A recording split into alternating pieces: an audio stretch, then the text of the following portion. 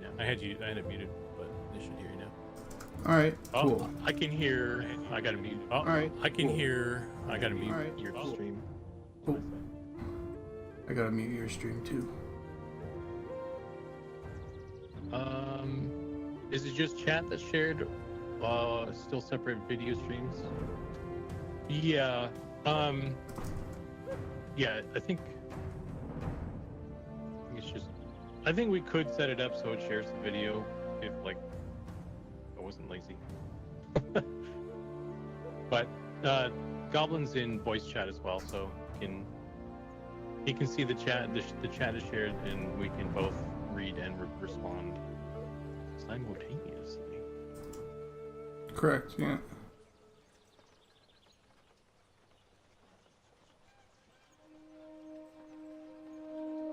But yeah. So I kind of got my little wasp here more or less blocked in. Not sure if I'm totally satisfied with everything. Oh shit! You just got some tier 1 gifted subs. Nice. Thanks to Fine Possum. Quick Sauna, Not Costanza, Primus, MMO, Justin, and Jurgen. There's a comment here from YouTube saying, from Jacob, "This game is looking so awesome. I can't wait to see what you guys do with it." That's very nice. There's also a Art of Sane has a pretty long question. Do you want to tackle it, or? I can't see the YouTube chat. Oh no, it's from Twitch. Oh. A quick question. I asked a professional. I don't take my time while drawing and rush, and he asked me if he could see my work and how much time it took. After looking, the advice was draw faster, but my whole life have seen a lot of videos where they say you should not focus on speed. Speed comes with time. So my question is, would it be okay to focus on speed and drawing faster? Would it help me to be more focused? In your opinion? I think there's two schools of thought there. There's two things you're practicing with between speed and kind of taking your time. And there's the one advantage to going faster is that you fail faster and there you learn faster. So if you're like just trying to get better, like let's say you're trying to work on anatomy, you know, there's the whole gestural drawing stuff, and you just kind of go quicker because you just want to try and get the gist of it. That's why it's gestural drawing. You're getting the gist of it. You're not doing a full render.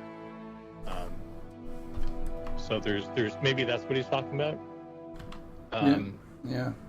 There's value in that, and you know, taking your time with stuff is. I don't know. I kind of agree with. I kind of agree. Like I think the point at which you're kind of spending time on stuff is like the final details anyway. Like rough block-in type stuff is where you want to try and go quicker. Just get the idea across as quickly as possible, and then you go in and refine from there, and that's where the time sink happens. Yeah, so it depends on what you're practicing and what stage of the piece you're at. I think there's a couple cool things about it's like it's general to specific is what that gestural stuff is for, and it is exactly that. Fail faster.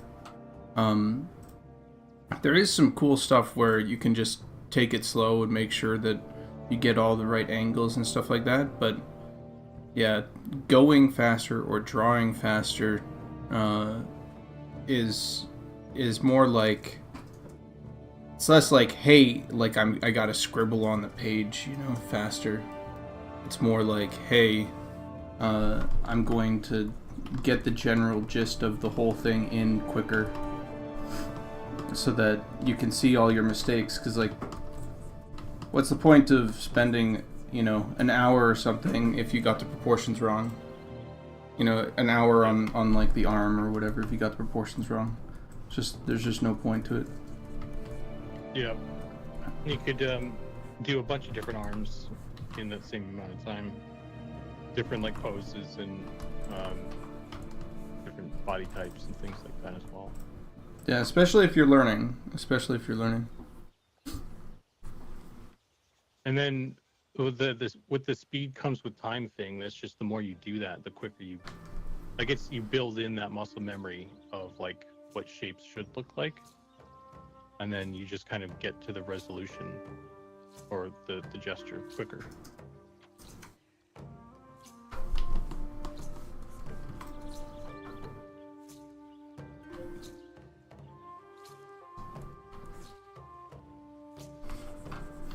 Anyway, sorry, I didn't mean to interrupt your explanation of what you're working on today. No, it's all good. That was a good question.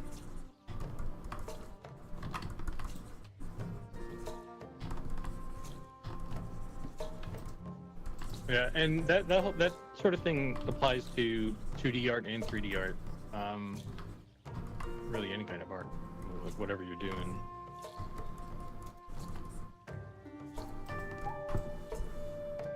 I'm sure it applies to more than just art as well.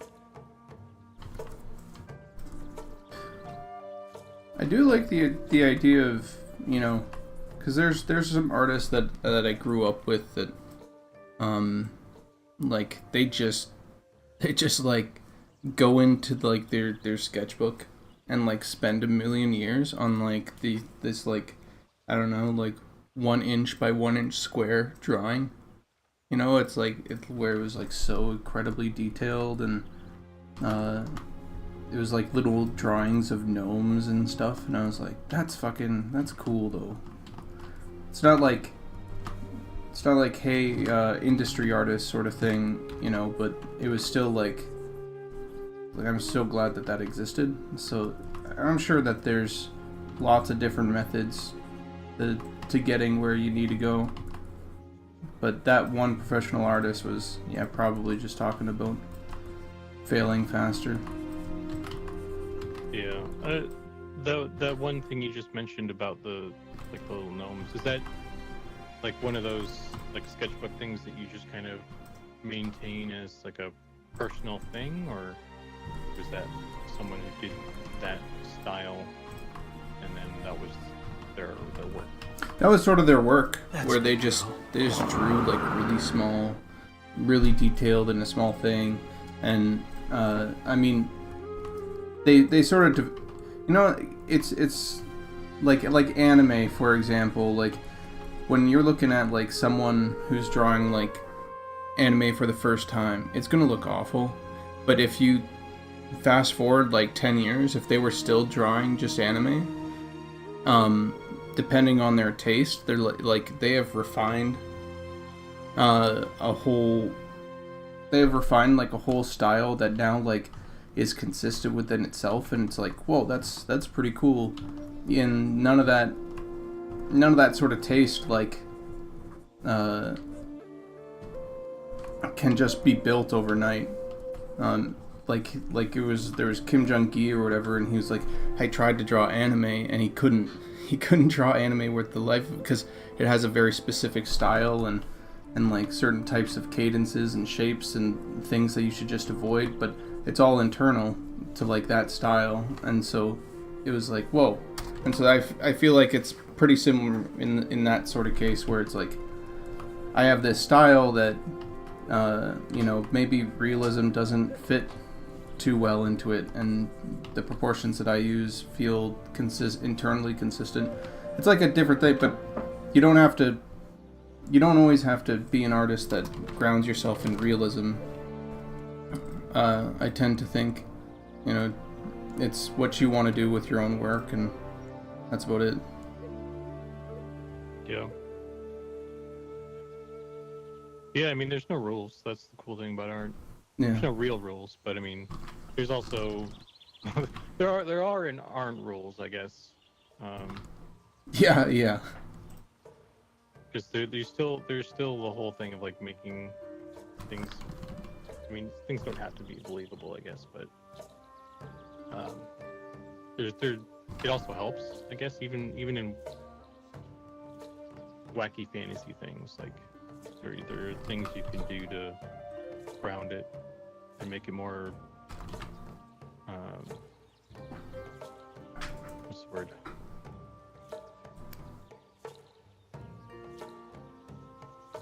I can't think of the word. I'll just go with believable. Yeah. Ooh, a hype chest? What's a hype chest?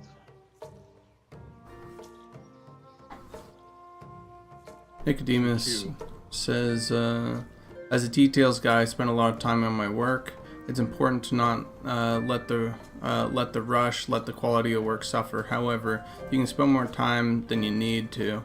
There's skill. Learn the point to where it's good enough and let it go, which is a hard thing to learn. I can see that for sure. I was the exact opposite for a while, Nicodemus. I couldn't do detail worth my entire life. I was like, I hated it, everything about detail. I just wanted to, just die. But it was a skill that I feel like I feel like I've learned over time. So I guess it's funny coming from like two opposite sort of sides.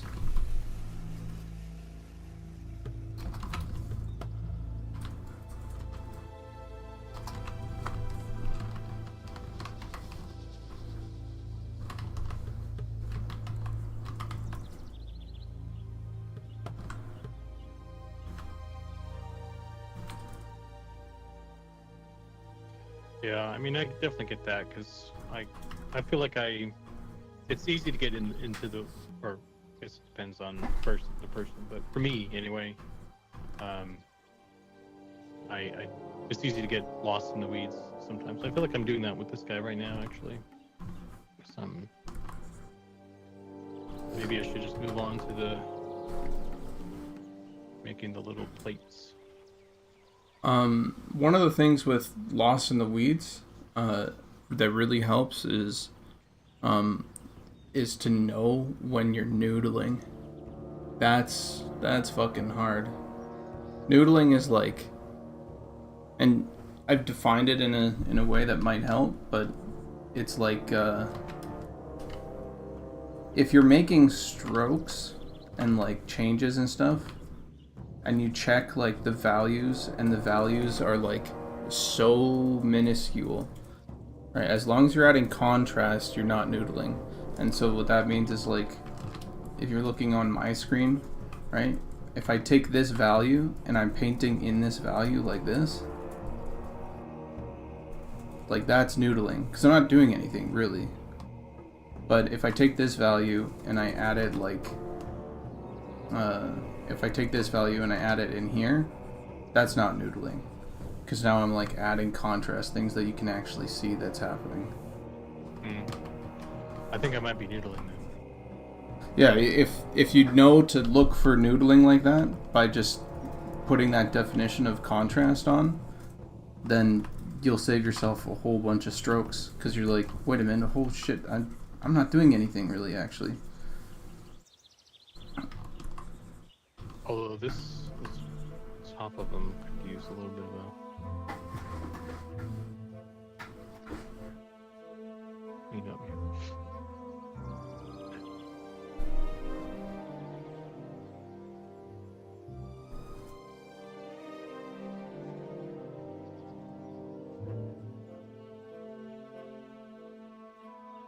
Because of Ben from YouTube says, what I was really jazzed about with the test was the fact that I could see the new zone on the map.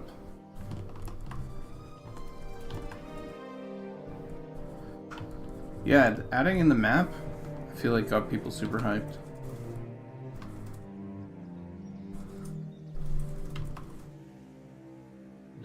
wonder when they will have that available to actually run around in. It's got to be soon if you got the map up.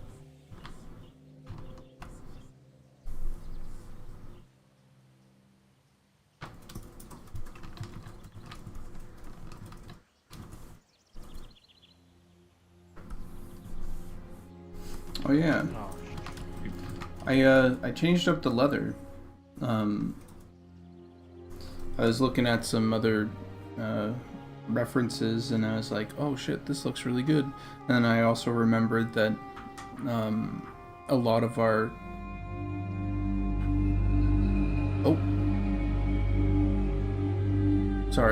Dragon, just subscribe. Gifted, or no, just gifted 10 tier 1 subs. Oh shit.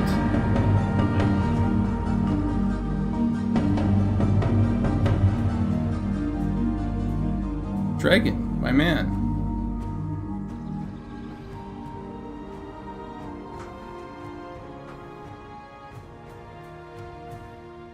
All praise Dragon USMCO 351 for gifting 10 subscriptions to the Horde.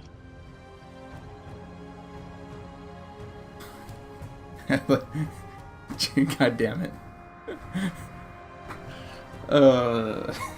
Whoever's username is Femboy Kitten. I swear to God. It's hilarious. Me too. Damn, dude. Thanks, man. Appreciate it. Hey, stink lol.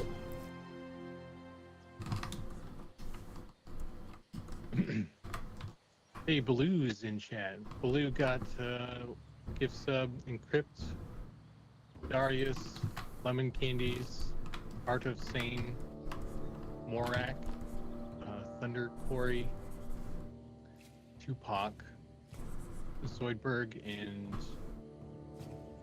the Angle, 5 Hers. Congrats on the gift subs, everybody. Thanks, Dragon. Appreciate it. Dragon's the champ.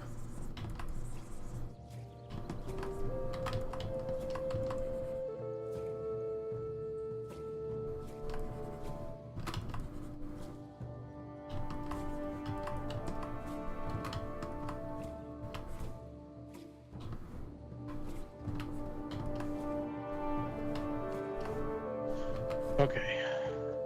Let's focus on some of the segments on the body here a little bit. Oh. Got some photos, bugs. My just messed up the thing. It's having a hard time detecting 3D code.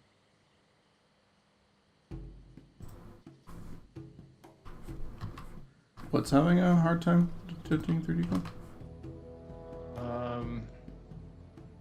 OBS. I switched to using like a auto scene selector. No. So whenever I switch programs, it should detect which one I'm in and switch, but it's having a hard time with 3D code.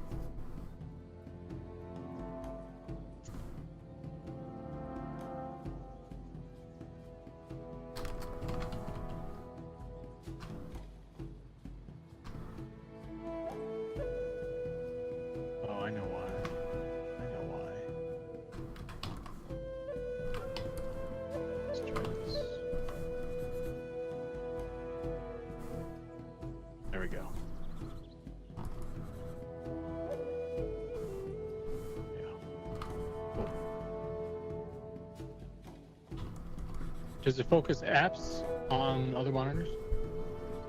Yeah. So I have since I have a dual stream setup, I have a kind of a jank setup at this point. It's ridiculous, but so I have OBS running on my gaming PC, and that detects what program I'm in, what I have focused, and then that projects a full screen image to my capture card monitor thing, and then my streaming machine picks that up, and that's what you guys are seeing. So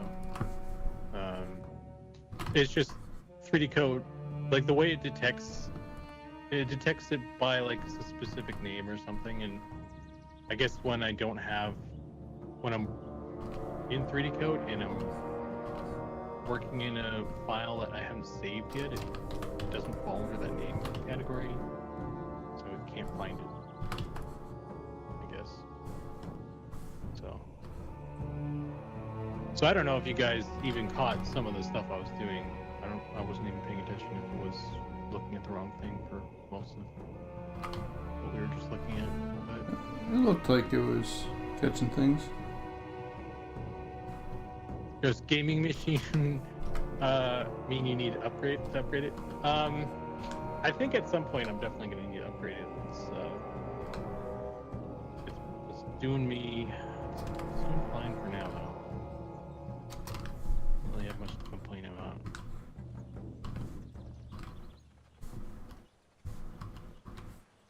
But I think it's.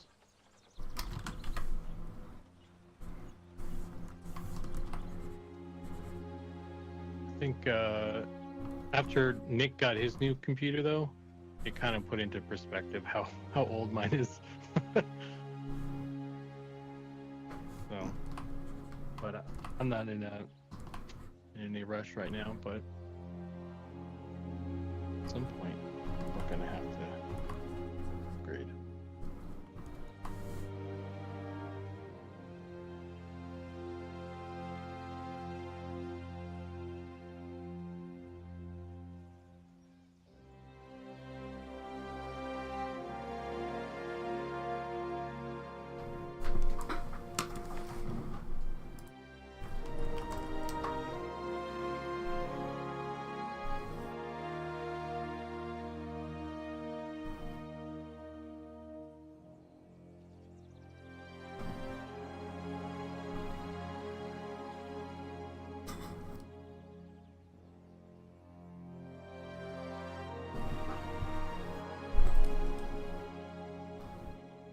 I don't know if you can hear those text-to-speech alerts, Goblin, but No, I can't. But if I'm Boston just used the pirate voice to say, "This wasp looks like a girl I dated back in high school, but with a smaller stinger." oh no. Oh no.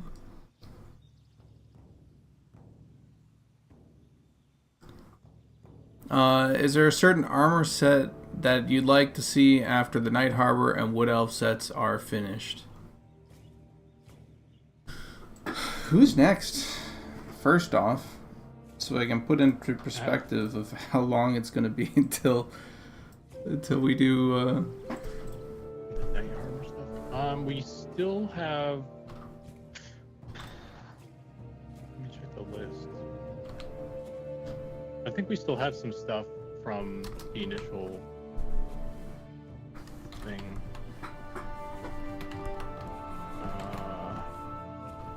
Still have the Style 1. Yeah. Which, by the way, I guess that name could remain. So we were originally called the thing Style 1 and Style 2. Yeah. And if we want to name it something like generic one or whatever the hell the. Yeah. So with the stuff, some of the stuff we have now, which I think is technically Style 2, I called that generic. But I was trying to avoid having a version 1 and version 2 with the same name, just because it gets confusing. Like, do you remember what Style 1 and Style 2 is? Like, so I think if the stuff we have now is called generic, then we could just say Style 1, I guess. The other stuff. Well, the Style 1 and Style 2. Style 2 was like a more refined, less ratty version of, like Style 1 was always like a lower like more beat up version of whatever it was. So maybe we could run with that in terms of what it was focused on. Because like style 2 was the of the plate, for example, that's the full like plate of armor, but style 1 was like Lower level. yeah, like a kind of. was more like a plate that you'd sort of like strap on or whatever instead of like a full plate of armor. So maybe we could do like, what's another word for like Lobi or like ratty, not ratty, but like worn. Yeah, I think I was gonna go with something like that actually, like worn. Worn could work. Something Yeah. worn or Oh, I don't know if tattered works. We could do tattered as well, but it might get confusing with the actual tattered armor. Tattered stuff.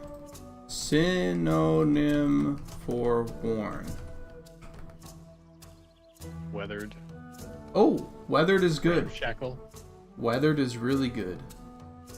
Okay, that works. Yeah. Weathered, generic, Wood Elf, Night Harbor, and then we'll just, based off of that, move forward.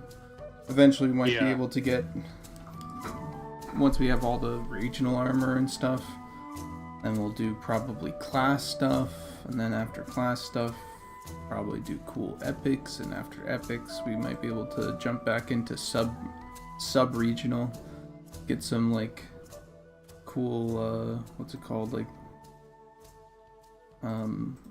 like Telekir or like Bloody Nose type stuff. That would be pretty cool. Yeah. I'm trying to think what I would actually want to paint though. What kind of gear would I be so excited for? You did some Bloody Nose with outfits at some point. Oh yeah, I was looking at those the other day. They actually look pretty cool. It's kind of like the fighter plate, all ramshacked up a little bit. it had all the Assure like pelts and stuff. Yeah. Yeah, and that would be a good point to do that too, because we need to clean up that. Well, that would be one of the things we would do before that anyway. But in theory, we'd have the fighter plate kind of cleaned up and ready for something like that, to just take it apart and use it for other things like that. And that's something that I'm also excited about, is like, so I don't know about like a specific piece of gear. Actually, okay, I have an answer now, but I am excited for like, once we have like all these cool pieces of gear that like cover like a huge breadth, like I would love to go in and add like regional tweaks, you know?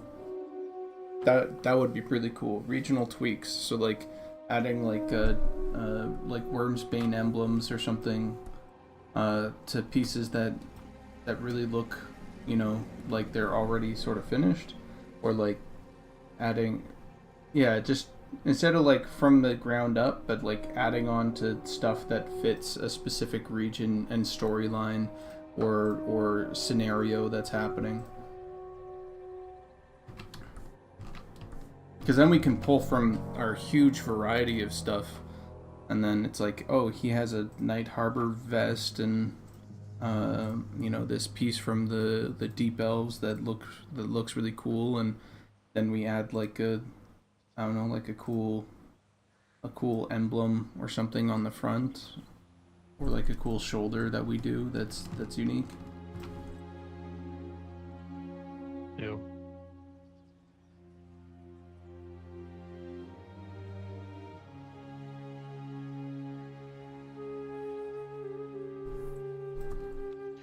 So those would be just like modified, like taking an existing thing and then just making like a B or a BCD version, or would that be like kind Yeah, of more of a yeah. deep set? Yeah, it's sort of like a BCD version. Okay.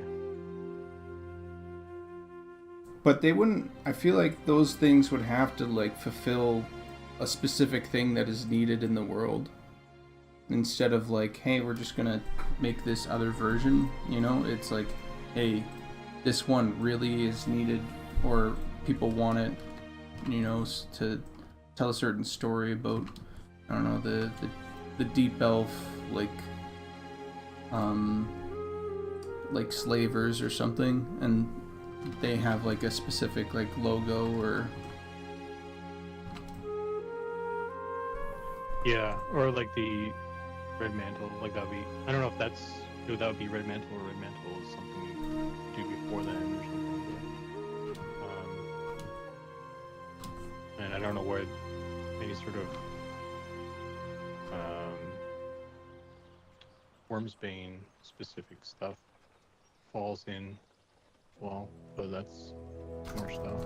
Just that's more of a new set though than alternate version. the deep gnome, or not deep gnome. Okay, actually, yeah, deep gnome set would be pretty cool. I don't know what that's gonna be yet. But then as well, the freaking deep dwarf armor is gonna be cool and a challenge, and I'm excited to take that on. That's gonna be cool.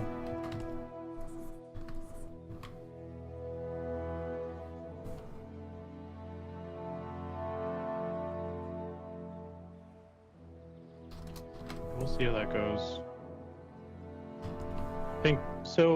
I was thinking about that. I think someone had linked you describing that in Discord recently, and it got me thinking. Does that mean then, like the base level of the deep dwarf? Because like all the ones you've drawn have like cool like skull things on them and stuff. But if that's how they show they're wearing something, then would that mean that like a nude version would have just like no decoration? They would have to just be like bare stone in those areas? Yeah, maybe like cracked stone and a bunch of stuff like that with like very. We could probably make, because that's probably gonna be their like skin or whatever, right? So we could put in whatever sort of thing that we wanted. If we felt like it was too bare, we might add like some cracks or like a very subtle like a not as like contrasty pattern or something. Because yeah, those skulls and stuff I would imagine would be like pretty high up there gear or whatever. Yeah, still needs some sort of like visual progression. Because then otherwise you'd just be like, I don't want to put anything on. I just want my cool ass like skulls to show all the time. Nicodemus asks, is there a style guide armor set for Sojourners? I ask because I will be doing the dressing room for them on the near future. They have a bit of a, like, in the lore and all that, from what I gather from Sean, they have a particular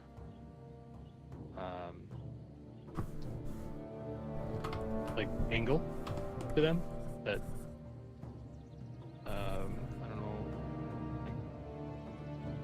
don't know if it's a secret or not, but they're kind of like gypsy folk, so there's like that angle to it, but we don't really have any textures or anything that really support that as well as I think we wanted to. So right now what Sean has just been doing is using what we have, and then just kind of adding like the That's why they all have like purple belts and stuff. It's like supposed to be like a, sort of a gypsy, colorful sash kind of thing or something. Yeah, if we might be able to get away with using a lot of Night Harbor stuff for them, and then making a specific like color swatch change or something. Where we go, hey, these guys definitely wear this color.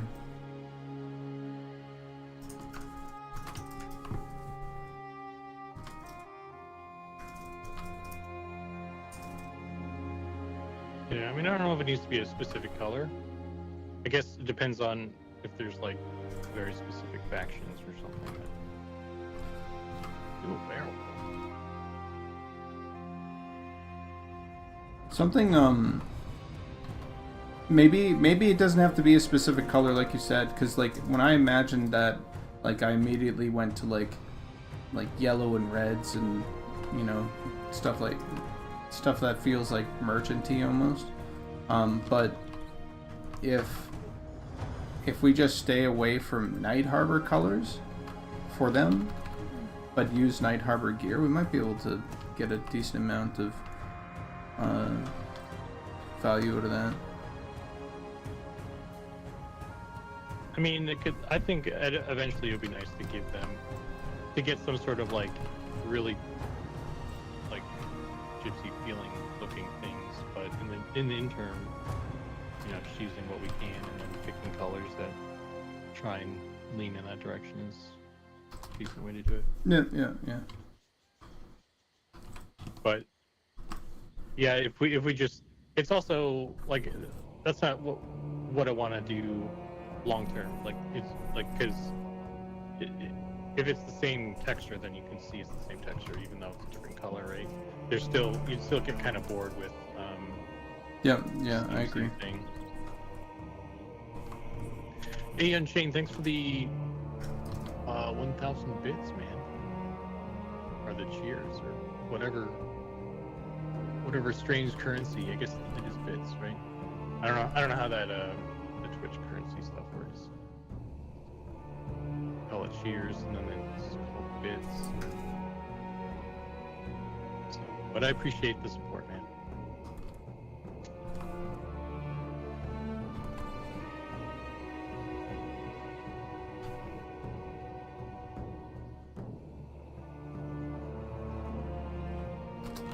That'd be cool if the deep dwarves had different mosses as their armor.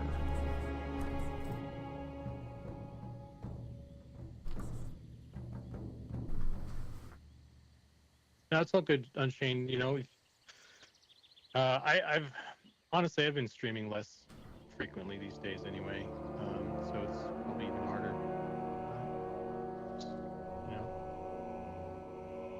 Catch me when you can. Watch the VODs. It's all good.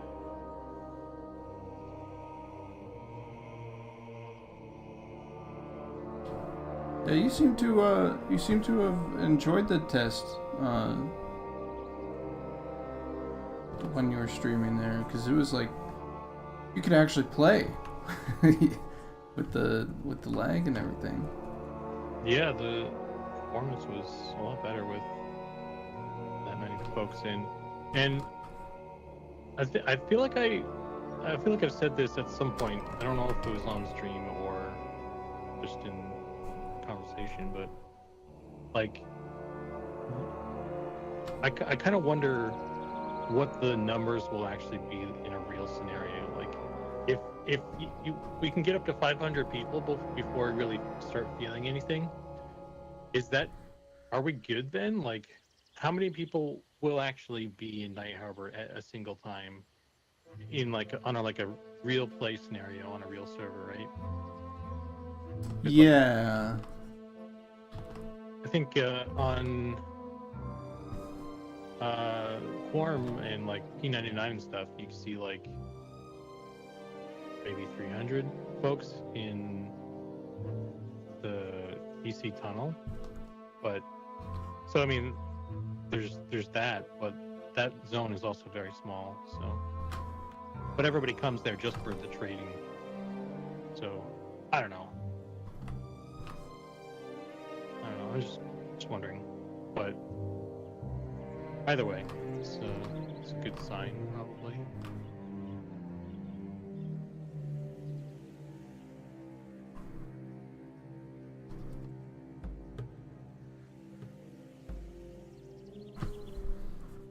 There seemed to be some performance stuff that they caught on to right away. That was like, yeah, we can still improve this. So, not promising anything, of course, on behalf of the team, you know, but it seemed like that was the case. That it was like, hey, we still have performance stuff that we can change and make better. But I feel like yeah, like if this was like our cap, I feel like we'd be pretty good actually. 600 folks in one zone, decent FPS was great stress test. Depends if there's a big streamer to follow around in game. That's true. I suppose if anyone ever actually followed through in their threats to charge the Pale Guards, maybe it'd be a larger presence. But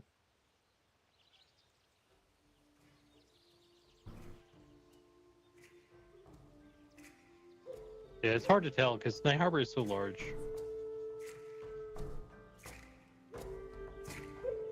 It is larger than any other city in any game. I feel like.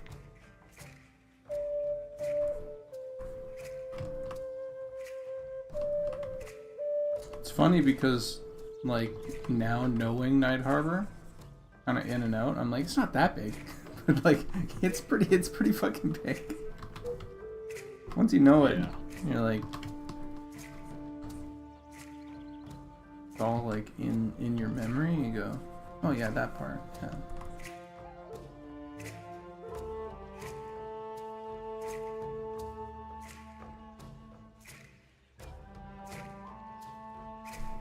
Yeah, it's not really like it's weird because there's like the city portion and then there's like the sort of level, like sort of dungeony areas of it. So the actual city portion is not that big. It's like half or a third of the actual size of everything. Yeah, I feel like nobody goes over because I mean it's just not contented out, or nobody has reached that area for that content in the bends. I feel like nobody really goes to the bends. But eventually, yeah, I'd imagine that everybody's going to be hanging out by the bends. Not everybody, but a decent amount of people. Yeah, there's stuff happening over there these days, but I don't know what level it is, like the level appropriate is. So, but I don't think people have really figured that part out yet. So, or I mean, we also haven't really had a test long enough for people to really get high enough while it was also, you know, populated. So I think it's a fairly recent thing. Did I get a chance to play during the test? Well, I was there, and then I played a little game of hide and seek with everybody. That was funny. And then, after a while, to be honest, I just fucking, I took a nap. While I was in game, I was just napping, and I woke up for like the last 15 minutes or whatever. I was like, oh shit, still on. What's up? What's going on? I found you, although that might have been after the hide and seek, but you didn't give me any sweet loot, so. Was it, did you come by, because where I was hiding was the you know the Sojourners camp? Yeah. There's like a. You were at the zone by Shady Dunes when I saw you. Oh no. Figured, At that I point, figured yeah. that was a pretty poor hiding spot. So it must have been after that whole thing. Yeah, the Sojourners camp. There's like this under cave thing. Oh yeah. And I was in there with my torch on. There was a gnome that came up to me and just like looked at me. I don't think they knew that they were trying to find me, or like that was a thing, and so they just ran away. I was like, "Wait, hold on, I got this thing for you." No. Did anybody actually find you? Yeah, some ogre found me. I forget his name.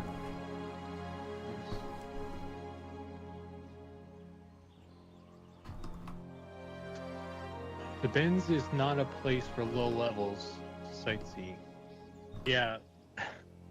In some of the previous tests, people kind of wandered into there, and that was when it was still very laggy, and they would just get dropped. They would wander in there, and then the mobs would finally catch up to them, and they would just die out of nowhere. They were confused. To be honest, I kind of want more places in Night Harbor that's like that. That's underneath the shaded bloom. Like, more stuff like that would actually be sick. Cause like I feel like it was like my go-to spot for my first like level, just because those mobs seem like undertuned just a little bit because they're little dumb like brain beetles. Yeah, I feel like there's more places inside the city to level that haven't really been tapped yet. Like there's some of those rats on the docks that I kind of wonder what level. I've never really checked. Oh, those are like 5 or something like that. So I never really think to go kill them. It's a little bit higher level than I was thinking they would be. There needs to be more like level 1 and 2 and 3 type stuff to kill. Maybe. Yeah. I feel like that's level 3 or 4 if like you're kind of looking around for stuff, because the noob yard is kind of either too low or a little bit too low, and or just too many people there, and it's a full test. I wonder if there's you know how like in the what's that thing? The Saltbreeze Park, right? How there's a bunch of bats and they're just all flying around. I wonder if we could get like bats like those, but like just ones that don't aggro onto you. But have them be like a wider variety of levels, and maybe they're different mobs, so you know like not to hit them once you've conned them once until you're like level 15 or something, but non-aggro, so they're not just like piling up bodies, but it would give content for level 15s or whatever in Night Harbor. Not 15 necessarily, but just random number. The Saltbreeze Park bats aren't aggro, are they? No. Oh. I just mean like non-aggro mobs at different levels of, or at just different levels. Could be cool.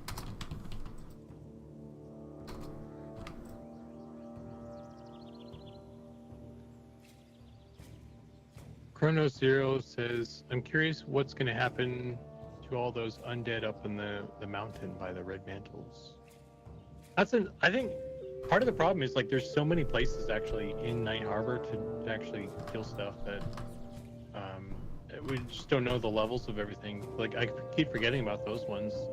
Those are probably a little bit higher level too, though. probably like 4 or 5 or 6 or something, or maybe even higher than that. Actually, yeah, what you're saying is making a good point. Like, maybe it is actually kind of bad to.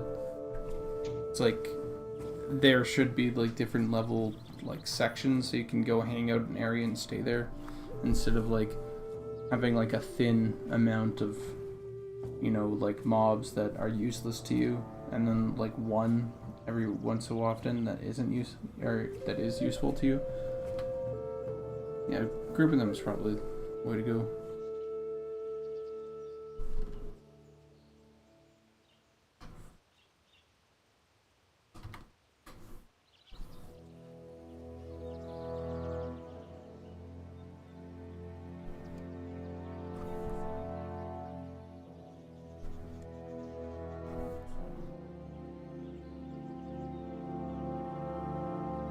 Cemetery.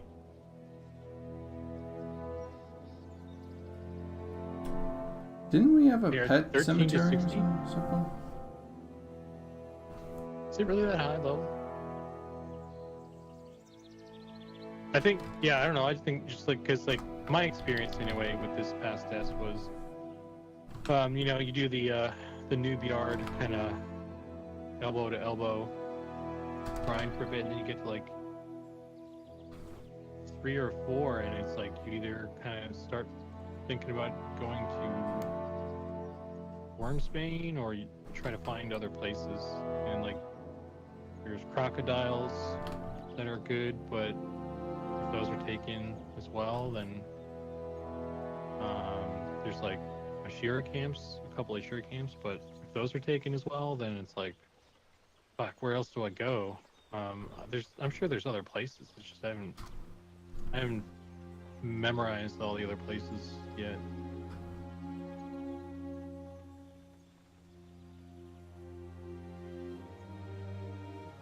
So I feel like there's probably, I guess kind of talking about it now, there's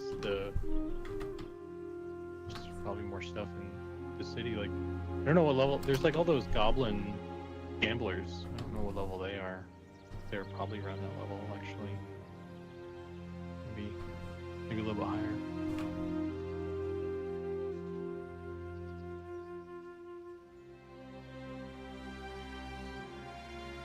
I wonder what faction those guys are.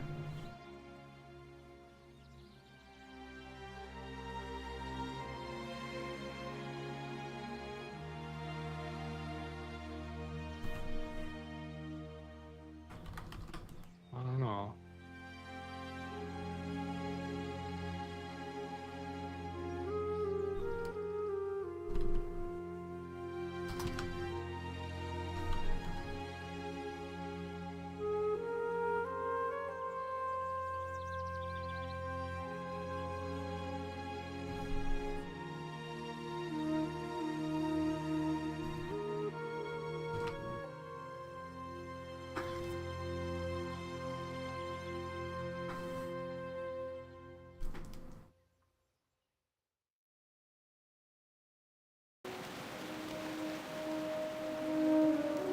Yeah, this last test was a hard start.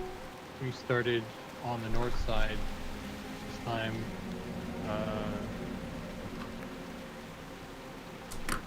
North Yard to Sungreet Strand Road, Sungreet Strand, Ashira, then hit 4 and went to Kalakir Oasis. Ended up at level 5. Yeah, I think there's a whole bunch of stuff in the north side as well. Like, I think my group probably could have started doing those skeletons in the cemetery in the north yard. They were like yellow, starting to yellow out for us at our level, more or less.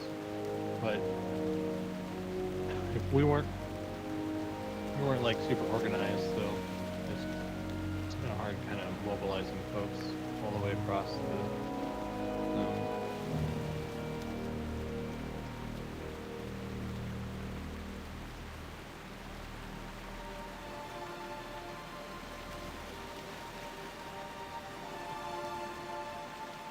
And it was a limited thing too, so I was like, it's fine. stay where we're at.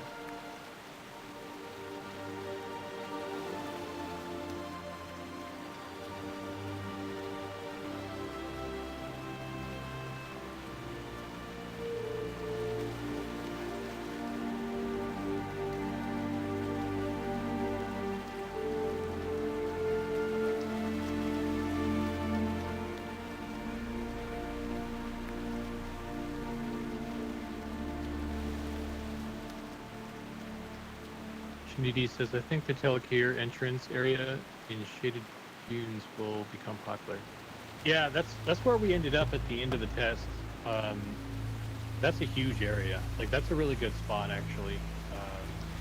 I think we were just maybe slightly too low for some of them, and we didn't have any CC, so kind of breaking those camps is a little tricky sometimes. I think if we had more time, and maybe if we had, or Cleric had pacify, lull or whatever, it would have been a slam dunk.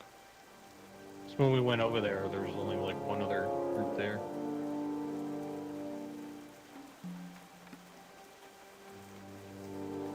But it seems like not a lot of people know about that because of the entrance. No one's figured it out yet.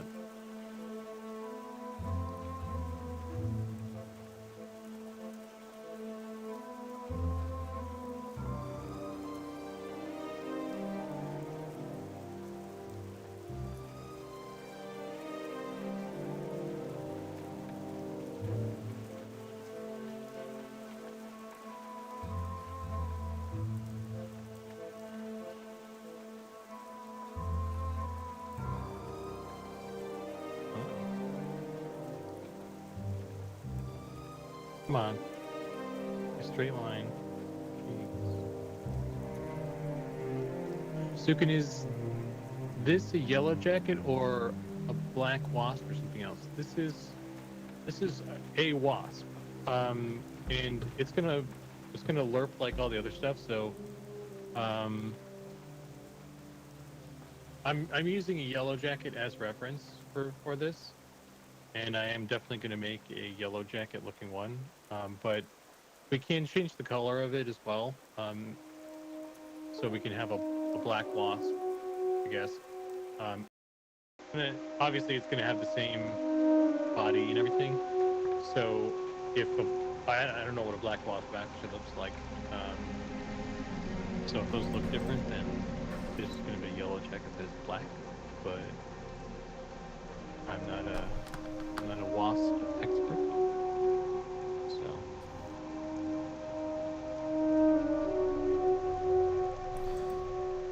Can you zoom in on one of the panels there for a moment?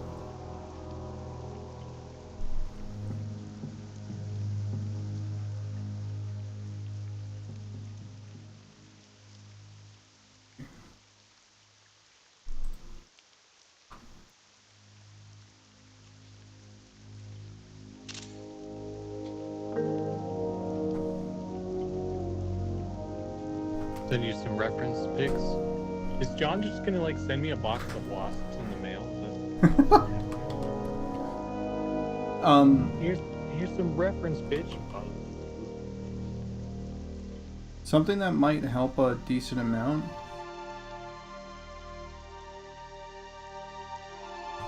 is here in a second.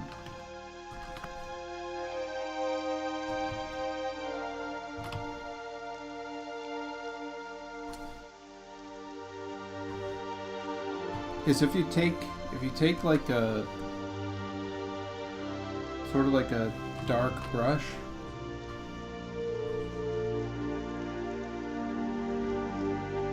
and you add like a really nice soft bevel into these creases,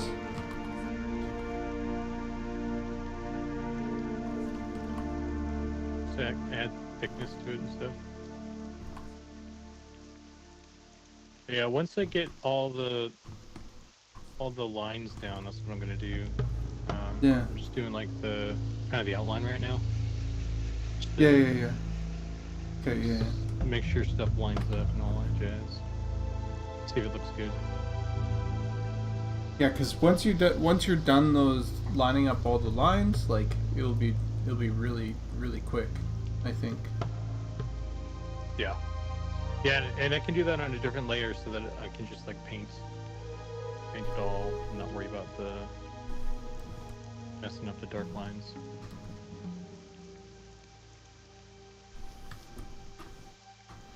The only thing that bugs me about this right now is Bugs. It's just the stupidest thing. There's two things that bug me about this.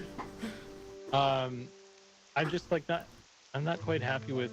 I want it to be shiny looking, and maybe that's something I can do after I do the segments and I kind of get the edges on those, and then I can just add like the highlight on top of everything, and it'll be more like appropriate to the segments and stuff. But yeah, that's just the only part that's bugging me right now. Keep saying that. Another thing that is possible is actually here. This is pretty cool. I take a quick screenshot. So right now, all you have is a little bit more diffuse, but you can actually get that shine look. I feel like if you take a dark that you have here and you just do something like this, and then whatever shine you end up putting in, you can burst that up Like with sharpening the edge of it. Oh, I see. like, yeah, I do this with plants a lot. That's how I do like all my leaves, is I essentially do, one of my favorite things to do with leaves is like I'll do like a quick lasso or whatever. I'll do a really bright color to start with. Let's do like a nice green or something. Oh. And then, or sorry, I was talking to my Photoshop. I was responding on behalf of Photoshop. And then I just do this.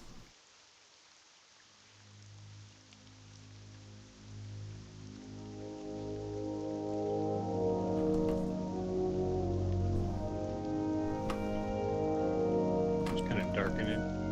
Yeah, you start with an extreme highlight, then you darken out this section, and then if you need to add like shadow or whatever onto itself, you can get like a deep shadow or whatever. But it's super useful because it's like, otherwise if you do it the other way, where let's say I start with like the dark and then I add in the highlight, what ends up happening is as I'm painting out like the edge, or I'm painting out these highlights, they end up looking sort of like these, where I have to go back in and add irregularity. Otherwise they're like a single like weight thickness or line thickness, and you can get a little bit of a little dither or whatever.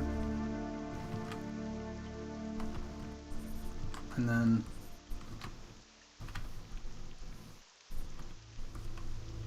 you get something that looks pretty darn good in like 2 seconds. Yeah, the Zach was showing me how to do it from dark to light, where you kind of paint bucket in like probably your dark or much more on the dark side, and then gradually build up that way. For this one, I tried that, and then it looked like crap. And what I wound up doing actually was I baked out, like I just added like a shiny material on the wasp in Blender, and I just baked out like map basically for that, and I kind of dumped it on here and like started painting over that. So Yeah. some like a lot of this, like the legs are a lot of that still, but I did a lot of painting on the body, but it's still the foundation is still there. So, but I think what's really going to sell it is just getting that sharp highlight at the end of it. Just want to get through this segment stuff first, and then I can go do that and start individually going in on the segments and pumping those up. I think that will help. Mm-hmm. Yeah, and you also have a lot of leeway to go with. Like, there's lots of room for like pure white in terms of the values that you're using. So you should be good in terms of getting that shininess when you need it.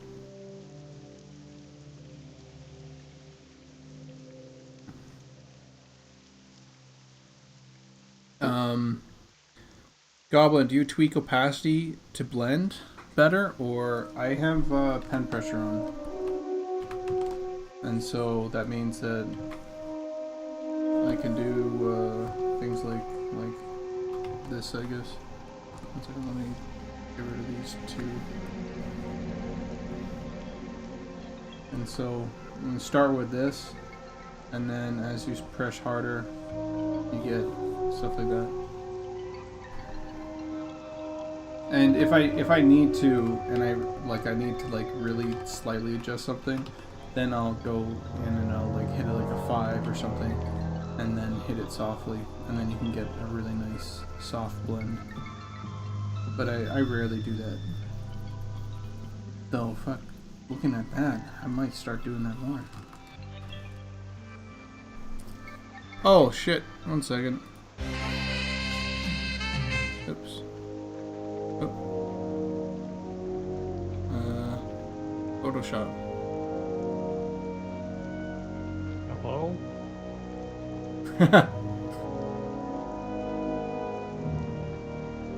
That's the next thing with all those AI things you're putting in Photoshop. Just start responding to you. Shit, I have a question. Did you see me draw a leaf? I did watch your leaf demo. Okay. I was wondering because I put on the break thing, and the intermission screen was on, and I think I hit a hotkey or something that turned it on by accident. Oh no, yeah, you're good.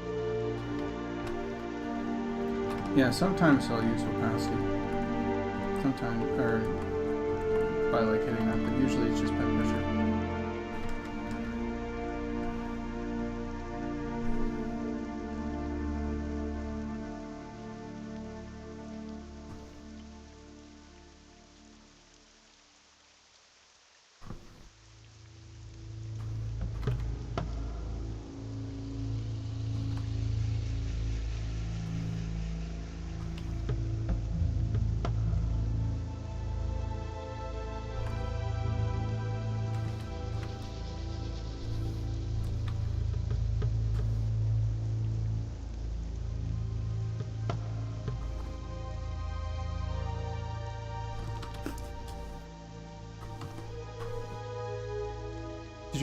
Did you see that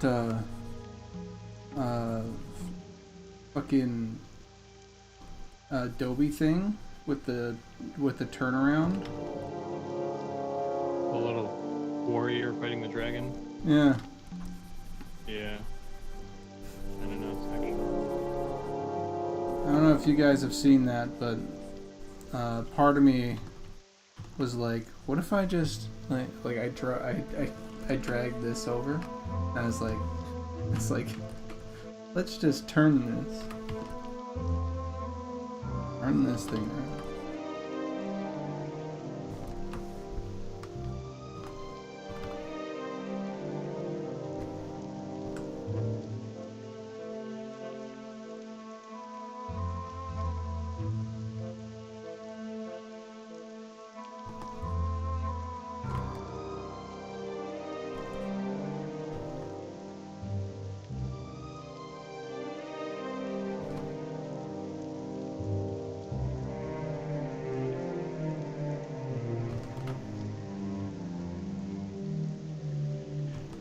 Unchained hit it softly. That stood out to me as well. I didn't say anything though.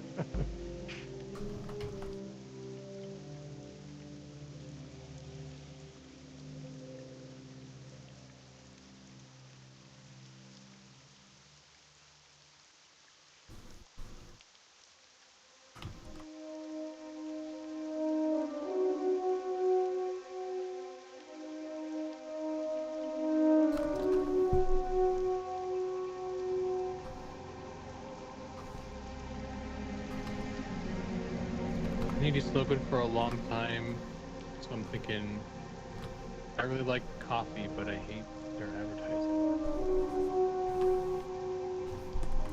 We're creating slogans for the coffee shop now.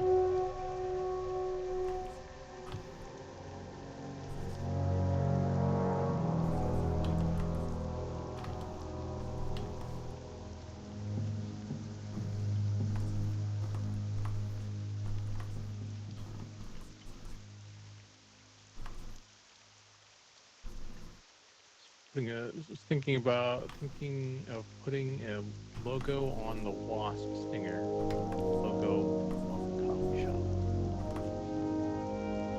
I don't think anyone's going to be able to read that.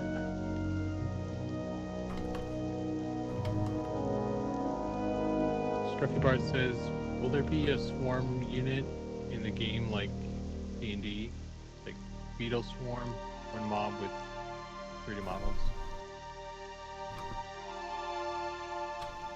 I don't know. That's kind of interesting. I think that would What? that would be kind of an animation solution. For like, Wonder if we could do that with what's that fucking thing called? Particles. Like we make like I don't know, like some cool particles of some like bees or animated particles of a bee with like flapping or whatever, and then just have those swarming around with a sound effect. yeah, I think if we're gonna do fish, have like a swarm of fish. Maybe that's something that we'll already do. So on some level. But we'll see.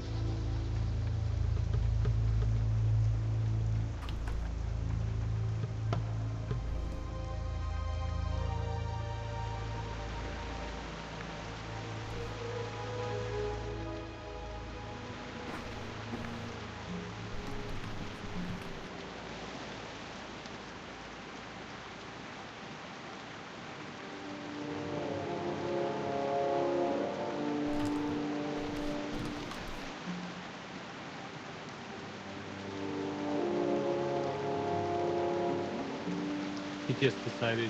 Buzzkill coffee. Holy shit. That is so good.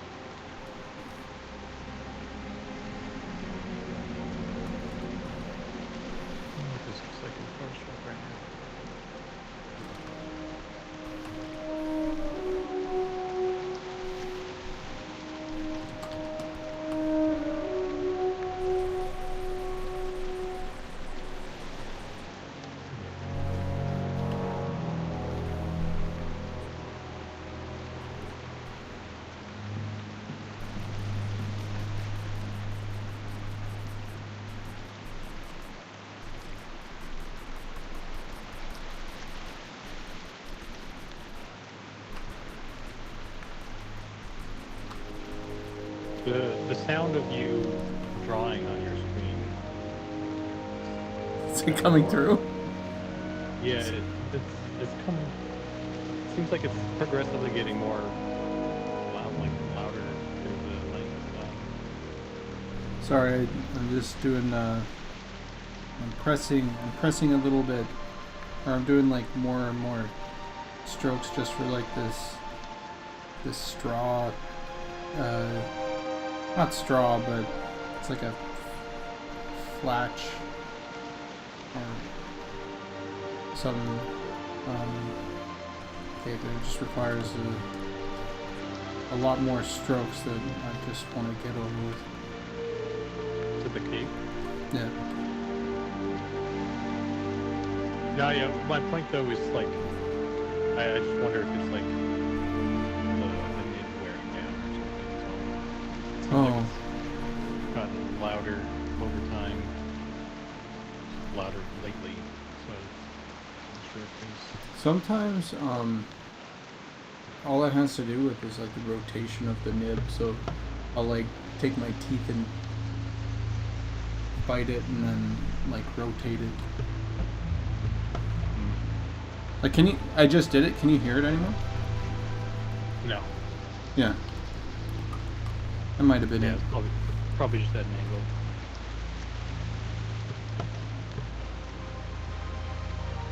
The drawing is becoming more aggressive. I don't hear anything on the stream.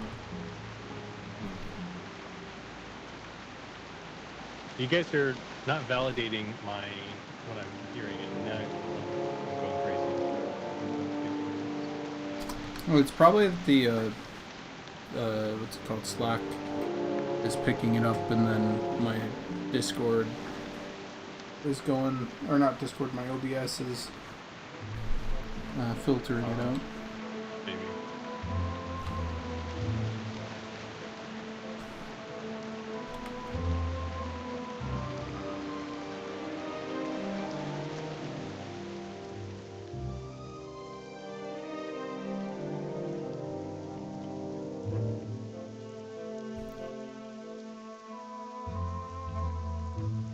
Sukin is too humble to admit he has the best hearing. I do not. Absolutely do not. I hate phone calls because like, when people like call quality is like sketchy sometimes, and I really hate it when I don't hear what someone says and I have to ask them to repeat it or just nod and smile on the phone or something. It's just awkward.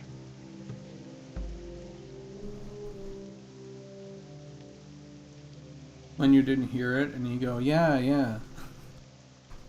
Yeah. And then they ask you a question, you're like, I don't know what you said.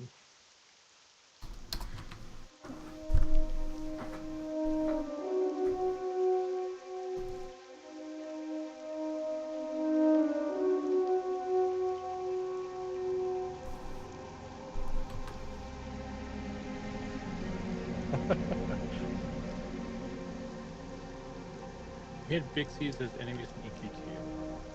They're in EQ1 as well.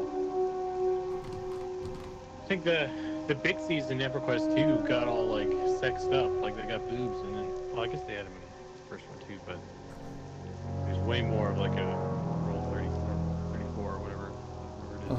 When you say Bixies, do you mean like big pixies? Like, They're like these little bumblebee women. oh, Like in EverQuest 1, they were like these like little cute little things. They had freckles and they smiled and they had like flowers in their hair and they were just like cute. But they would sting you. They had a little stinger on their butt, and it was just like a charming little cute thing. But in EverQuest 2, they made them like these anthropomorphized like bee women, and kind of more sexualized and not at all cute. It was just like, I mean, it was interesting. They were well done, but I don't know. we got There's a. You got this beetle queen. Maybe we could do a little. What's it called? Instead of the beetle queen, we could do a wasp queen or something. But I don't think that this would be a Bixie. Seems like you're heading towards the cute being the ideal. Well, I'm just stating what EverQuest did like that. I don't know if we even have Bixies. Is that copyrightable? I don't know.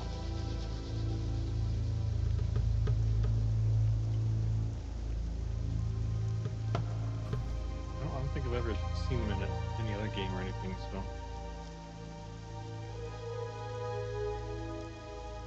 Bixies are evil tooth fairies. That's probably the best example, or best explanation of what they look like visually.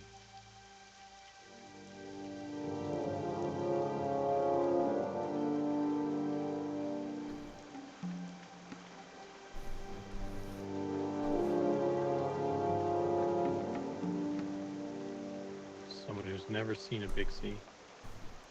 It's just an evil tooth fairy.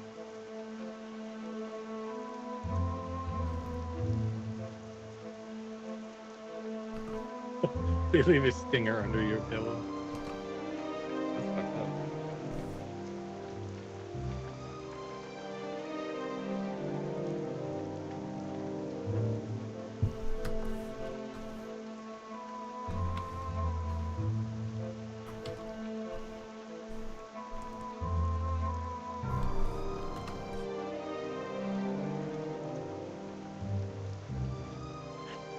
EQ when they were fat little pricks. Yeah. They were cute though, I liked them.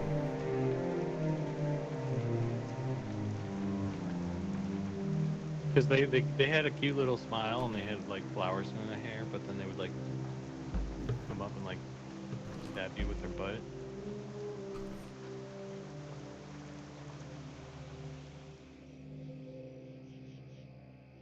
They weren't very dangerous because they were low level.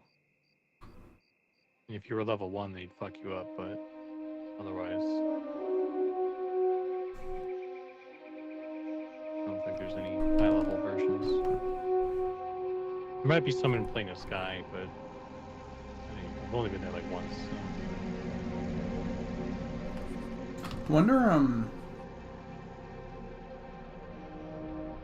think that'd be kind of funny, for like an April Fool's thing or something, where like we release like a zone that's just like fucking mandrakes got empowered by like the Time Lords or something, and then it's like, what the fuck? Why are these mandrakes like level 60 elites? Why are they impossible to kill? What the fuck? Secret cow level. Bixie Island, number 6. Yeah. I think that's an interesting thing, though. That's an interesting idea that I think would be kind of cool for us to do is, like let's take the mandrakes as an example, and if we make them, and we just, there's like a limit to how high any mandrake can ever be. So like, it's just like this charming little creature, like a critter that like, you encounter, but it's not very lethal, and you just never see one that's like higher level or anything. It's just like it like maintains like the presence of a cute little thing, like, because like if we reuse it and make like higher level versions and stuff, then it kind of changes your perception of what those are. It's like, oh, there's stronger ones. There's like a whole mandrake society here that like I didn't know about. I don't know. I feel like that takes away from it in a certain way. It's like it's a nice balance though, because I feel like having like a concept like that, and then someone being like, yeah, but what about the really badass versions of those? You know, where you go, okay, there are like level 60 Murlocs in WoW, right? That are just like, they're like, these guys are ferocious, and they're like skinned so that they look even meaner too. But then like, I can see it for like, yeah, mandrakes feel like they might like, I don't know, cap out at like 45 or something, but then you never see them past 45, but they cap out at like 30.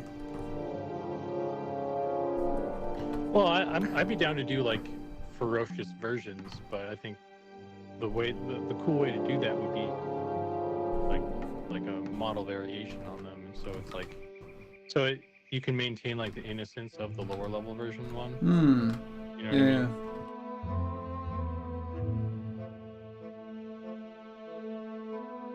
Like some sort of tainted mandrake is like higher level, and it's got like thorns on it or something, and red eyes or some shit.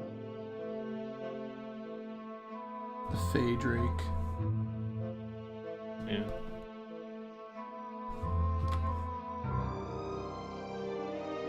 It's weird that mandrakes are like all of a sudden these like plant things, but it's like man plus drake. You'd think it would be like a lizard man, like a dragon man, drake man. I wonder where mandrake actually came from, to be honest. I didn't really know about them until you brought it up, because they're in Harry Potter, I guess, but I'm not really a Harry Potter person. So.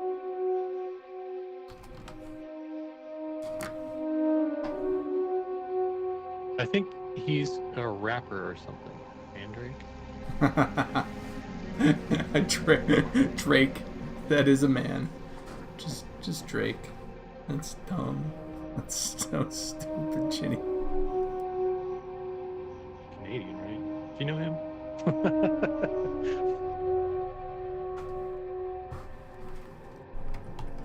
Oh, maybe. Yeah, mandrake root. Mandrake was an herb from Ultima. Mandrake is a root of a plant, historically derived either from plants of the genus Mandracora, found in Mediterranean region. Isn't that the Solanaceae family of plant? Yeah, that's what it says in parentheses. I didn't read that part. You know, interestingly, bit of a pivot here.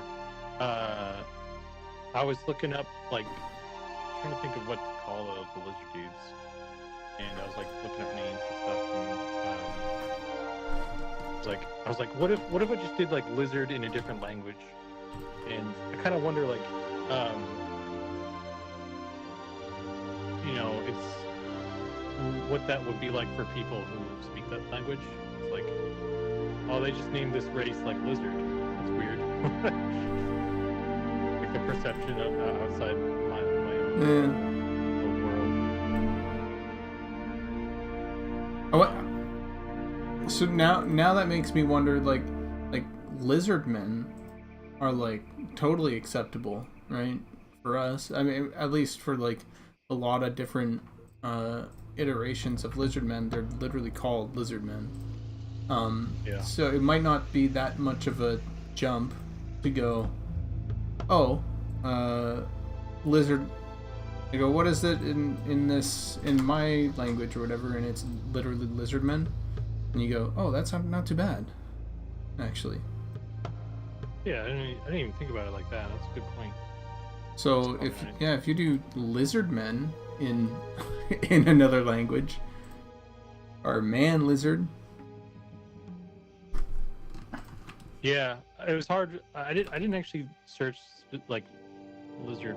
I just did lizard. I didn't do the man part, or like doing the compound of it. Something I should look into. But I also The reason I thought of that though is because I came across like the scientific terminology for like the monitor lizard, which is like one of the family names or something, I think, or one of those like fancy Latin derived names or something, and some of them were pretty dope actually. Need to pull up that list again and see what people think.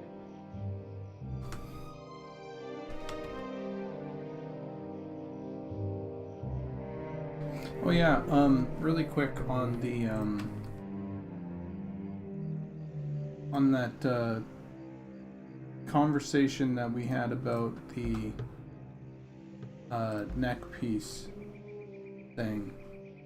What I'm gonna do here for this concept is I'm going to take this piece and just put it on the shoulder so it's part of a mantle.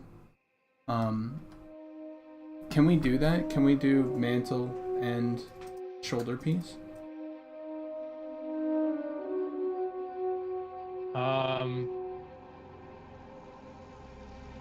We would have to make a new mantle, a new shawl, Geo.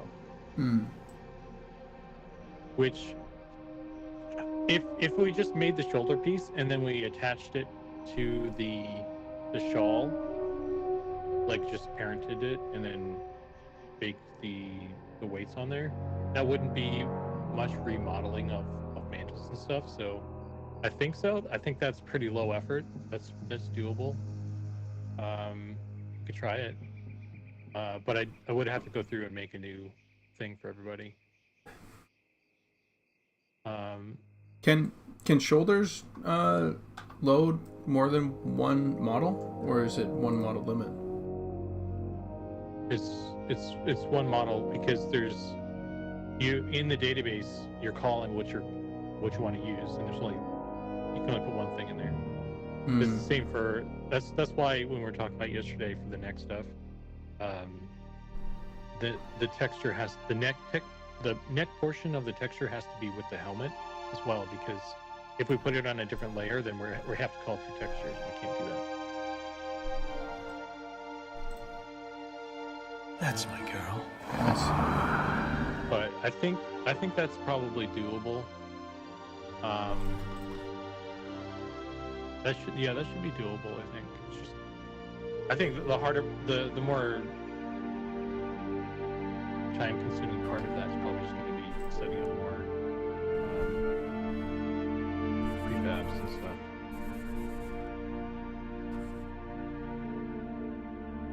As long as we're happy with where the shawls are right now, we can start adding to them, I guess. Yeah, because another shawl that needs to happen is the enchanter shawl at some point. Yeah. But one thing so the thing that prompted me to do this was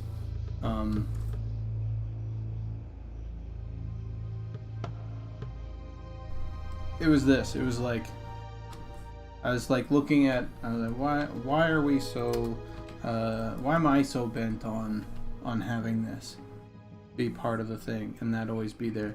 And then I went, well, fuck, if I just do this, you know, like if I take this this hood off, I go whoop, you know, and having this here still that's wrapped around, that's still fucking cool. I'm fine with that. And if you have a different thing that isn't that, that's fine. As long as you get the neck part, which we hopefully can solve. And so I'm not worried about that stuff. I'm just gonna put this onto capes or whatever. Cape or shawl? Or sorry, yeah, put it onto shawl or cape, depending on the cape or shawl. But I think you should do shawl, because that would look like on its own. That looks pretty good as well, which could be cool. It could mix with stuff pretty well. Yeah, like for example, I'd imagine that there'll be like neck wraps or whatever around like a cape eventually, because that's it's just gonna like look. There's always gonna be cloth around the neck, but for this shawl in specific, it's like that looks really cool. So I'm just gonna, yeah, feel like that's Yeah, I'm cool with doing that.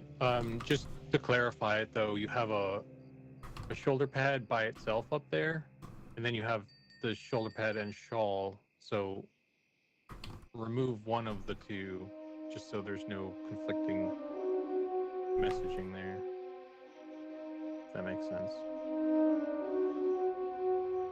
Yeah, can we? Is that something that we can do? It would be like if you make the shoulder pad, and then you parent it to the shawl. Can we also have that shoulder pad just by itself? Yeah, we should be able to. That we just make it a B version or something. Yeah. It would almost. Yeah, I mean that's fine. And this might be one of those things that also, like, if we parent it to the shawl, right? Then the shawl version might be the only version where you only get one shoulder. And then we don't have to do some weird, like, other thing with doing, like, asymmetrical shoulders if we want one shoulder on. Wait, say that again? I didn't understand. Honestly, never mind. Never mind. Well, so with the asymmetry, here's how it works. With just the shoulder pads in general, we make one shoulder, and then we have the two attachment points on the shoulder, and then we just take one of them. We take the one shoulder and attach it to both of them, and the opposite shoulder gets inverted by the dummy bones. So it's using the same one on both. It's just copy pasting them. And that's the default, is to get both. If we want asymmetry, the way we do that is there's like an override in the prefab that just says for the left shoulder, use this one instead. And you just put in there what you want. So we can select a different shoulder pad that we have existing, so we can mix and match with any of them, or you can just put in like I think I have an empty one or something. I need to double check. I had one, but I might need to remake it or something. But it's just like a non-existent thing, so that it would just load nothing on the other shoulder. Yeah. And then that's how we get it, and that's all on the prefab level, so that doesn't require any extra art. It only requires extra art if we want to have another shoulder that looks different, obviously. Yeah. But for the asymmetry, it's pretty easy to do that. And then that's so if we made so we could have double shoulder and one shoulder very easily with just one thing. If that answers your question. No, that's whatever. perfect. Yeah.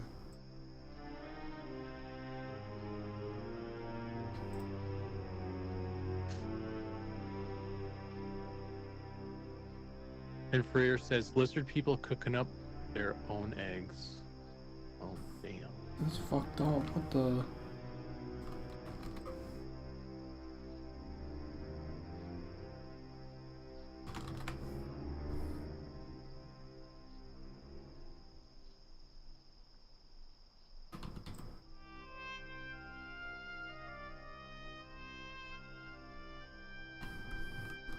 EQ had lizard men NPCs language than the civilized lizard XR race. Yes. Why did you put an asterisk after that? That seems like a backhanded statement there. That's fucked up. All right, where's the ban button? I need to ban this guy. Okay. Hey, actually, this is gonna be insane. Okay. Oh, can someone volunteer for something? I was just thinking about some. I need a volunteer. Put your hand up.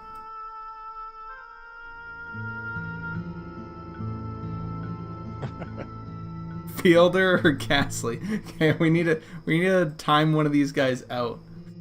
Did you set up a thing for that or something?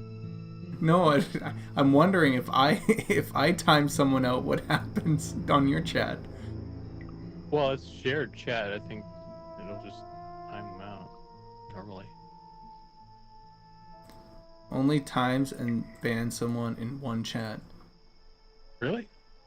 All right, Carrot. Since you're so fucking confident, They're in your chat. There's a little icon next to you. Send from Goblin's channel. You need to ban somebody with like a. all right, Carrot. Try and talk.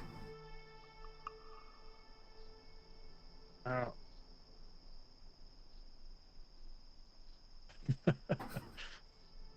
God damn. Carrot's gone. Is he gone for your chat too? He'd have to jump into my chat. He was in yours. Yeah, Carrot, go to Zukin. Go to Zukin's chat. Try talking. We won't know though, because he can't say. As for Carrot. I'll have to go into Discord or something and be like. Hold on, I'm gonna time him out. Okay, Carrot. Tell us what happened. Could you talk? You seem pretty. You're timed out in both. Oh, that's so funny. So confident. I was wrong. Okay. Well, now we know. That's good. So wrong. Oh, that's dumb.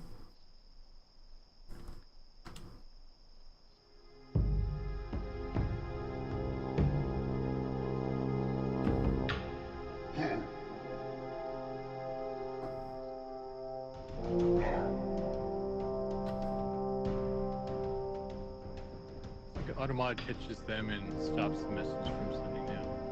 Yeah.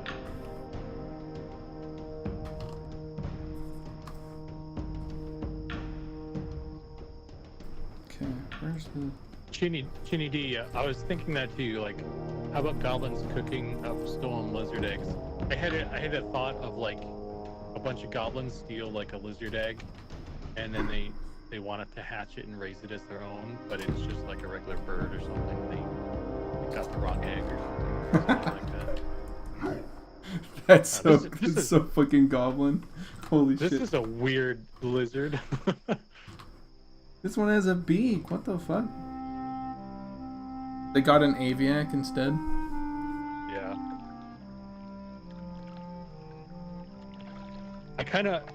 There was a point in time where I was like, maybe I'll push for aviac race instead of lizards, because I always loved the aviacs as well. Maybe that's something we'll add in later on or something. We got some... I feel like we got some pretty good aviac concepts to go off of too.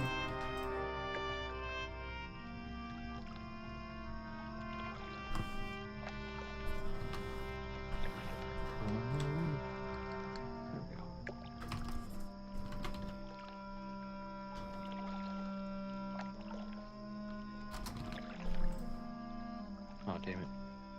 Wrong layer.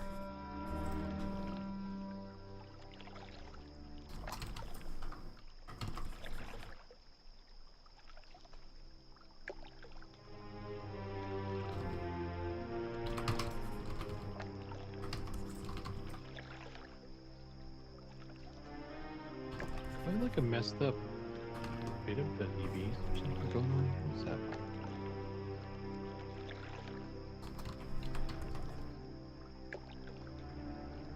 Oh, what's this?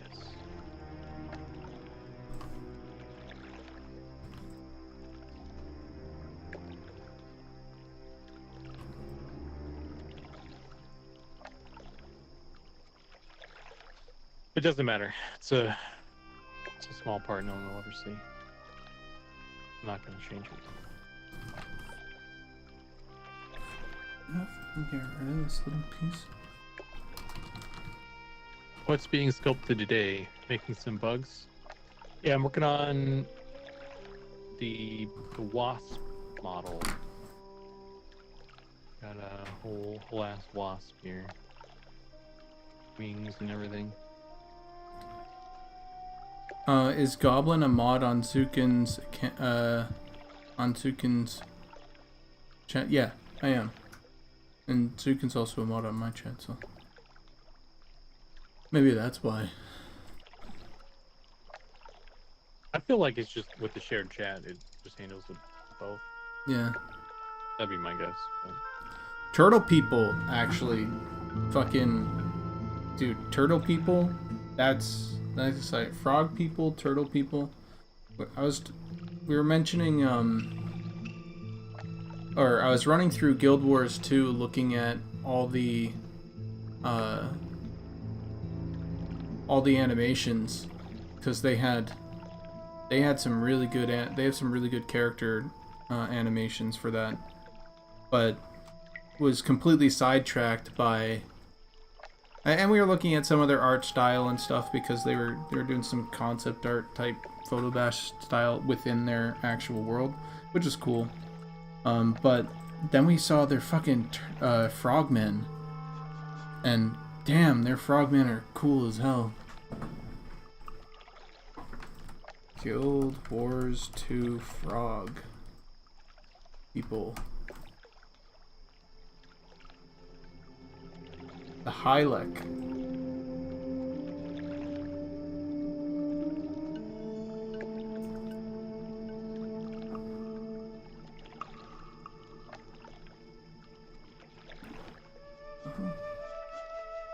Yeah, look at this guy.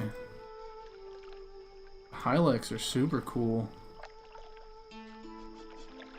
I'm still puzzled by that one blue one having a different animation set than the guy next to him.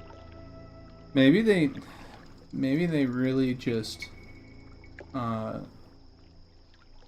they seem to have like an insane animation budget, and a part of me goes, what if they had like fucking mob specific animations where they were like, hey, this guy is more seriously insane cool, let's give him a cool animation.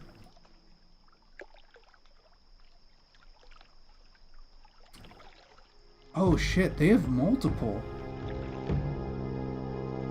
frog people.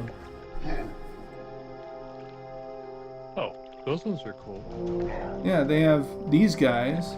Oh, hold on. Size chart. Hylek, an Itzel, and then a Newhawk. And so they have all these different... So they got these giant guys. And those guys are giant because that's a char. And if you're a char, you're already like pretty big for a player. These guys look pretty cool. What the fuck? And the Hylek's armor were pretty cool too. Heart of Thorns. I have that expansion. I should fucking go check out this stuff. I should check out some of their more recent expansions, because I feel like all the stuff that I'm looking at are like, it's like art from when it originally came out. Wonder how much they still abide by that to keep their style, or if they've done a World of Warcraft and updated things.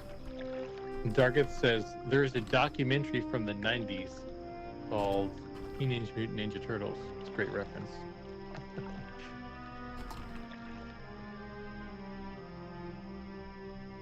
Yeah, the live action though, right? With the suits. How do you feel about playable like frog type people? Eventually. Personally,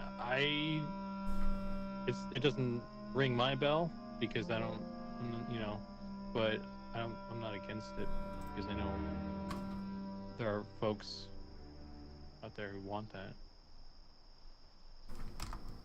I know Justin would love that.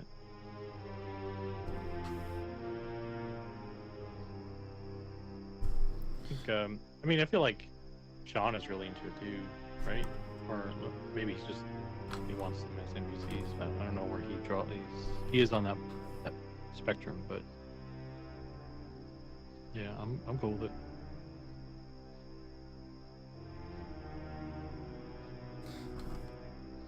It makes me think, like, what's the thing to watch out for? Everybody said, from what I've heard, like, and from what I remember seeing, is that was it EQ2 that turned them into, like, what are those guys called? What's that? Tap dancing frog? What's his name? The WB frog. Yeah. There's something about the frog people that there's like an update or someone or the playable version or something turned them into something that was just okay.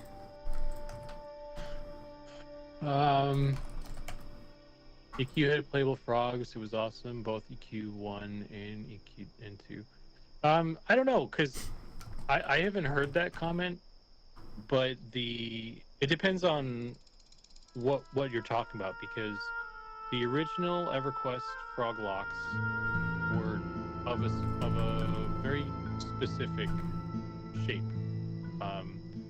And then when they brought in the playable version, they remodeled them entirely. Because I think they came in with the Luckland models, or just before them, I think, somewhere around that era. So they got Lucklandized, and so they look different. Like the playable ones look different from the in-game ones, and they never updated the in-game ones so that you could see the comparison, which I think that was kind of weird. So I don't know if that's what folks are talking about. Oh yeah, I see what people are getting at. Okay, I keep on clicking something and then it just takes me to a completely different. Dude, what the fuck is going on? So I seem to remember there being a big upset when EQ's playable frog locks released. People liked the old frog lock design, and the new ones were too humanoid looking. Yeah, so the one you're looking at right now is the playable race version. Yeah, and this one's the old cool ass one. Oh shit! Wait, go back. Yeah, that's the original one. But go back to Google real quick. Bro, that's mine. That number 2. This one? Hell yeah! No. Oh, that one right there. That's my model. That's cool. this guy right here is your model. Yeah, that takes you to my art station. Hell yeah! That's fucking dope.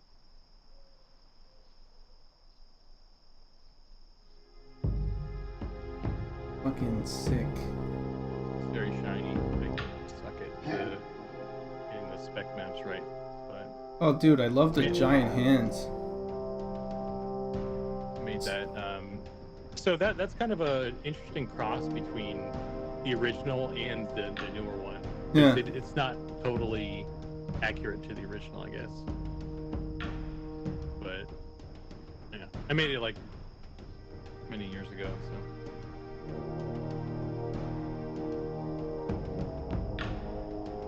Oh, what the hell is this? That looks pretty cool. This is EQ2? Yeah, it's the EQ2 one.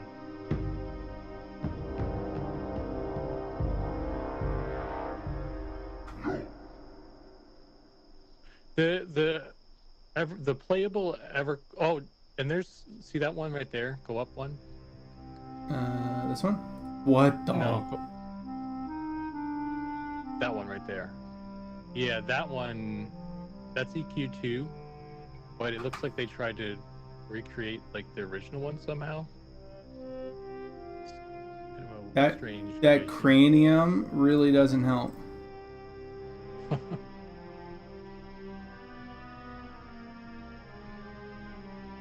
So what you're saying is you already have a model finished. Maybe. is an original. Just port him into Eminem and reduce the polys. Blammo, done. Yeah. There was an image there of like a frog lock with like a 6-pack, and I remember, and I sent it to, who was it?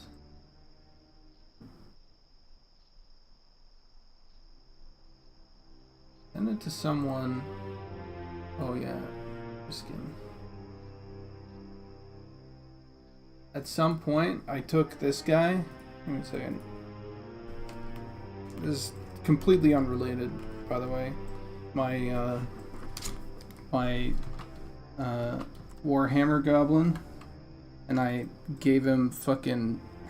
I gave him a 6-pack. I photoshopped a 6-pack onto him. So oh god, that's so dumb. They not normally have a 6-pack? No, they don't. Oh.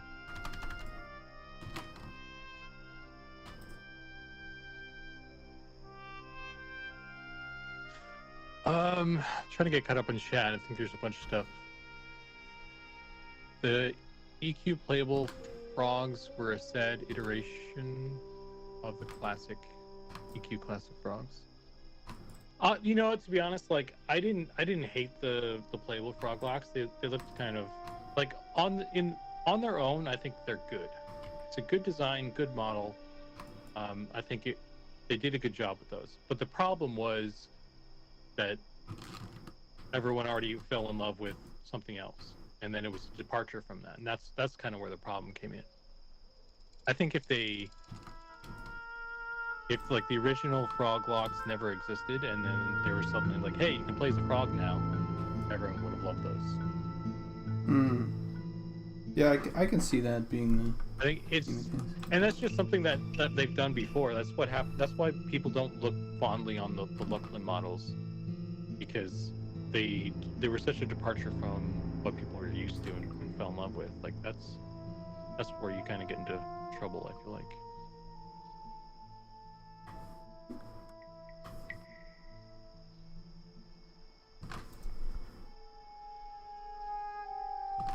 You're messing with people's stuff, you know. Yeah, it's actually I heard a very similar or sentiment even in I was watching my cousin's stream. He was playing some WoW Kata, and he's like, yeah, I don't play retail. There's something about like the animations that he doesn't like. So it's like even the animations are like on something new and improved and all that sort of thing. It's like if you go too far away from certain things, then it becomes like, actually, I don't like this anymore. Yep. And everybody is always, you know, gushing over the World of Warcraft, or at least the art team does a pretty damn good job over there on retail. But I also feel like there's some more fine detail stuff, like the animations have gone, and it's true that they've gone like really actiony and really like almost Disney expressive, and it's kind of weird. So it's always going to be a balance. There's going to be a time when we do some reworks, you're going to be like, wow, the original Eminem was just way better. I can only hope, dude. What an honor it would be to be able to ruin everybody's characters like that.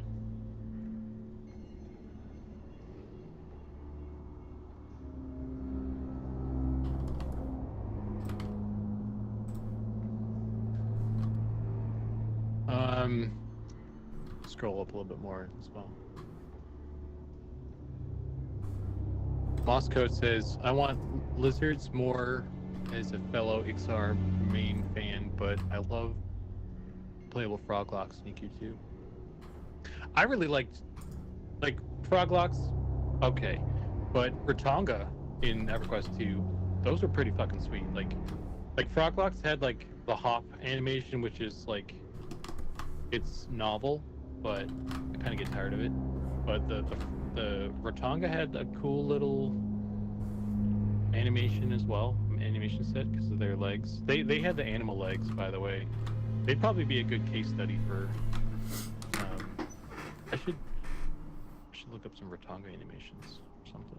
Actually, I was looking at some other animations for those animal leg things, and I came across something that I was like, oh shit, this is actually really cool. Elites from Halo. They'd have some pretty cool stuff. Actually. Let's see, I'm gonna pull up a video because they have it's a Halo 1 Elites versus Halo 2 Elites. It's like the perfect video, actually.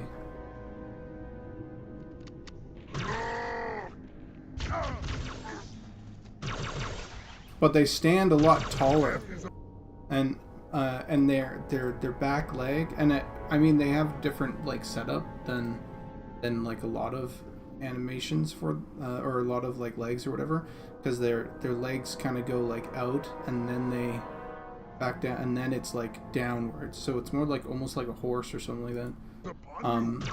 But still, I was like, oh man, that actually looks pretty good, and their crouch looks pretty good. I think the Halo 1 looks. I'm not a fan of those, personally. What word is it? Very hunched.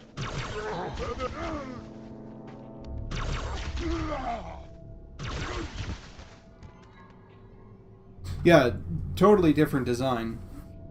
But another one of those things where they did a different take, and it's a take that I actually like in comparison to some of the weird stuff that like World of Warcraft did with the dragon legs and stuff like that. Yeah, I saw that run anime. I think you or someone else posted I think it was actually Erskine posted the run animation, and it was so like frilly and fairy-like or something. I was like, yeah, because it's so that's the new animation style that World of Warcraft is like hitting, though. It's like so Disney. You know, they went, I'm gonna like I think of like those like, do you remember those, or not remember, but have you seen that like that one it's kind of like this meme, but it's like this girl that is like acting in real life as a Disney character, and it's fucking uncanny and weird. Where they're like, oh, it's weird. It's like a human that is doing all the Disney-like animation. It's weird. She an Asian woman? Because I was. There's this one that I caught recently where she does like the facial expressions like a Pixar character or something, very like exaggerated, and like she must be able to move her lips around like that, and I was like, that's very interesting. Like she's doing a good job, but it's very reminiscent of Pixar or something.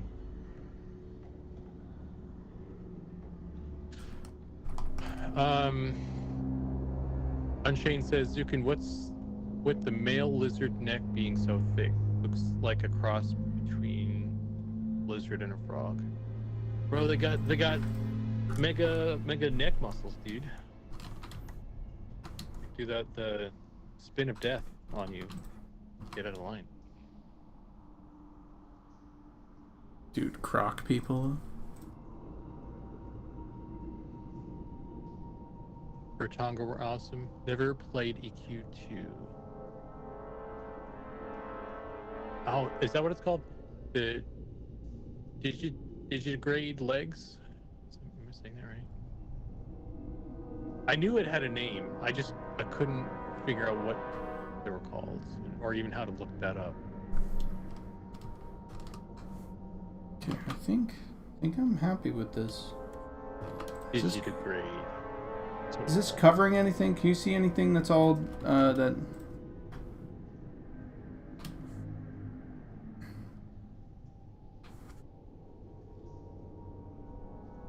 I might need. Um,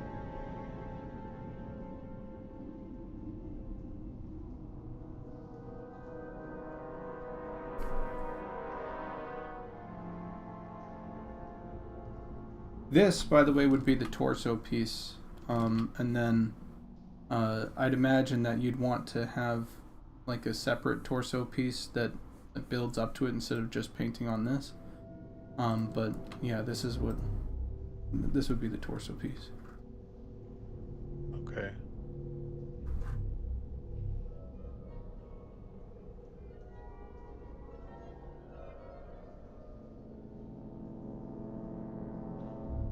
I think that's you didn't do the gloves necessarily if there's any, but they're just regular fingerless gloves. So. Yeah, regular fingerless gloves. It's not like a. Maybe we'd make it like a little frayed, or actually, that's a good point. Maybe I'll add a little something so there's actually something to them. I think they should. I like it when the gloves kind of come up a little bit onto the wrist. So there's overlap with the bracers slightly, and it just, I don't know, it looks a little bit better. Yeah. I feel like when gloves are like, they stop at just before your wrist bone, it's like, are you like a Michael Jackson impersonator? Like, why do you need gloves so small? Are you coming for battle? Are you coming for performance? Those gloves. Diamond glove when. Oh, we can't do. Can't do single gloves. Yeah. Well, we do have fist weapons.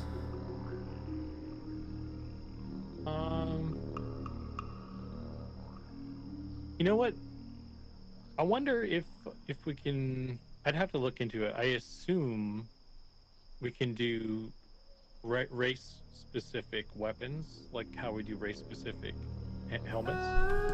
So, in theory, we could make like a gloved weapon or a claw or like a very specific Giant gauntlet type thing like that, and then model it per race. Just do a big block, and then make sure it covers everybody's hand, maybe. Yeah. And then well, we could do that. That for the claw that you did for the generic weapon, that is supposed to go on the back of the hand, I assume, right? Based on how it's made. Yeah, it's supposed to go like there. So that's going to be the test case on how that whole thing works. Because I don't know, because the stuff attaches to the dummy bone, and then it adopts those values, the scale values, and all that. So I want to see what happens when we do that, because like it could scale, and then it's going to scale from the origin point, which is going to be offset from where the actual thing is. So it could scale, and it might hover off of the hand far too much or something. Might be able to do some like sick like this, where it's like a huge like a power gauntlet or something. Get the infinity stones in there or something. Yeah, it also depends on how that scales. Something like that scales as well to, cover the whole thing. But Chip did put in that one thing where I can adjust the position of things, so that could help as well. Oh yeah, that's true. Actually, I'd kind of want to do like a fist weapon like this.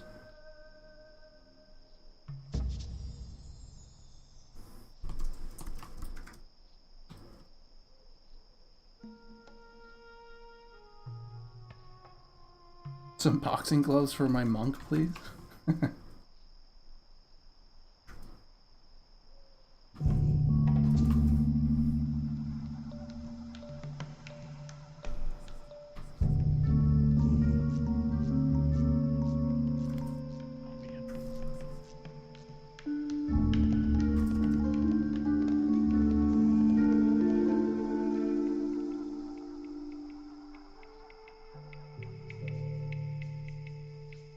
Bug. Verdict, Asen, how you doing? Welcome. It's up right now. I was promised asymmetrical bracers. Then that promise was broken. Eminem sits upon a throne of lies. It did exist, therefore we did not lie. First they came from my ASIM bracers, then they came from my ASIM slot, my arm slot. That's true. We did come for the ASIM arm slot.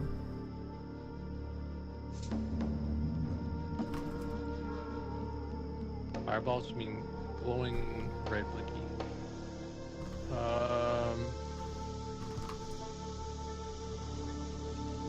PQ monks had those cool handheld crystals. Where is this? Where's the crystals? I want to let me just jump to that. PQ monks had those cool handheld crystals that made their fists into fireballs. Fireballs, you mean glowing red blinking? Yeah, I don't know how to describe it. I know what you're talking about. The main is the glowing red stone, the glowing black stone graphic. You'll be happy to know that that is something that I plan on making. So they will be in there at some point.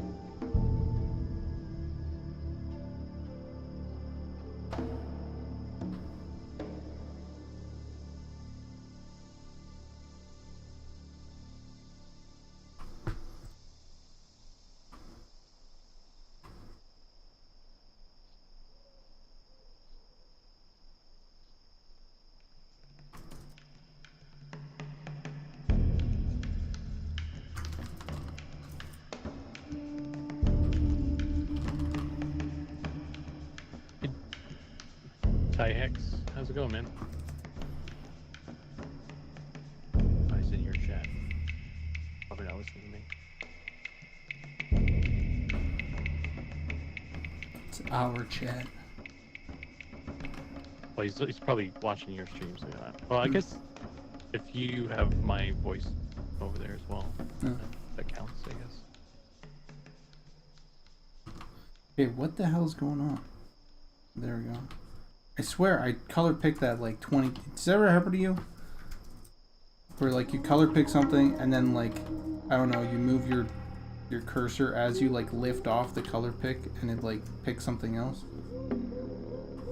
That happened to me like 5 times in a row.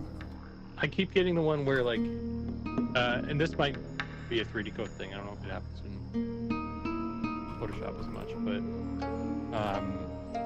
I'm like on one layer and I'm trying to like color pick on something that's on a different layer and it doesn't know what to do, so it just gives me like pure white or pure black. Oh, whoa. I was like, that's not what I wanted, man. There's got to be like a setting somewhere for something I think like that. there is. I think it is actually.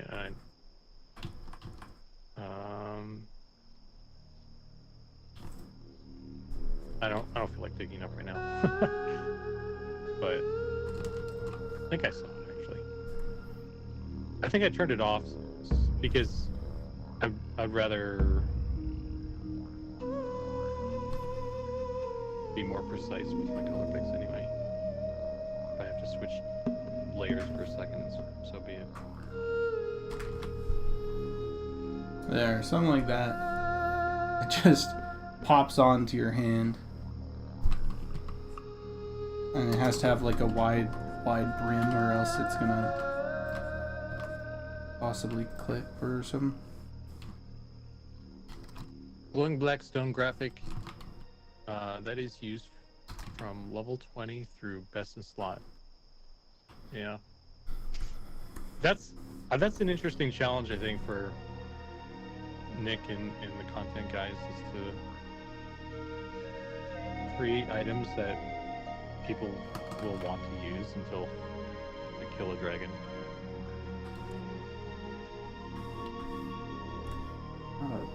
Throw this in the the weapon folder.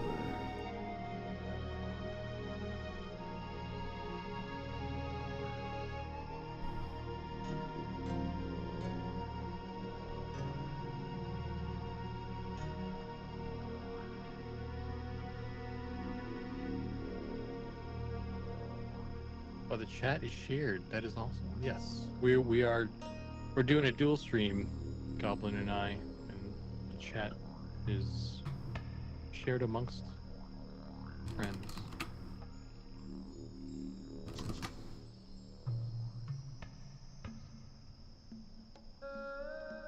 One thing I would like to adjust is if there's a freaking setting for the zoom speed on this or something.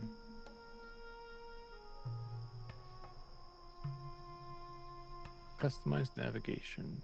Gonna quickly be right back again. Okay. Horizontal speed. Vertical speed.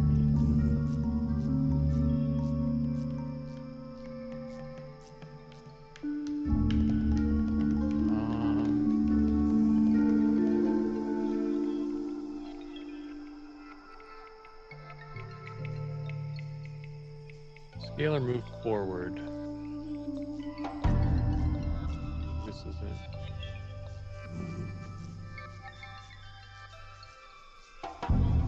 Let's try 0.5.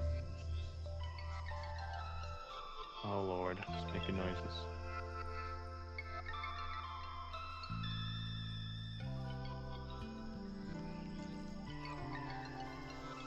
Seems better.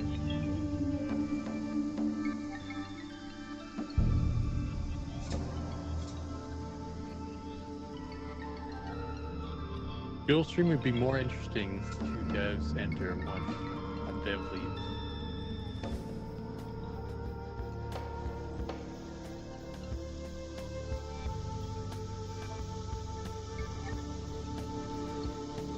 You can make a deep dwarf boss that drops a stone fist weapon. Maybe.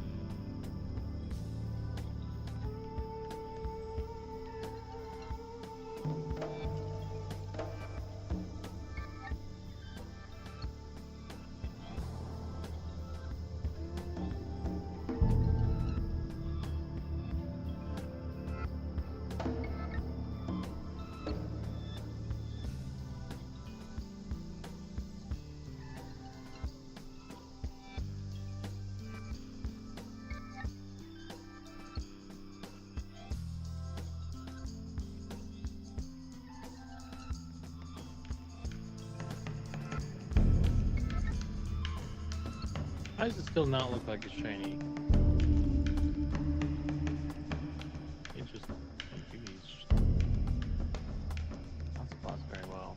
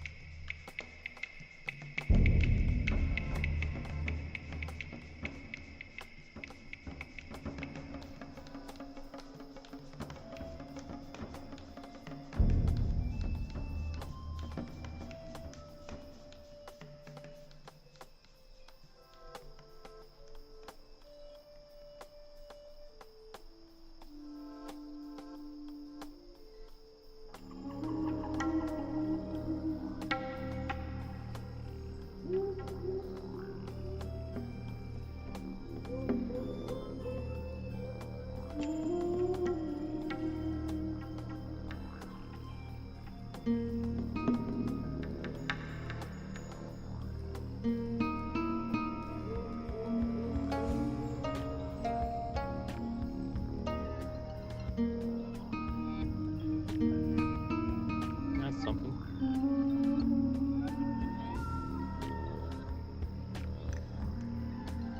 Really like the floating blade anime you guys made.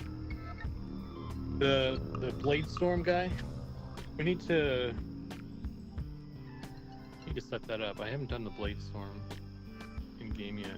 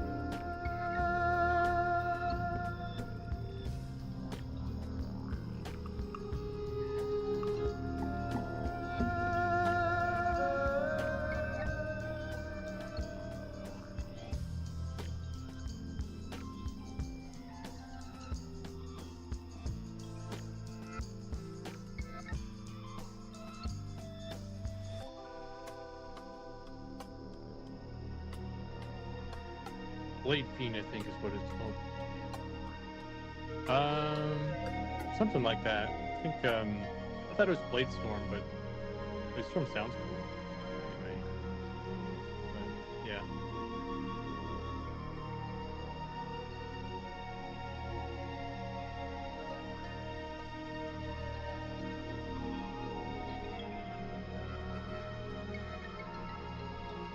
Well, welcome back.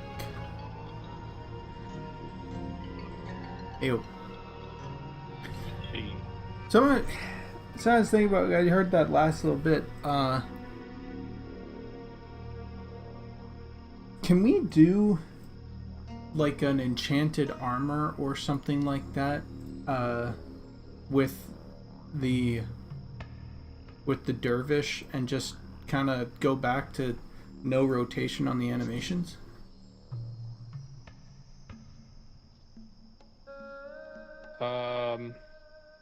Enchanted armor?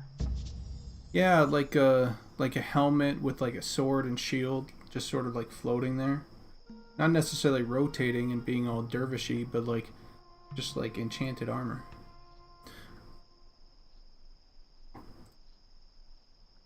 I mean, maybe, but I think I'd rather do enchanted armor differently. I think it would be cooler to make do kind of what we did with the Shadow Man and make like the skin transparent and then just have the armor show. Oh, like, I see. Yeah, yeah. Like a more humanoid enchanted armor. Because then we could like have a bunch of different armor on there too. So. Yeah. That'd be sort of like a little bit like what's it called?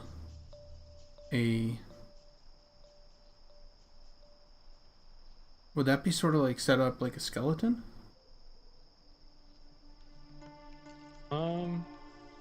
I think I would just take the human, and then I would replace the skin texture with like a transparent. Oh yeah, that would be cool. Oh, also, hey, VGFX, what's up? Hey man, Streamception. That watch looking cool, man. Thanks, dude. Trying to do my best, make him look spooky, shiny, and such.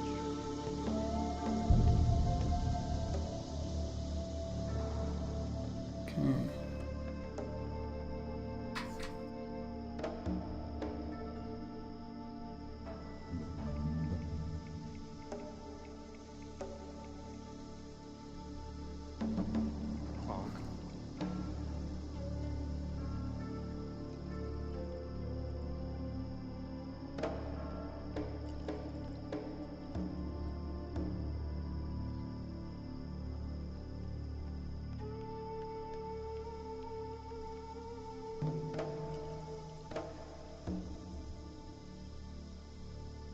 I didn't recall a Blade Fiend unrest. Like a Shadow Man. Shadow Man, we're all over in various zones. They had a Blade Dervish in Plane of Sky too. But what was it called though? Am I crazy in calling it Blade Storm? Like, cause I looked. I think if you look it up, It's called Bladestorm. A Bladestorm. What zone is it? Plaintiff Sky. That's the one in Plaintiff Sky. Oh.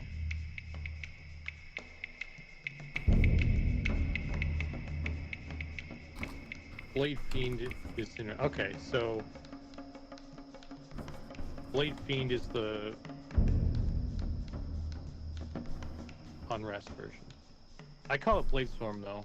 Like, I just refer to them collectively as a Bladestorm race or something. Because it sounds cool.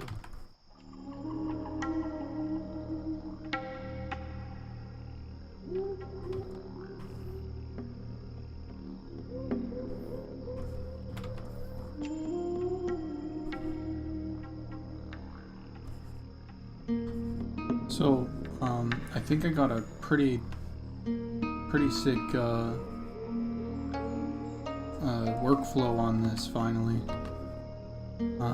I was thinking about it and I was like, man, something that I realized is like, we're not, like, I felt like I was like, I'm not so sure about like the way that I'm like putting this together, but something that I can do, and I realized that I can do, which is cool, is like take this full model and then like essentially like draw what I need to draw on it and then copy that section out, and then because it's copied out I can then oh, actually, I don't think this will have that. Now that I think about it. Once I copy it out, then I can just like have that as its own piece, and then I can go back to painting on this and like just erase this next section, or paint in like the top of the armor, and I just do that. And so I'm like painting sections by section essentially. I gotcha. Yeah, having it all in the one painting helps. You can just deconstruct it. Makes it a little bit easier.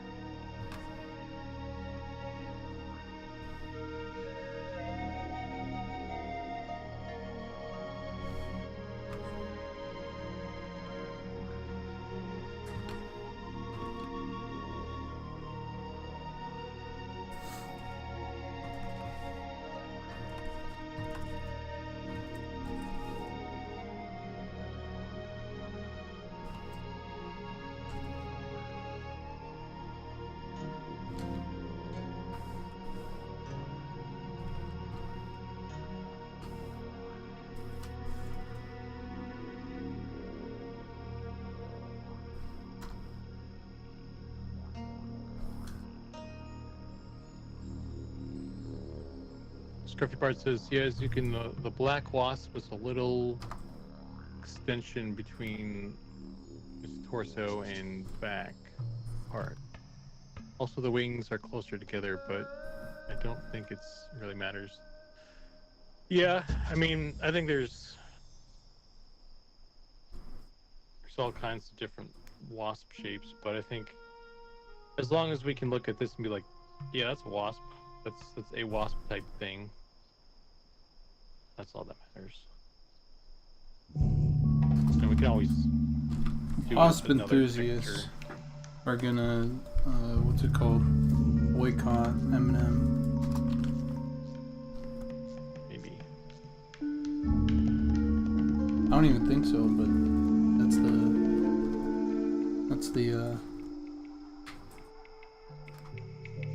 that's the downside of not getting something right. I think it was back when we were doing the sand or whatever. I was painting in the sand for Night Harbor, and literally like all the town architects in the world came out to describe to me how sand would not fall like that. damn fuck.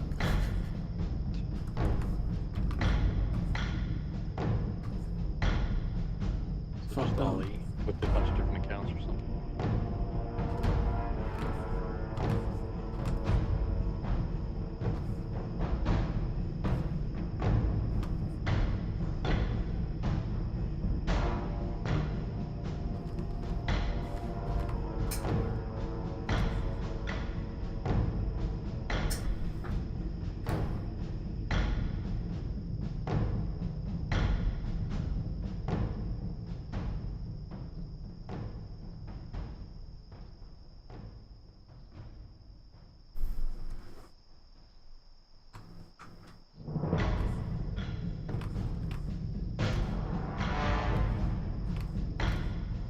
Oh yeah, I updated that list. Stuff got updated. That and Dracolich definitely on my most anticipated.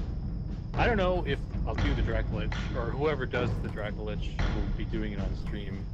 Might just have to save that one. Yeah, we're not doing a couple things on stream now. We got secrets to have. You know, surprises to keep. Wait, other way around. Secrets to keep, surprises to have.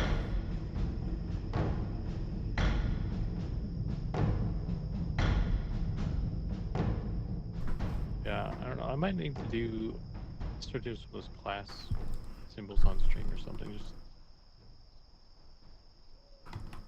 to motivate myself to do more of them. Or at least the ones that have been exposed already. Do some of them on the weekend or something.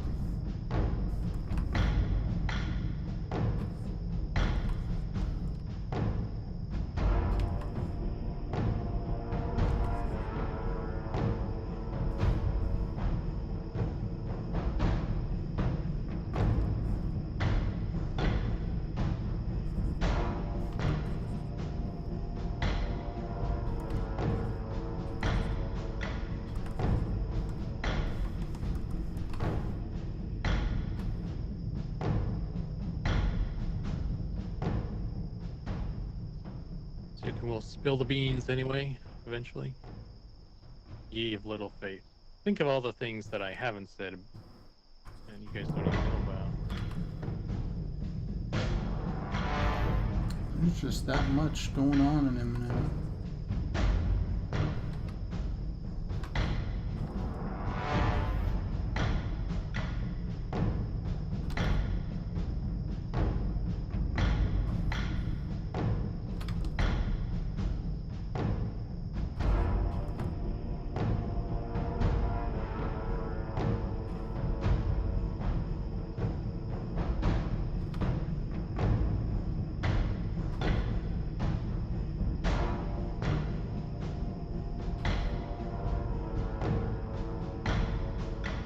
I don't believe you. Tell us something you haven't said yet. Nice try. I almost said something, but I caught it. Caught on to your game.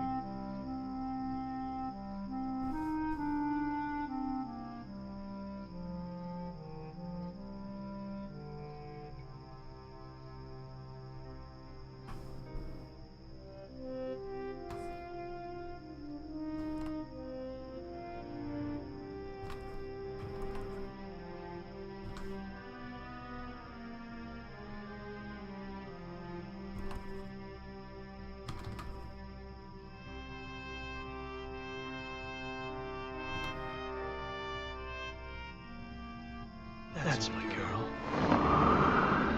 Oh, thank you for the follow.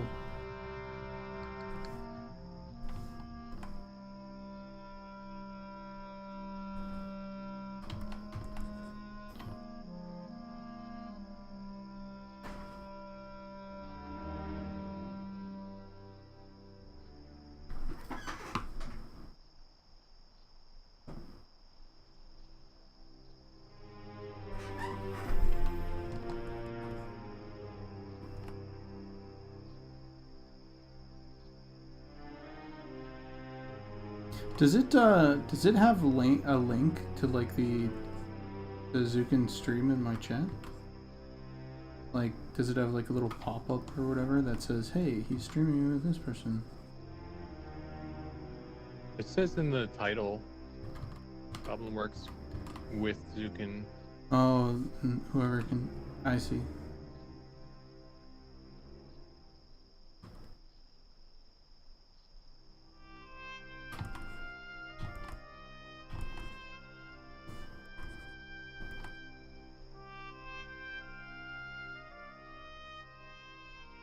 There's a thing. Oh, shared chat. I see. Yeah, and yeah, okay.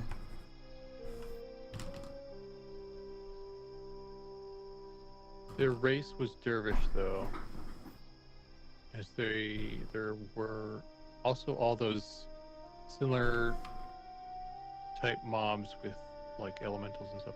So the way EverQuest did like the race allocation, I'm curious how they did it, because they're doing it differently than we are anyway.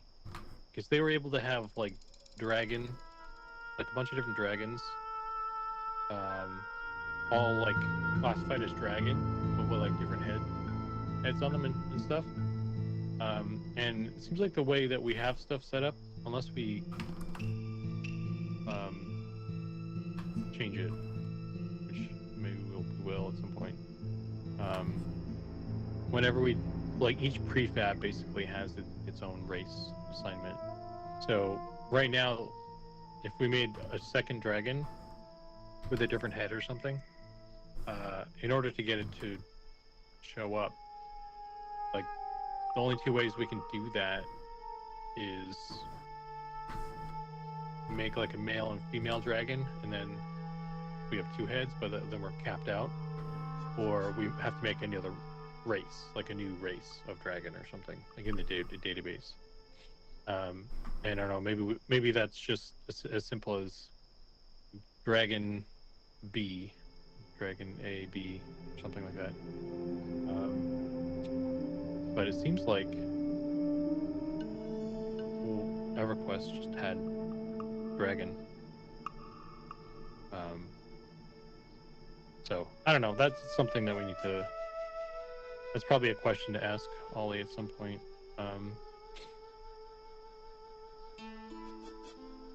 But maybe it's not something we need to worry about until we actually need it.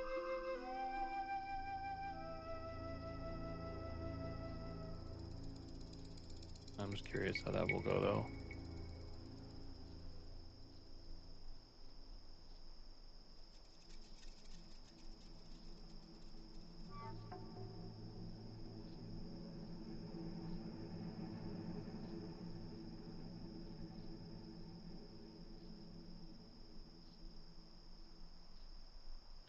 There were a lot of variations of dragon by the time I realized. Yeah, that's the thing. Like, if we want to do that, then we need, like, the way we're doing it now doesn't seem like the optimal way.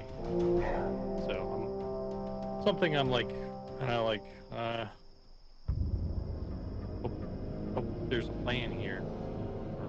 We'll figure something out, but it's not like an immediate thing. So,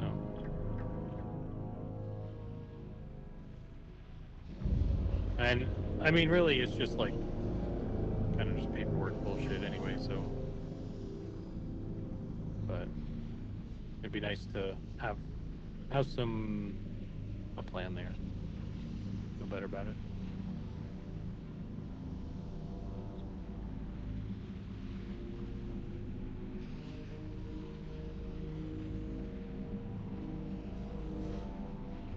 Heads, wings, stance, a lot of things. Well, I mean, they're like, if you look at Trakenon, for example, and compare it to Nagafin,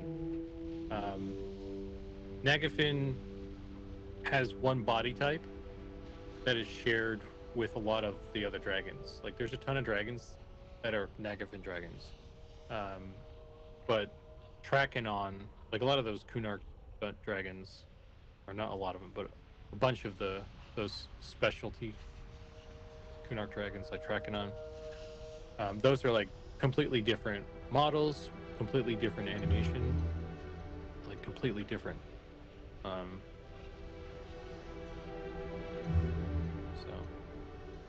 and like it, yeah. Well, like even if those are like, I think maybe Trachanon might be classified as like something specific, like Trachanon, maybe like a Trachanon race or something. Like if any of you are familiar with the EQ Lantern project, kind of dig around in the game files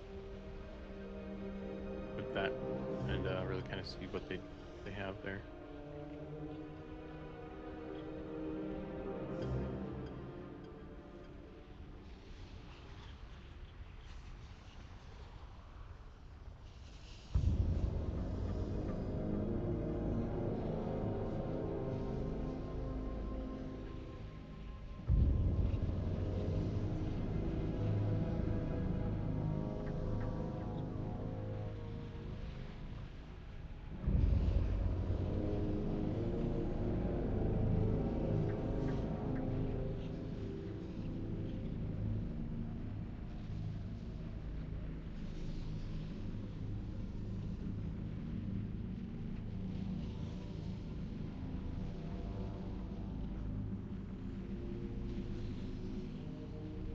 There's a few that were swapped.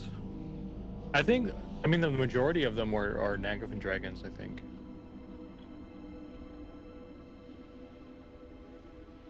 Let me save this.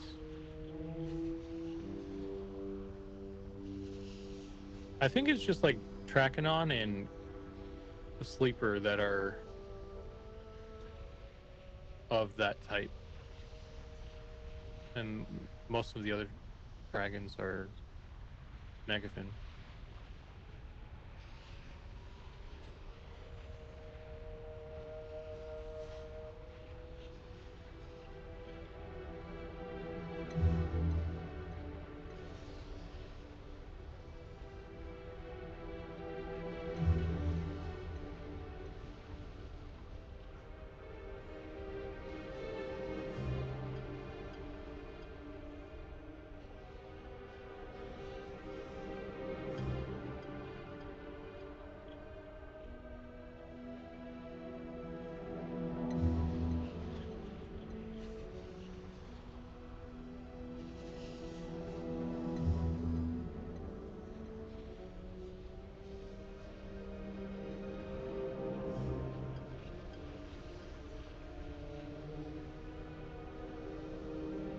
Okay. Let's do a little test here. Hey, that's not bad. That's kind of spooky wasp looking. I like it. Going in the right direction anyway.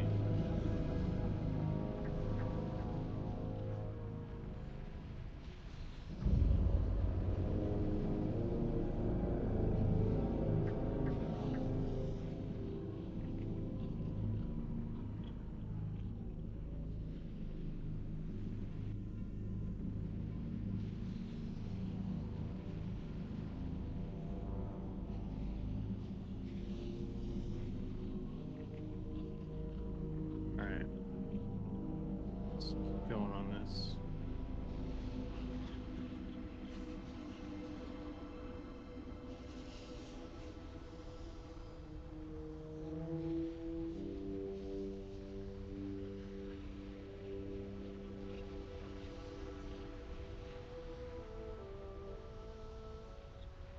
That's my girl.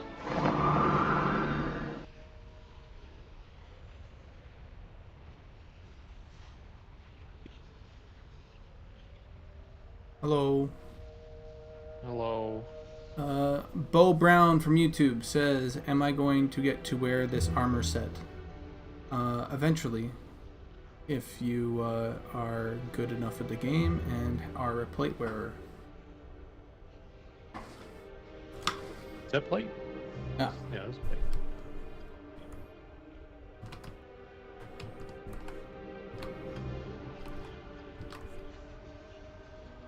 Quados says, "Heyo, hello, Quayos. First time chatter." Hey Q, what up, dude?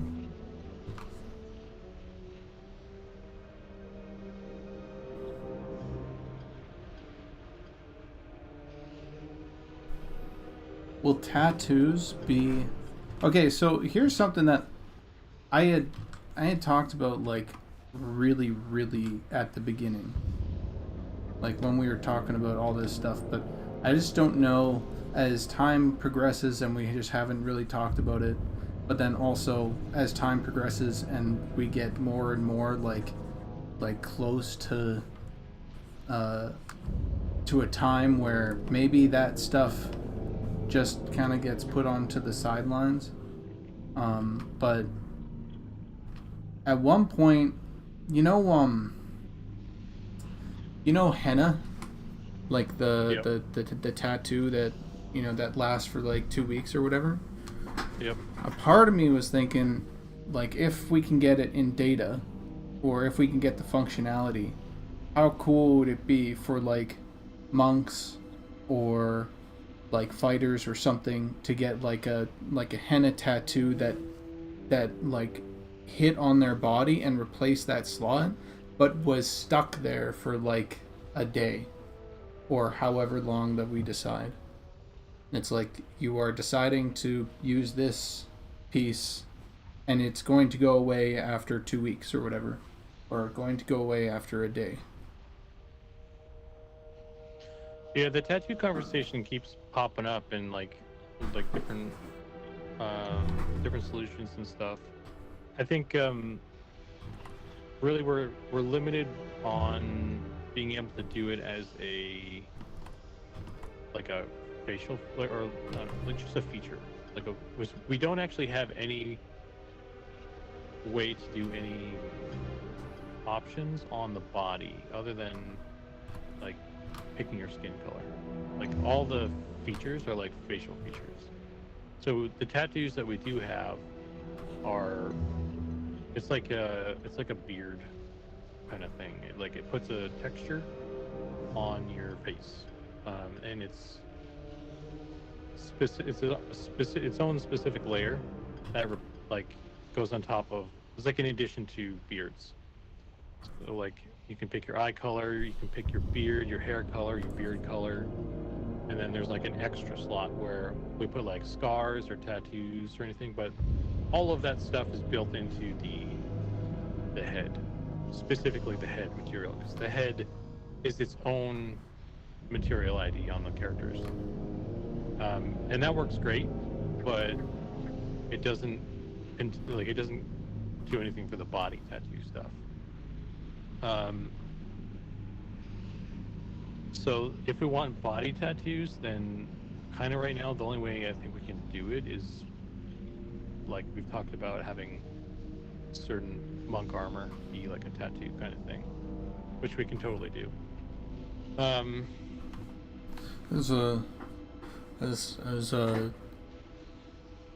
Next time, lead with that, man. So I thought you were going with the. So we can't do it. Nah, fuck. Well, I mean, Oh, yeah, shit. like we can do the we can just say, hey, this monk armor is a tattoo, and then the problem is like it'll function just like armor where you can take it on or put it off. Or Yeah. Put it on or take it off, right?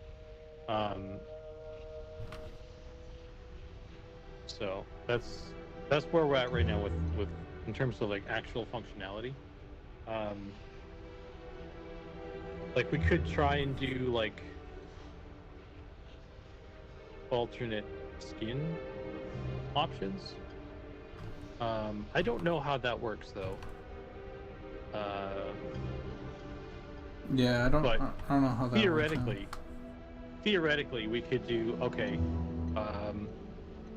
You know, we bake it into the skin option itself that you have this tattoo, but we still don't have any mask bandwidth there. Like we can't, because the green and blue channel are still spoken for the eyes and the teeth. Like the body, the body has like the head and the body, like it has those two material IDs, and technically the cape as well. But it's all in that one prefab, and that one prefab has the one skin setting, which controls it all. So the only way we would, like, if we went that route, it would you basically have like it would be a value change on your skin. So you would have like it'd be like it'd be always be Oh, more like scars rather than a tattoo. I Unless see. we spent the time to make really complicated compound lerps where like a skin tone has like a blue Oh yeah. in like a different value range, but that's going to be really tricky. And I don't know if it's worth it. And that all also all entirely hinges on even the ability to like pick a different skin texture. Um, so I don't know, man. It's like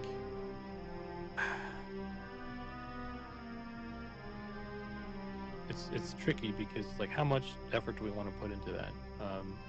Yeah, there's like, but part of me is like, well, if we wanted to do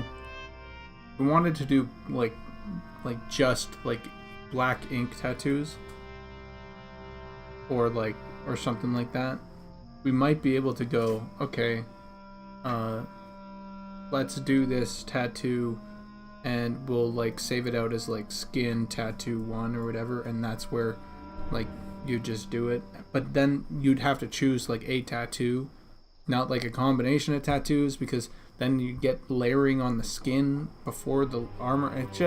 It's just I feel like if we do that sort of thing, it's gonna be like we do that sort of thing like 3 years down the road, once the dust has settled and we've gotten, yeah, leave it for an expansion or something.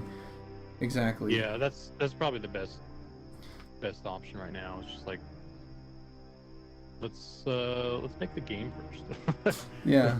But you can always get a tattoo later in life. You gotta be 18 or older to get a tattoo anyway, right? So.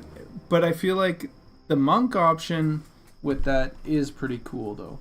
So if we can get Yeah. like a That's timed something thing, we can. that's sick. That's well, yeah. I mean, I don't know how being forced to wear it for an amount of time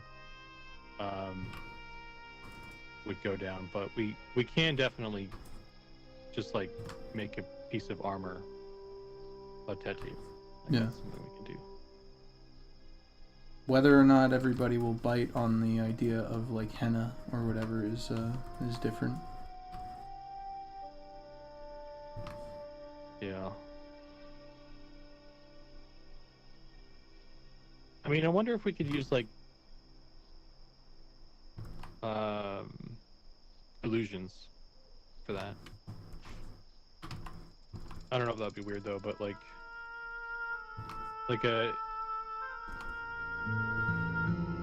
you put on this thing, then it activates it like an illusion buff that you cannot remove for however long.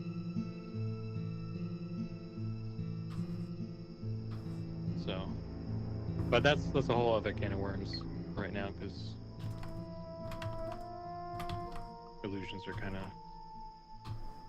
goofy right now.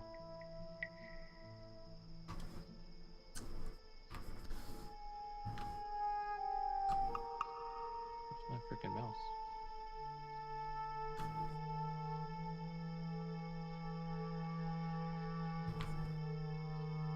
Hey, Class and Cool, what up, bro? Just wanted to swing by and say hey. Hey. I don't know you streamed the process as well, so I had to fix the situation.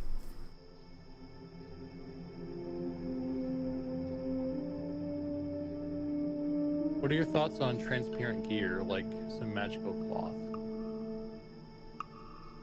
What do you mean by transparent gear? Like, it makes you invisible, or like you put on a thing and it's like, if like a transmog kind of thing where it makes you kind of naked?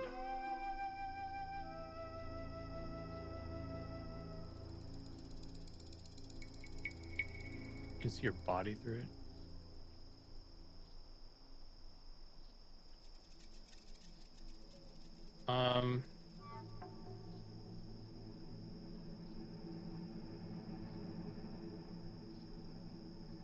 I feel like that's I mean, if it makes sense to do, we can do it. I don't know what context would be for wanting that.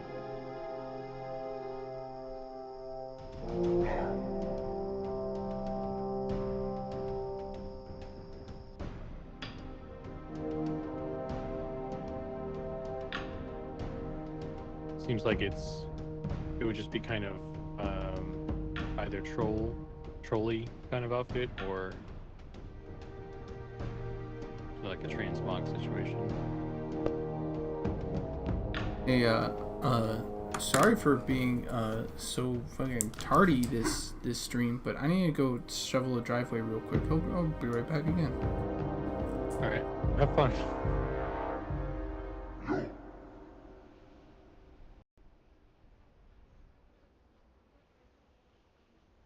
Hope he's not over there battling a snowstorm right now. I need my line segments layer to be less transparent. Ooh, that's a dark one.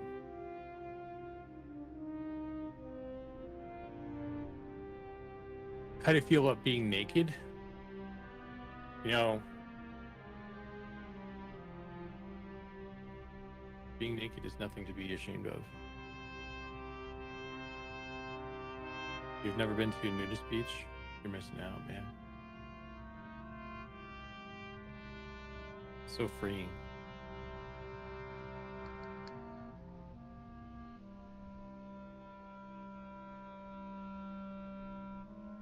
I love the mesh graphics for monks. Probably like the monk unique cloth graphic. So mesh and like semi-transparent clothing, that is stuff that would be really cool to do. I don't know. That is something to try, I guess. I don't know how that would work with our system. You know how EverQuest did it though? This is the reason why there was only like one skin tone. Well, there's probably multiple reasons, but when they did like some of those, the female iridite clothing where it's like semi-transparent and stuff, they just painted that. That's just like one straight texture. And since characters only have one skin tone, like they could just paint that stuff onto the armor and have the skin underneath and you'd never notice. But since we have separate skin options you can select from, and they always kind of show underneath, then we can't just make transparent. We can't just paint in like a transparent thing and then paint in the skin underneath, because there's no guarantee that your skin tone will match whatever we paint, unless we start limiting skin options.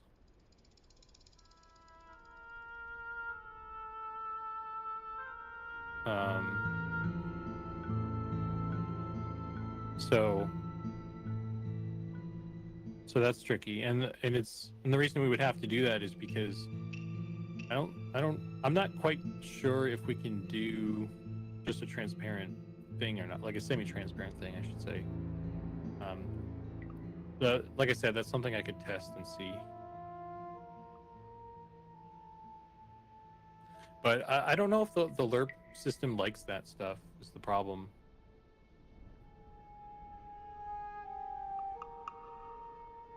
All right. So it doesn't like that stuff. It wants stuff to be opaque or transparent.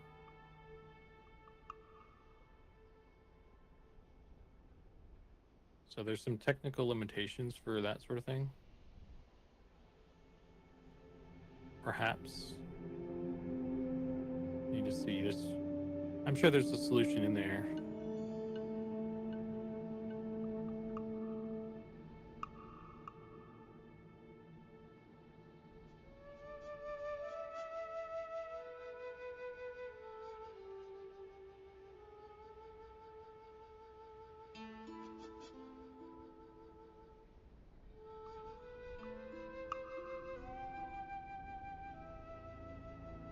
Can you not just tweak opacity on any piece of gear? No, because it's not each texture, each armor isn't like an individual material. It's the skin and then the armor texture, like those get compiled in real time on top of everything. Like when you equip a piece of gear or when you remove a piece of gear, it's updating like a single material on your character in real time. Like, so you only have like one material for your body, and the way it's doing that is it's pulling the texture and then it's pulling a mask, and it's like, okay, this is the part of the texture that you're using for this chest piece. Like, it's just going to grab the chest piece section, and then it's going to make everything else transparent. And that's kind of a binary way of thinking. Like, there's no like, if I make the texture transparent, then it's gonna like make the difference of that, and make the mesh transparent entirely. At least that's my assumption on how it's gonna happen. Maybe I'm wrong. Like, I could do a test of it and see, and if I'm wrong, then we're in business for that sort of thing. But I did try to do it with the Shadow Knight helmet. Let me pull up reference of that and I'll show you.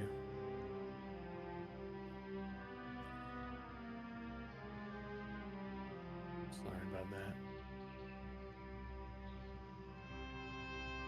So, you guys familiar with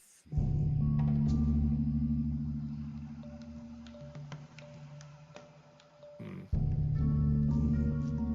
on. This guy. So you know the Shadow Knight. You guys have probably seen this. It's been around for a bit.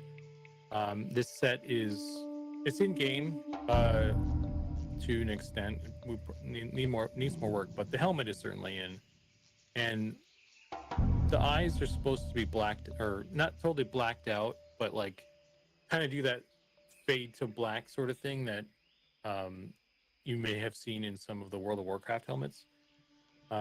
So on the actual helmet, there's some planes in front of the eyes, and there's one in front of the nose as well, that it was designed to kind of like transition slowly into shadow, so make yourself look even more like spooky and all that jazz. But because the way our system works, it doesn't like that. It doesn't like semi-transparency. Like, all of it is just missing. So for the helmet, there is a potential solution where I just make an extra material for those shadow cards, and then I separate that from the LERP system, and that might work for those, but there's no way to separate the body armor from that system, because in order for it to show up on the body, it needs to go through the LERP system. So I'm not sure what kind of solution there is for that, but yeah, so that's kind of the hurdle that we need to figure out for that to work.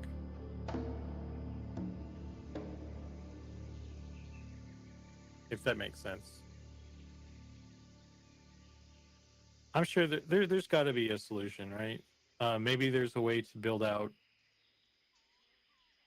some other system where we can do those independently, or I don't know, man. It's really a question for smart folks.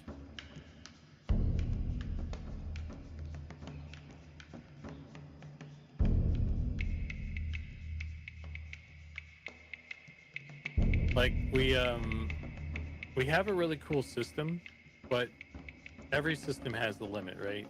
Like we are sacrificing certain things to be able to have more versatility, or we're sacrificing. I guess maybe you could say more versatility for convenience, because it is much more convenient for us to make like one grayscale texture and then have the engine do the coloring and all that stuff than for us to do it individually each time for every combination. So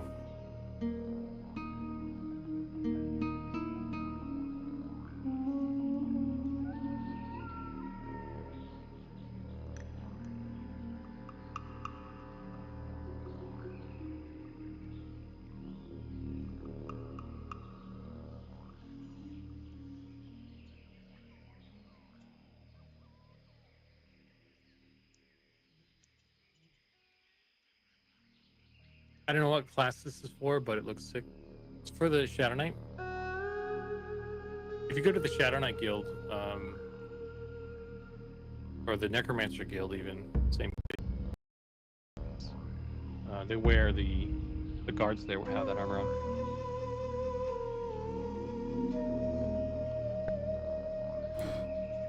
Welcome back. Jesus Holy fucking shit. Christ. Oh. What is that? Just using Photoshop and adjusting the colors with some sliders. Not that much work, but you get more control using burps.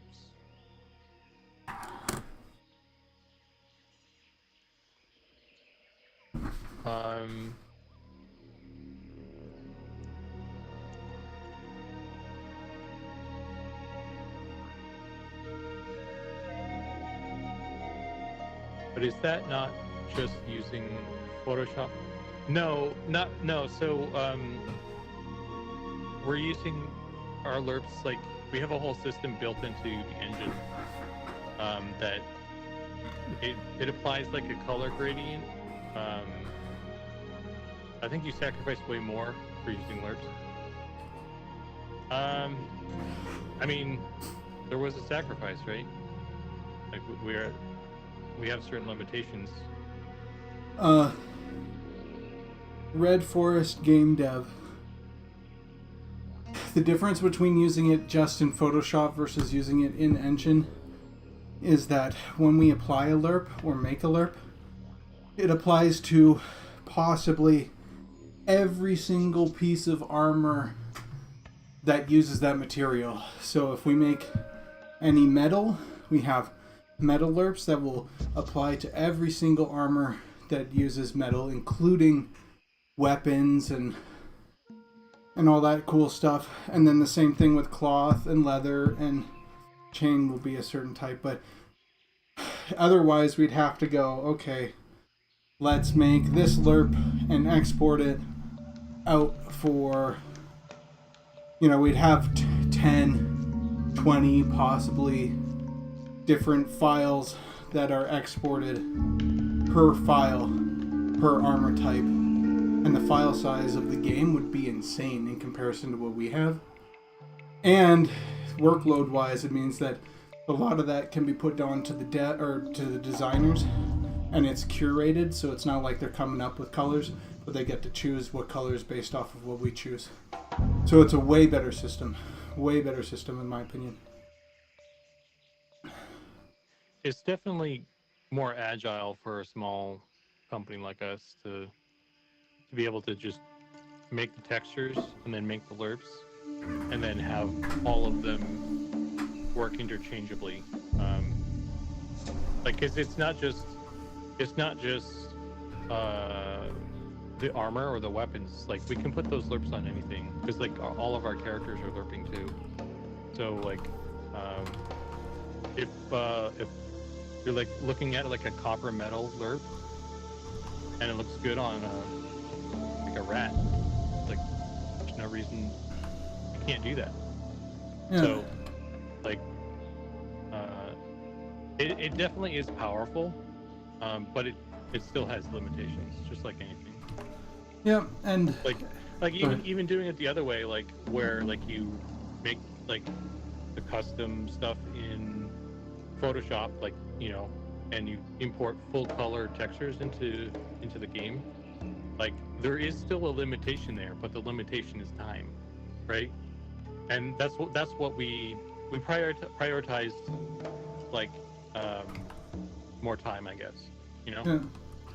This helps us get in an author a whole lot more textures and not worry about too much once it's in game. And then also, sorry for I'm out of breath. I just shoveled the driveway. But also the lerps. I was looking at a lot of our inspiration for like our style, and a lot of our style kind of leans towards something called local color, which is like if a cape is red, it looks like red, like the environmental like lighting or whatever doesn't hit as hard, and there's also a whole lot less color variation that's perceived because of that. And with the way that our lerps work, we actually get a little bit more monotone and less color variation, unless we specifically like mask out like a rust mask or something for like other colorations or whatever. But it forces our style into something that we want, and I think that's a huge boon, because we don't want too much color variation within like any given material type, especially armor or cloth, where that stuff would end up being dyed.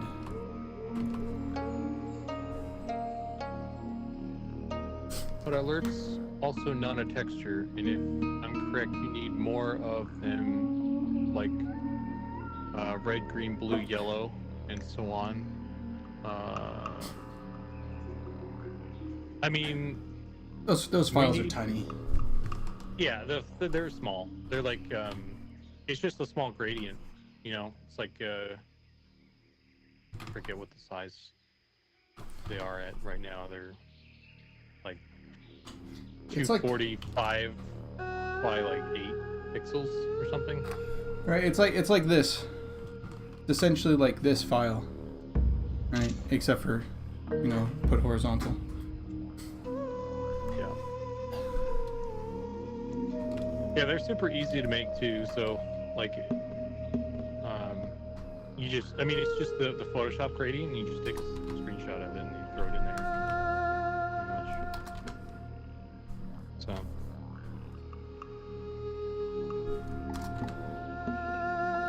There are reasons we decided on this system, and I think they're pretty damn good reasons. It's nice because we're able to do everything in grayscale too. Grayscale is a lot quicker than color authoring. Yeah.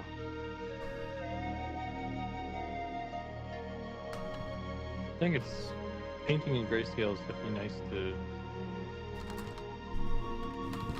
kind of work your way through the lighting of it. Yeah. 'Cause when you start adding color, at least, I mean, it's probably less of an issue for you because you're like way better, but for me anyway, like adding like lighting and then color, like those are two different layers. Yeah, it's a whole It's just, yeah, it's a whole It's other too- beast. Yeah, it can get overwhelming. We can get mixed up or whatever. Yeah, because then thing is, like, saturation also affects like how you perceive how bright any given thing is. So it's like, so if you add in saturation to it, like the value might be a little different or whatever. Yeah, And you know those it's a whole you know thing. those things, those puzzles, those visual puzzles where it's like, are these two colors the same color? And you're like, no way, they're totally different. Look at them. Yeah. Like then you like shift it over to the other side, and it's like they're the same damn color. It's like that shit's kind of that's scary. It's like fuck. It's like easy to fall into weird traps like that.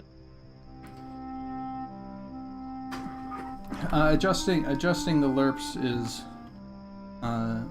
there's some times where we go, oh, that's not, but then if we start adjusting them, like, there's some really good outcomes that you can get.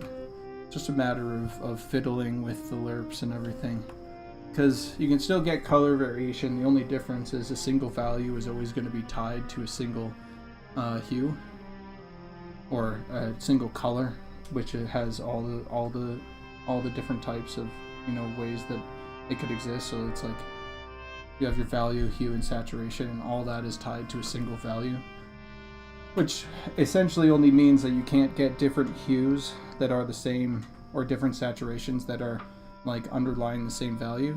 But that's fine, because we don't want too much of that any which way, because the way that a lot of those old painters and old paintings looked, you know, it's not necessarily something that we want to aim for. You get a lot of that in like Guild Wars 2 did a lot of that, where they sort of just pasted on like some color variation texture, and regardless of value, you know, there was lots of overlap of value and saturation and all that, but that's not an aesthetic that we're going for.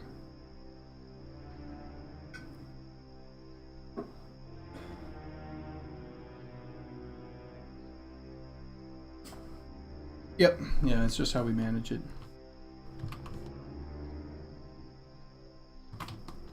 Manage the end, and it's nice because if we manage like one lerp and it looks really good, all of our we've made a lerp master recently that means that every single piece of metal is going to use this value range, and every single piece of leather is going to try and use that same value range. And so when we lerp any given material like metal or leather or whatever, we can bet quite easily that quite confidently that it will line up. And if it doesn't line up, that's a problem with the texture, not the lerp. Unless a lerp looks bad on all textures, right? So it's just that sort of balance. Yeah, and as long as we, you know, when we're authoring the textures, we stay within the bounds. Like up on my top right here, I have like this gradient of like, this is my metals master. So I'm actually color picking from this as I'm painting the wasp. So might be able to use a bunch of metal lerps on this guy when we're done with it. And so as long as I stay within these values, there's a good chance that it'll turn out looking pretty good with those lerps that already exist. That's and my if girl. it's an issue, it's easy just slide around the values with a levels adjust on the texture, or we can always just update the lerp as well, because we have those stored in a non-destructive way. So we can always go back to those and tweak them slightly. So yeah, it's a good system. So I dig it. But yeah, I mean, it's still not perfect. It can do a lot. It's designed for kind of a specific thing, being more agile. Like because there's only 30 of us, I think. So we have to how many are we up to now? 31 or something? 32? 30? I think we're still 30 people. So we're kind of a small team. Um, so trying to do more with less is kind of our thing. It's almost to the point where, like, I feel like we have a lot of artists and we're on schedule and everything, and that's sick. But a part of me is like, not gonna lie, part of me is saying like we should get, we should see if we can get someone for just data entry. Fuck, dude. Because like, and or at least I think we do have someone that's data entry, but it's like the amount of stuff that we have and variations that we can get out of it. It's like, think about this actually, like for a single chess piece, right? We would have something like bronze or copper, iron, steel, which will be all different lerps, gold, adamantite, adamantium, mithril, and then we can go up to like dragon or whatever the hell. So it's like, let's say it's like 15 lerps, or let's say 10 different lerps of like different metal. That's 10 different lerps. That's 10 different items for just the chess piece. And there's like how many items that we have to complete a single set, right? We have boots, legs, chest piece. We have a shirt that goes under the chest piece, gloves, bracers, shoulder, helmet, right? All those are items times 9 times all the sets that we have already. Like, we need to enter a lot of different items into our system so that players can actually, and then we need to put them in a way that players can get them. And like, we're almost in a place where we have like a lot to work with. Yeah, that implementation step is pretty time consuming. I was trying to get the generic weapons kind of plugged in, and there's like 30 something weapons, 31, something like that. And right now I still have to do I can import them all as a group, like from the FBX, but I still have to set up like the prefabs and plug in those prefabs into data, and then plug in those data nodes into the thing one by one. So that sucks.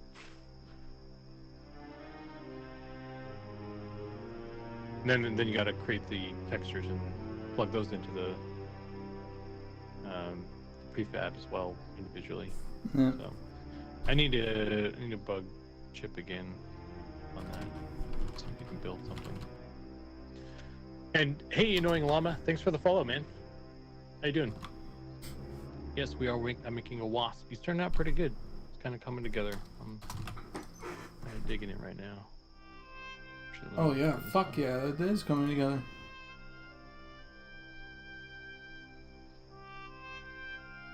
Slowly but surely. Before you start digging into all the bevels on the actual like wasp, what's it called, like the abdomen, can you zoom into the thorax really quick? Let me turn the wings up. I did already start doing some of the beveling. Yeah. Right here. Yeah. Do you think? Now this is me thinking out loud. Do you think that beveling should be a slight bit thicker because the wasps are going to be so small, or what are you thinking? Well, I think it depends on I'm sure there's going to be really big ones too. Like I mean, I don't know what the final size is, but this one's already pretty big. I could thicken it up, see how it looks, I guess. The only reason that I say that is because if you make that recession into the shadow a bit more gradient-ish or gradientized, I guess, if that would sell like the wrapping of the form like into it instead of like a hard panel, and if it takes a little bit more space, then it even feels more round, and then it kind of wraps. Well, I was kind of I was kind of doing it as kind of a hard panel rather than like a because like that's why I highlighted the edge here. Like it's Yeah, like yeah. a flat, and then a plane change. If like if I wanted to have it be more gradient, then I could do it that way. But The only reason that I'm saying this is because if you test it out with this one just to see, or like before applying it to the whole thing and going, ah man, that's all. Essentially, just testing it in this one little section of the texture. you could just see how it goes.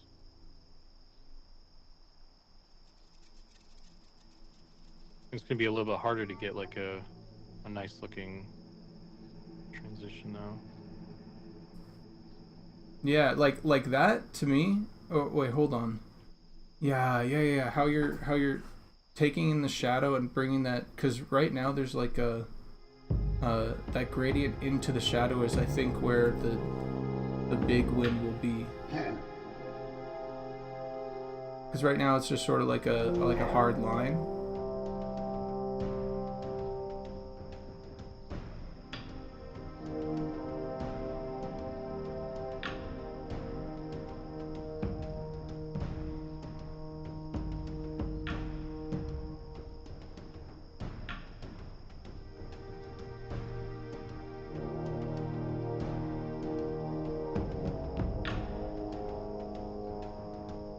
Yeah, and how do you feel about that? Is it?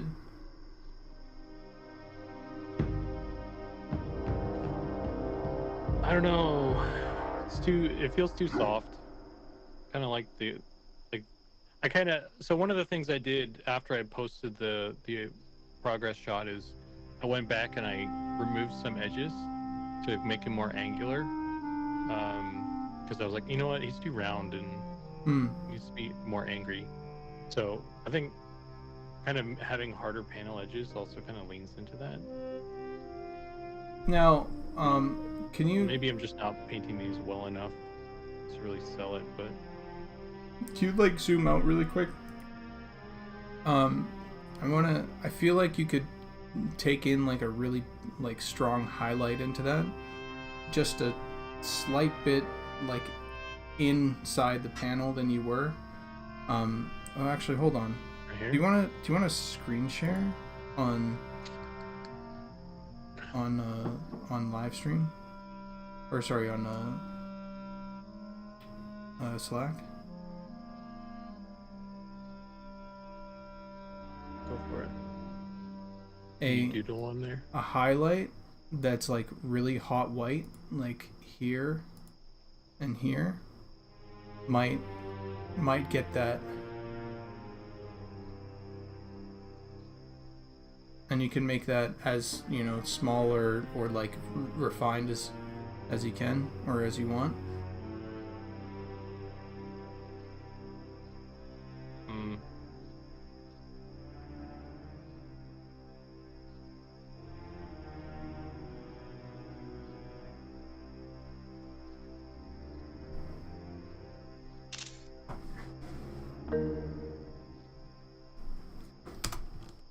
No. I think if it's like if you're just kind of feeling like these guys or the highlight or something is too thin or the bevel is too thin or something, I think you're kind of onto something with like the highlight being too thin. I could see that. I could thicken that up and adding it a little bit more or something and creating more volume there. Maybe. Kind of playing with the edge or the line thickness or something. But oh, it's probably.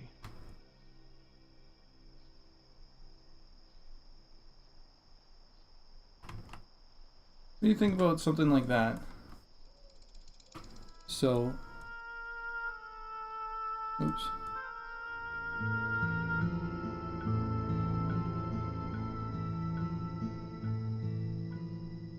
That looks pretty good.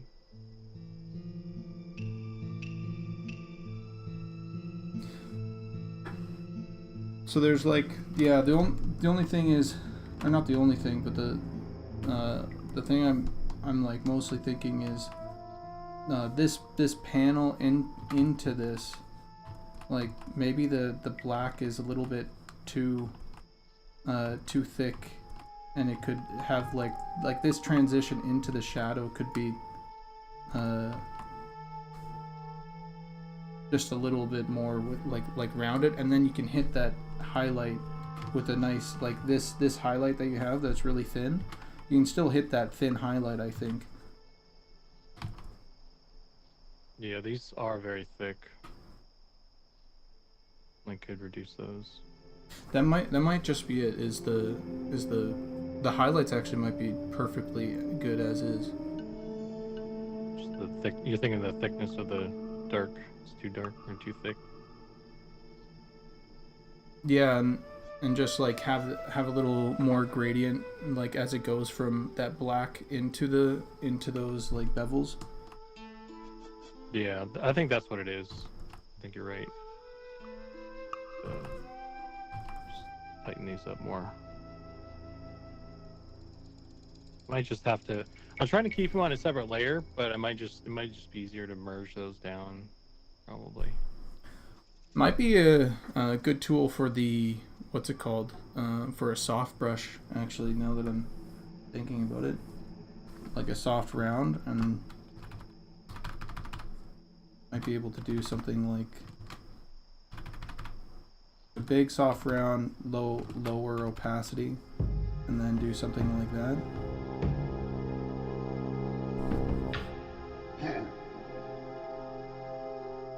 Yeah.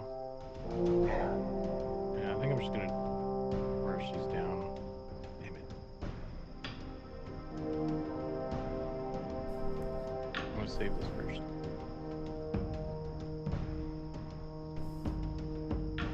Save as. We'll save another version.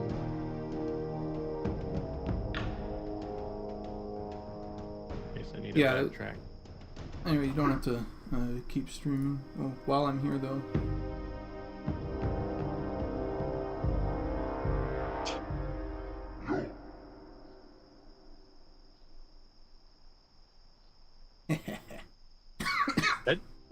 That didn't show up on stream, I don't think, though. Oh no! It's yeah, I guess it wouldn't. I'm streaming with window capture, and I guess that's the display. Oh yeah.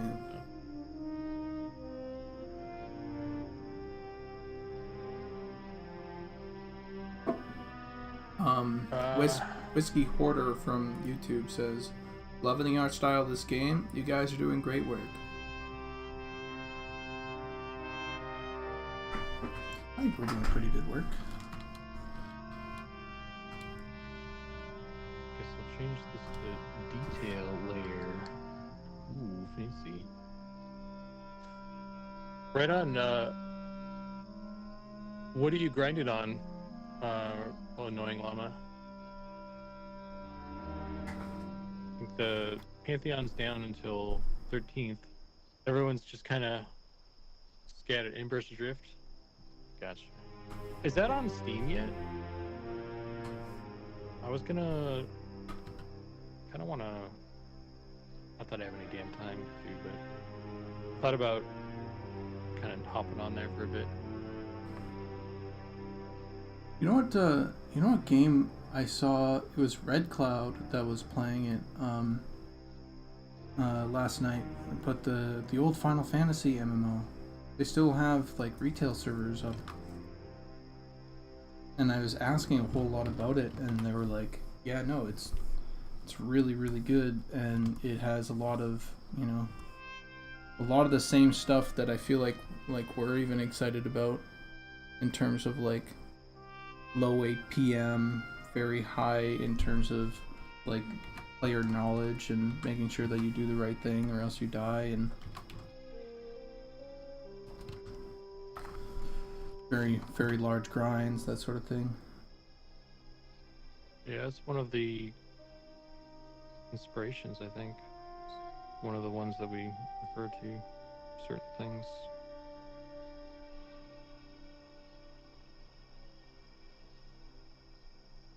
All right, here's a question. This chain vest or chain tunic that goes under the metal section, should that be a shirt? Or should that be on the torso? The chain under the plate portion? Yeah. Or the scale or whatever. Well, you already have like this other bit on it. This cloth bit. Right? So isn't that the shirt? I think which cloth bit? The so you have the Oh, here, one second. Maybe I'll stream and you can draw on it so I can see. Hey Baloo, we're in Slack if you want to come and join us and chat, bro. You can tell jokes. Give us your best joke, a Canada joke. So you have oh crap. You have this bit, right? Yeah. But then you have this down here, which indicates that you already have a shirt designated for this piece. Yeah. And so I think making this the chest piece and then having this be its own thing is probably better. But I guess is the question like, should you combine this onto the shirt and then have this be the combo? Or the shirt? That's sort of what I'm. Should I? Because then we get some cool layers or whatever. And maybe I can paint in like this interaction, right? This interaction here. A little bit more intentionally, but at the same time, I don't know. I don't know what I want. I kind of feel like I'm leaning towards this option, because then you can paint the interaction between these guys, which I think will get more play, and then you can still get this if you just mask out Yeah. this chain. Yeah. So this will be probably 3 lerps then, because it'll be this metal right here. Then it will be the chain, which is this, and then it will be a 3rd trim chain that's gonna connect these, and we could probably make that like whatever we want, similar or different, maybe some cool gold or whatever. And if we wanted to, we could also put this centerpiece as like this to get some cool stuff out of it. But yeah, that works for me. Yeah, that's probably how I would do it. And then this piece, this cloak or whatever, this robe, like anybody could probably wear that. Then it doesn't become like a chain robe. Yeah, I kind of like the idea of keeping shirts like as low armor class as we can, because then we get more use out of them. Because I really do not want to see like certain people with like chain or plate shirts, because I think that'll throw stuff weirdly, you know what I mean? So like the more shirts we have that are like cloth or even leather, the more range I feel like we're getting with them. So having some at one point we did see chain shirt with chain like tunic or whatever, or like chest, and that looked pretty cool, having those like that. It was like 2 different like chain like overlapping. It was pretty cool. Yeah, what stuff were you wearing in the test? That looked kind of cool actually. It was there was like a ruby chain tunic or something. That was the shirt, and then you had like the one of the regular chain, Night Harbor chain or something. Ghastly, I know you know this, but shirts don't have stats.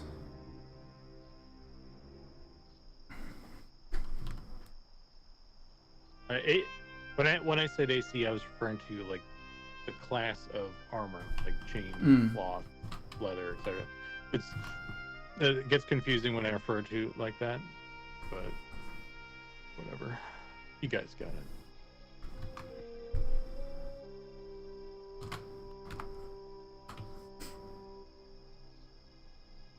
All right, now what will the belt be for this?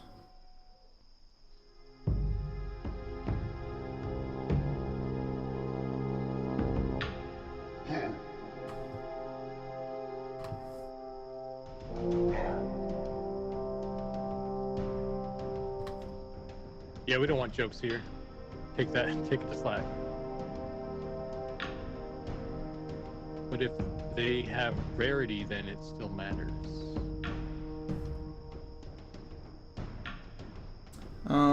Yeah, as a status thing, for sure. But, no one's gonna, like, uninvite you from a group for wearing a specific shirt. Unless it's like a all goblin suck shirt, then we're kicking you. I mean, I would uninvite them if it's a wizard wearing chain shirt. Who do you think you are? Battle wizard? Get out of here.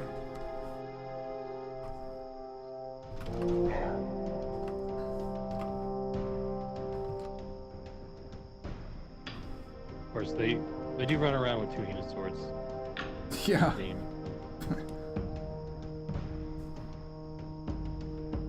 Which I have mixed feelings about. I don't have mixed feelings at all. I don't like it. I don't like it. We're making all these cool fucking weapons for wizard and spellcasters.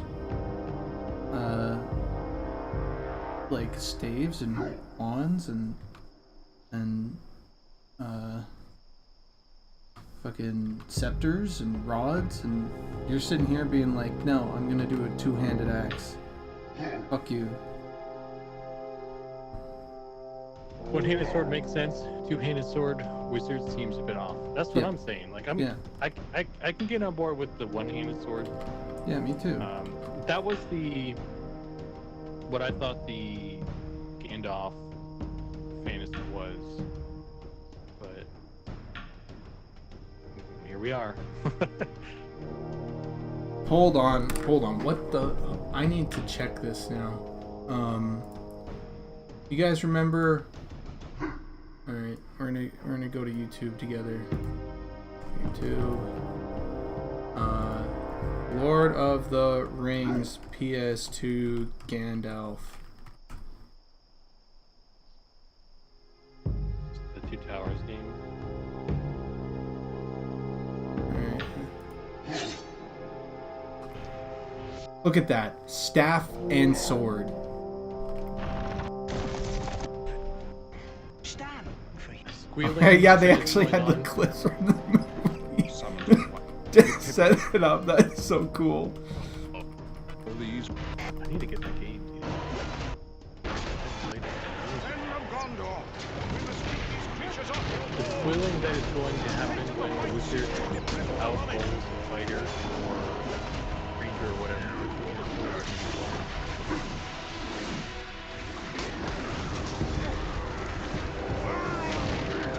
Baldur's Gate, Dark Alliance is better.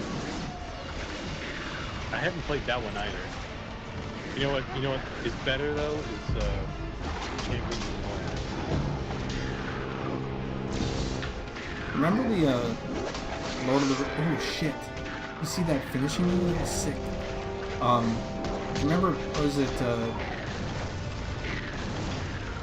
it Lord of the Rings Conquest or something? It was like a fucking MOBA. It's like a third person, like, it was like a, what's it called? Star Wars Battlefront. But Lord of the Rings.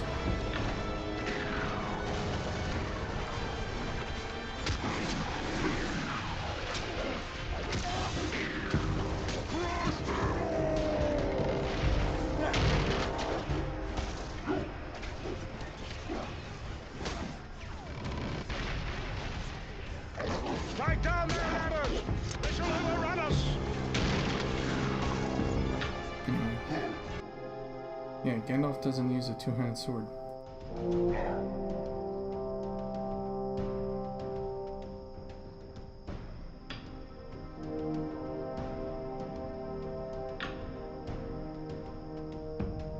Hey, how do you feel about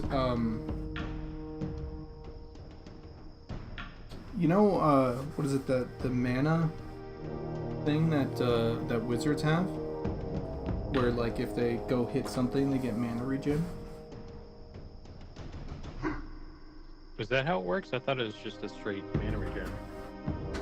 I think recently they added that, or at least I heard someone on stream talk about that. I'll have to look into that. Because the reason I'm asking how you feel about it is because part of me goes, I feel like that would be something a spell sword would also really like to have. Maybe it's less because they're going to be more melee focused and everything, but In Vanguard, the cleric had a spell like that. It was like a melee attack where you would deal damage and then you would regen like a chunk of mana, per hit, or yeah, per hit. And I thought it was weird because I was like coming from EverQuest. I'm just used to the cleric just sitting on his ass the whole time. But I mean, I don't know. It's a thing. isn't Spellblade a mix of a wizard and fighter, though? Isn't he Yeah. a lich?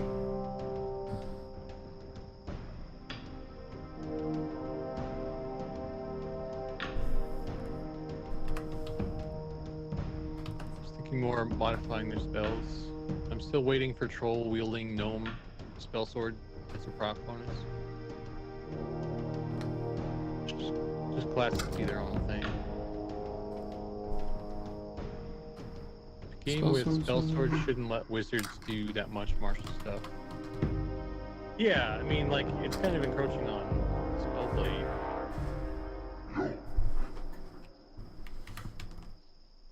Also, I need a AFK moment here. Just thinking with buddy here. Alright. Yeah, I'm not sure how I feel about it, just because I'm like, well, if they're a hybrid class, then wouldn't you want a little bit of that of each? Because that's kind of how I feel about it, them being a hybrid class. But having their own thing, you know, like, I feel like they do have their own thing, which is like they enchant their weapons with like different things. Isn't that the case? You enchant your sword with fire or whatever?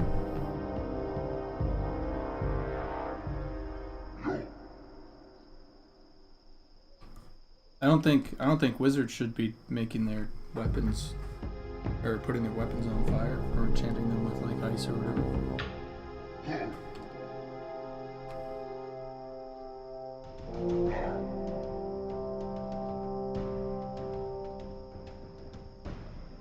Okay, so that's good. Now,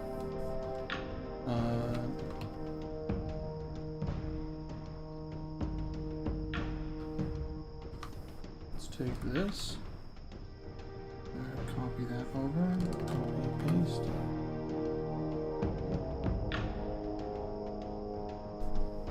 Nice.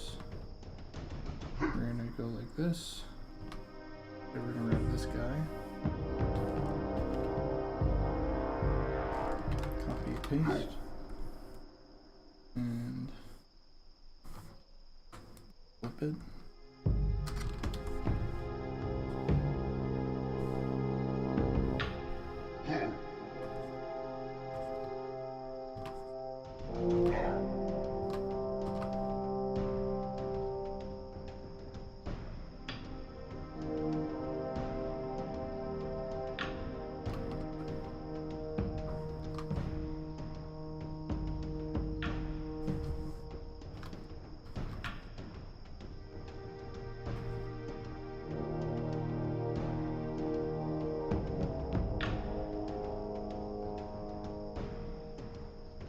Alright, I'm back. Welcome back.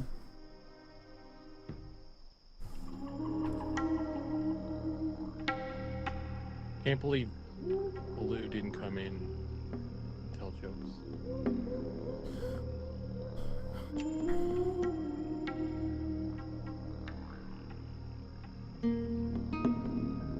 They aren't wizards. I'm already not a huge fan of wizards and clerics, etc. Getting mind buffing these nuts.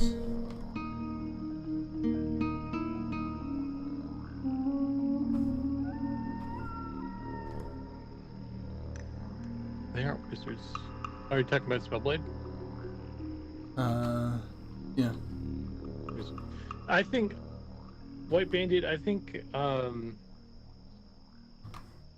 they need some. Wizards need some reason, some way to like be to kind of stay in the fight. I feel like though, like I kind of agree with you about the mind buff thing because as an enchanter, it's like, hey, that's my job, you know. But at the same time, I feel like they need something though. I don't know Wizards? if there's yeah, well they need a way to maintain relevance in a group. Like cuz the problem is like historically they you know in EverQuest anyway, you know, you'd have a wizard just kind of sitting down like 75% of the time because they can only attack, they only have enough mana to like blow out their wad like all at once and then they're out of mana for like 2 minutes or something, or they stand up and then they finish off the mob when it's like running away or something and it's low health, and then they sit back down and they just kind of they're the finisher. That's kind of cool. Mind you, I've never played that, so I don't know what, like, how it feels or whatever. But are there any wizard mains that are like, no, I love that? I think if they could do it like from a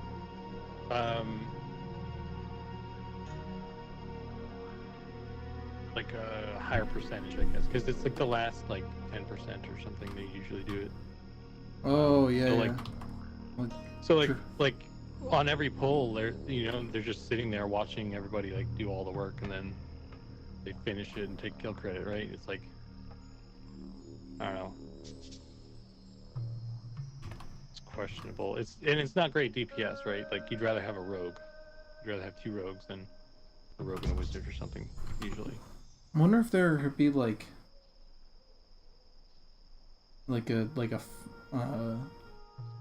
a fire dot or something that you put at the beginning. I mean, this is brainstorming at this point. But like a fire dot you put at the beginning, and the longer that it burns, the more like damage you'll be getting when you cash out, and so you're like waiting for like 30% or something to go fucking bam and just destroy them, nuke them or whatever.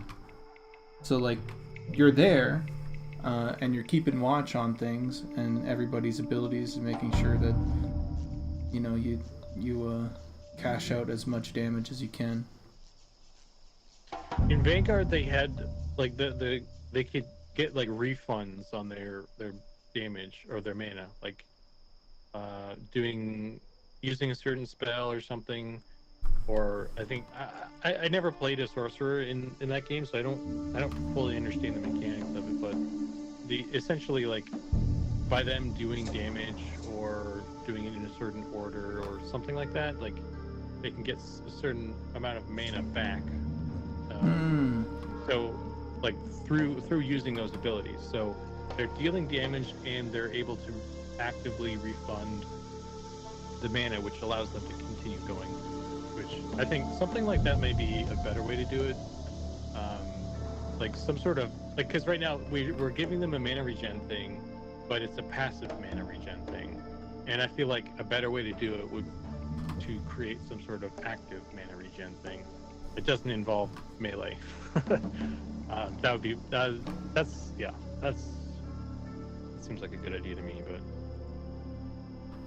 I don't mind the melee thing, especially if their damage is fucking trash or like halved or whatever. When maybe there's like a mana regen like stance or whatever that you put on that means that like your damage is super but you're doing something and then you get mana back, so you're like, or it only like happen maybe so you're not like standing there like a fucking goof, you know, for way too long. Like you like go tap them for a little bit more mana regen, then go back to sitting where you were. Something that's just like a little engaging, because that's been the identity for Eminem's Wizard for a while, is that people wanted something melee to go in with Wizard, and I mean I haven't played that much Wizard, so I don't know like how it feels. That's just what I remember a lot of people talking about on the team.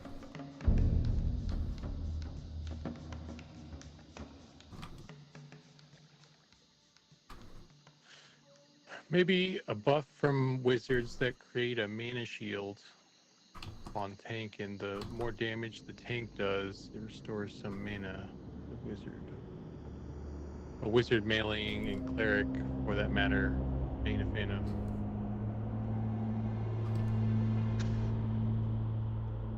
White Bandit, are you like kind of a staunch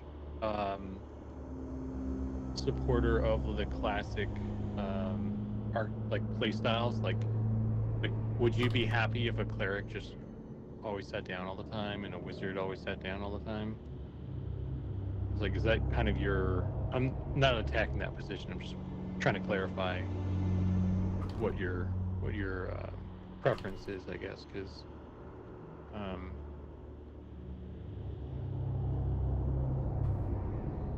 just curious, because I feel like we're trying to like recapture a lot of that, but also like find new ways to keep engagement in a certain level. Like that's, I feel like that's part of the reason why wizard and cleric can do those things.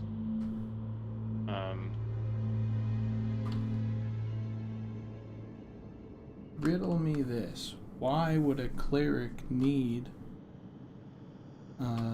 plate armor?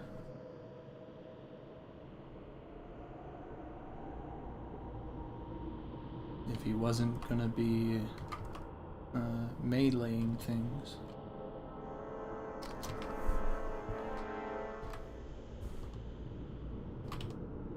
Fashion Quest? Yeah. Because it's fucking cool. Yeah. That's always the answer. I mean, it's not completely make or break for me, but I like having absolutely unique play styles for all classes. I agree with you. Like I feel like I would like I'm on that boat too with you.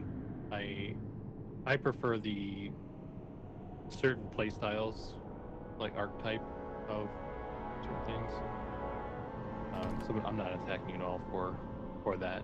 Just I do like the idea, and I mean maybe I just like the idea because I don't want to like I'm coming from the perspective of someone who has almost exclusively played like WoW and then saw it progressively become a fucking keyboard warrior game where like your APM and like keeping your fingers busy meant something, or not meant something, but it was like more the direction, and it was fucking mind numbing and pissed me off. And so the opposite of that, which is that every once in a while I keep an eye on the mobs, and then, you know, I'm drinking my soda and I go, oh shit, and I have to go bah, and like cast my one spell that nukes the fuck out of an enemy, and I feel like a wizard that's fireballing this asshole. Like I feel like that's cool.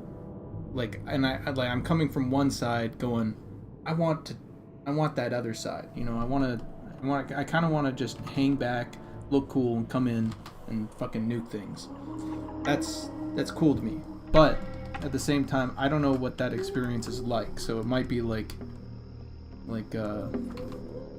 grass is greener sort of thing. Yeah, I'm kind of curious how it actually pans out in the long run, because like a lot of the play that we've done has been on the lower end, and basically everyone is a warrior at level, you know, between level 1 and level 10, you know, more or less.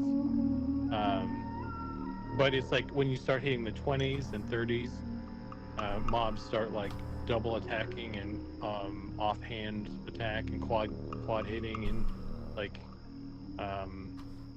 you start needing like haste and slows and stuff to really compete, and AC like and shit like that, is like you'll get just fucking destroyed if you're anything but plate.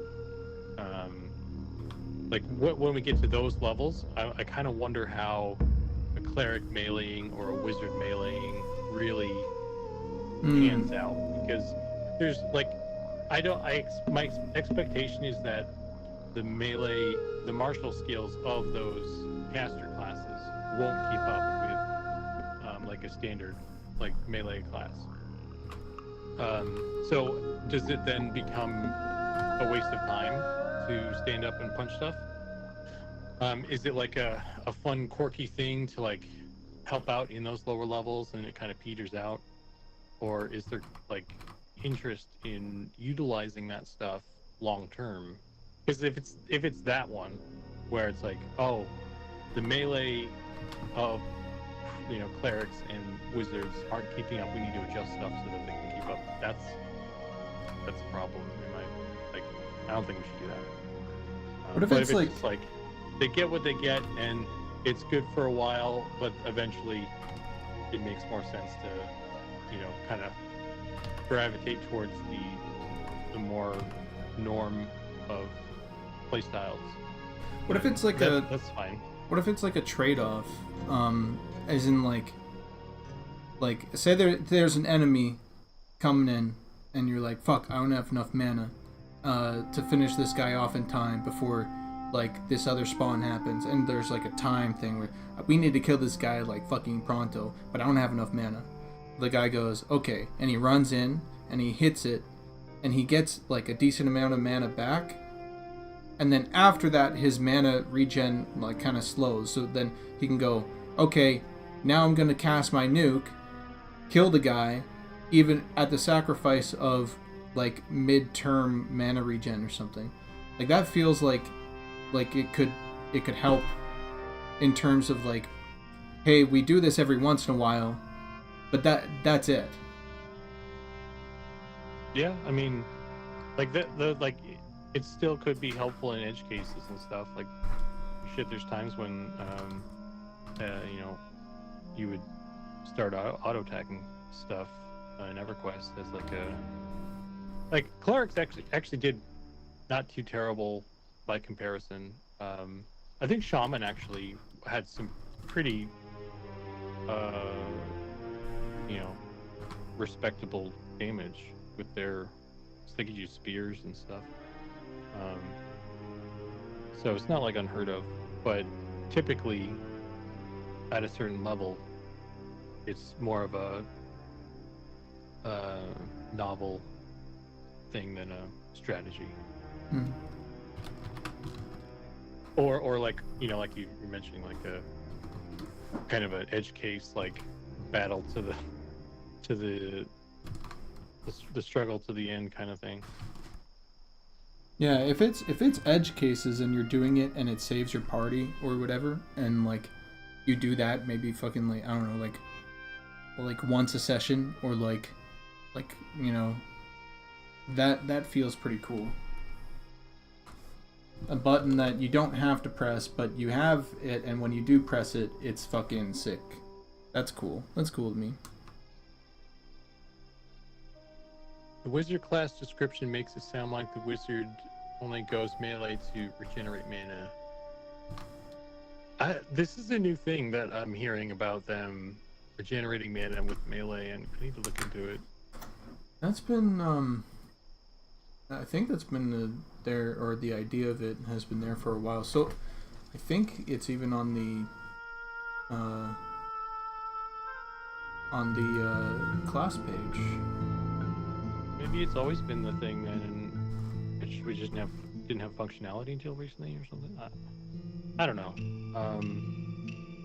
I could see. I mean, I could see that kind of working in a way as well. Like, if it's like for mana regen purposes, that's not something you're gonna really want to do when you're soloing, because without a tank, you're gonna get hit, and you don't want that.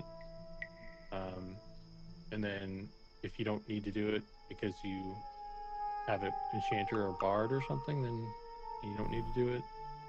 So, I mean, maybe it'll. I don't know. We'll see. Well, we'll let it ride. Let the process. Yeah. Here it is, actually. Wizards excel at bringing battles to a swift end from afar with correctly chosen and deliberately timed spells. Should they become too depleted to use their spells, they are able to enter melee, delivering at magically enhanced blows that reinvigorate themselves.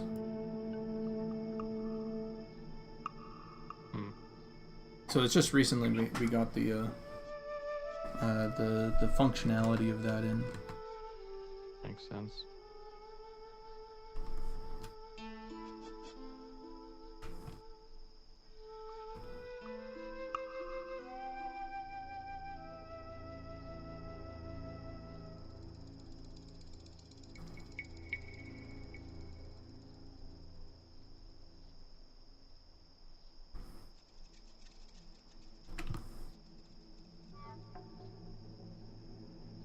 Maybe just give a wizard a menace Eve.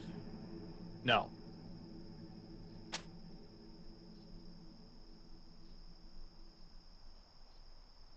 Menace Eve, no.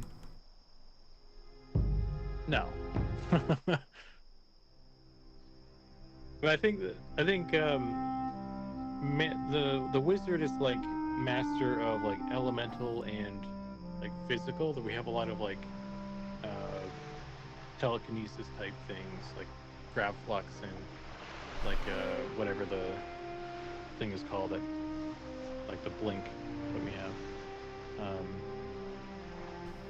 So I think like delving into like mana of enemies or that sort of thing feels like outside their shtick to me. Yeah, they feel more like straightforward. I'm gonna hurt you magic, with like slight like utility in terms of like nothing like too like intricately woven into like manipulation. Manipulation and like doing some of that other cool stuff like feels very enchanter. We don't, and I feel like with a wizard, we want to throw fireballs and fucking nuke someone, not torture their mind or take control of their mind or something. That's my intuition on it, at least. Yeah.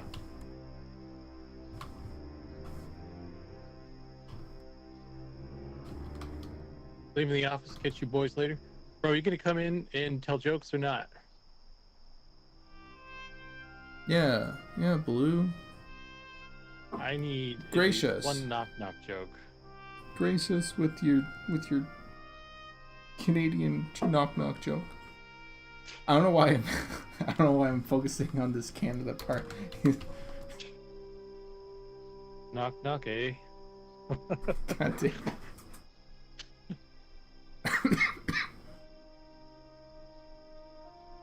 Okay, so actually, hold on. Never mind. I don't want to bring this up. I was gonna say something. Forget it. Too controversial.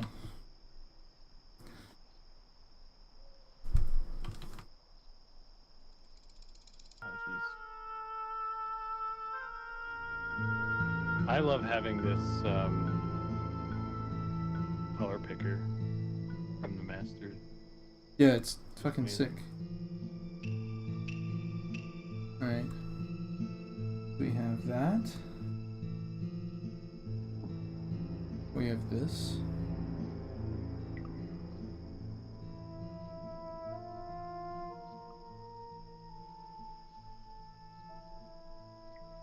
Maybe all they need to be a bit more active for every mob encounter would be a increased mana regen for the first 2 ticks.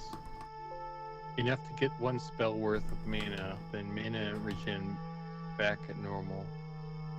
Have a cooldown or something, or some way to. What if they had like a stance or something that rooted them in place? Ooh, fuck.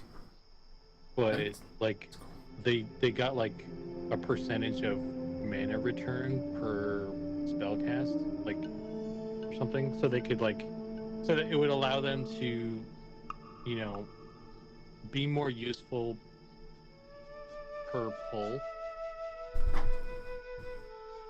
Stances, sad face. We already got stances, bro. They're in. Okay, so I what don't you... know. You could just as easily call it a short term, like a combat buff, like same difference, right? Well, if you have like a stance that like literally stops you from moving, but now I mean you're already standing still casting a spell. So I mean, I know that Well, but WoW. like if you're the Okay. reason for that though is because if you're like soloing, if you're like trying to kite something, Oh yeah, yeah, you'd stop to cast the spell, but then you'd start running again. yeah. That's true. So it's more group oriented, yeah. Yeah. In WoW, they and in other games, I'm sure. But Fire Mage had this rune that you placed on the ground, and that rune, when standing in it, increased your damage output. Oh. And it was like, so you cast your rune, you stand in your rune, and as you're casting whatever spell, when casted in that rune, is like fucking huge. You said that was Warhammer, the Fire Mage? No, that was Warcraft Fire Mage. World of Warcraft? World of Warcraft, yeah. Is that a normal retail thing? I don't remember That was in Legion. That was in Legion Oh. when they started to do that. I don't know if it was before Legion or not, but I remember that was the rotation that I had to learn when doing my mana dumps. Hmm.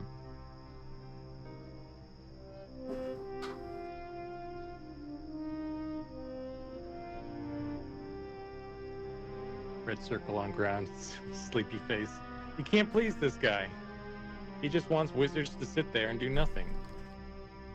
What's your can you tell us about your ideal wizard? What's your ideal wizard? They take long sits by the beach.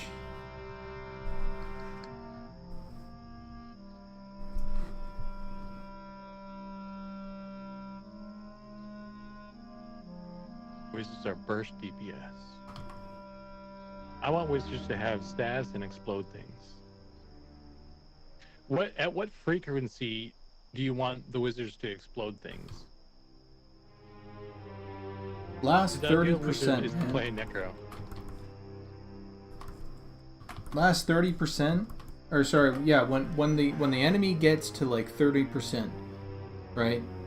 That's when you start casting your like 10 second, 20-second cast and fucking blow it up at like 25%.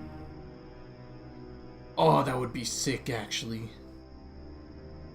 Can we get a 20-second execution. cast? Execution type abilities are pretty cool. I like those. Dude, a 20-second Think- fucking cast is sick. I don't know.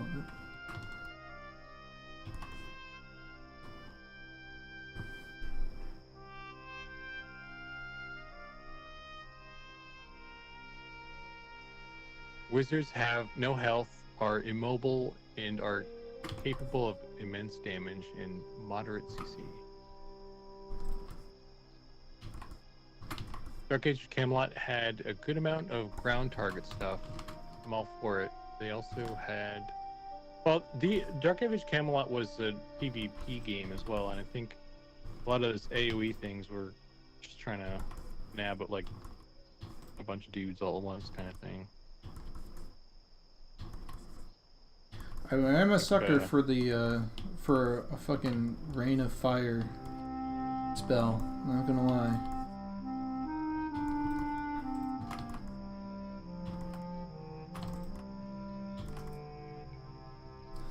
But I don't know the implications, so I'm gonna shut up on that because I don't. It's not a battle I am willing to even bring up. I don't want to get in the book. There's a book? Yeah, there's the dwarf Book of Grudges. Oh. Put that in the book.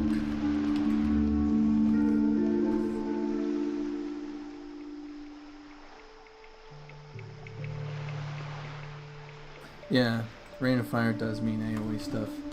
But damn, is that spell fucking...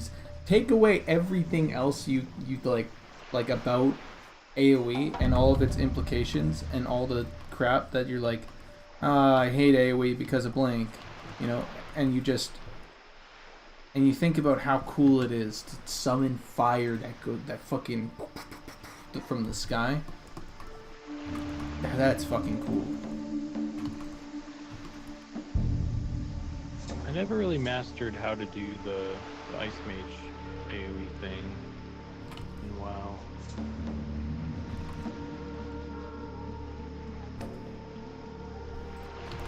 I'd buy that for $1.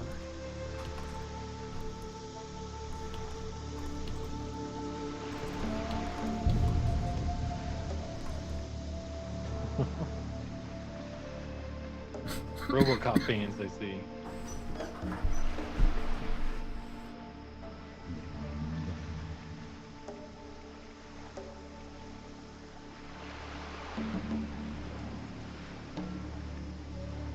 Okay, so, but actually, guys, I want to return to this because I think it's cool as fuck. But am I crazy on thinking like a 12, or like a 20 fucking second cast is like the coolest thing ever?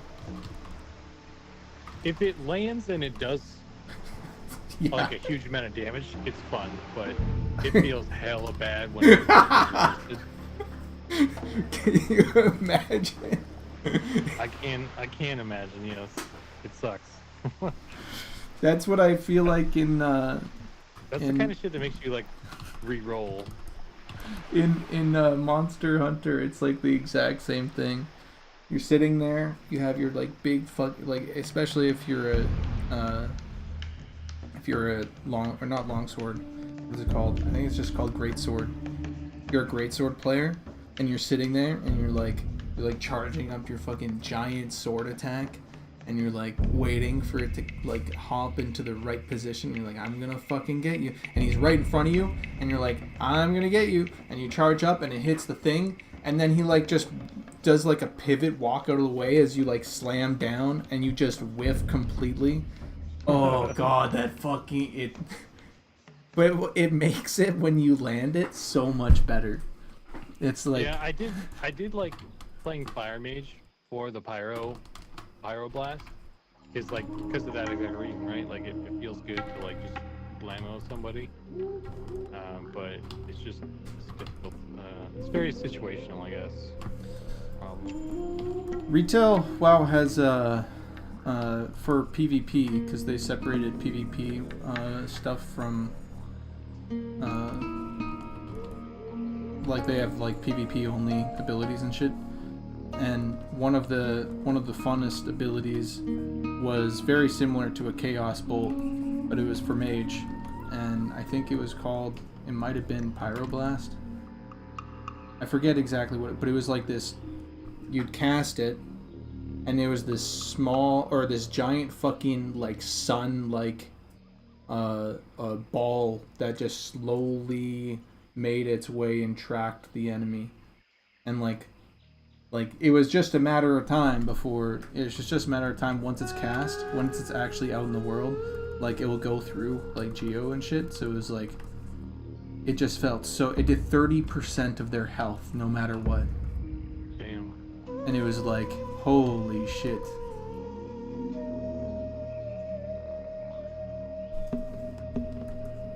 %30 of their max health, not their current health. So like you have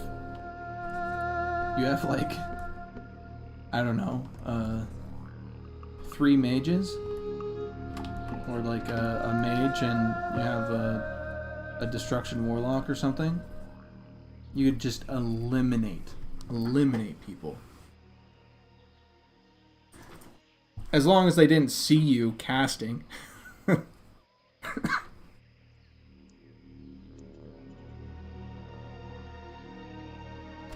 Yeah, in retail, 30% feels like pretty fucking hefty.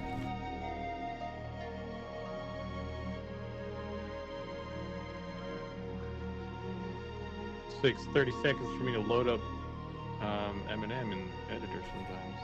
You know that feel.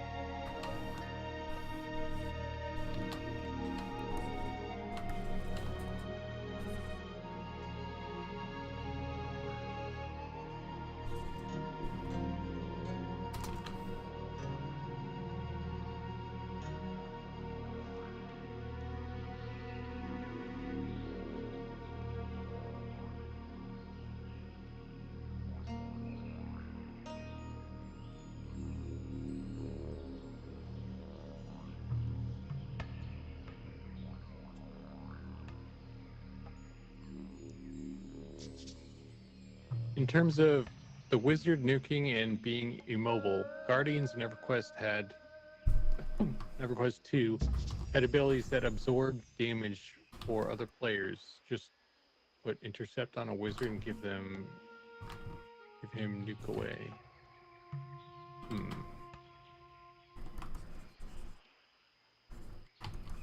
I think for these 20-30 second long casts, you should be able to target an area on the map, so people can't just walk away from you, and then they can dodge if you are paying attention.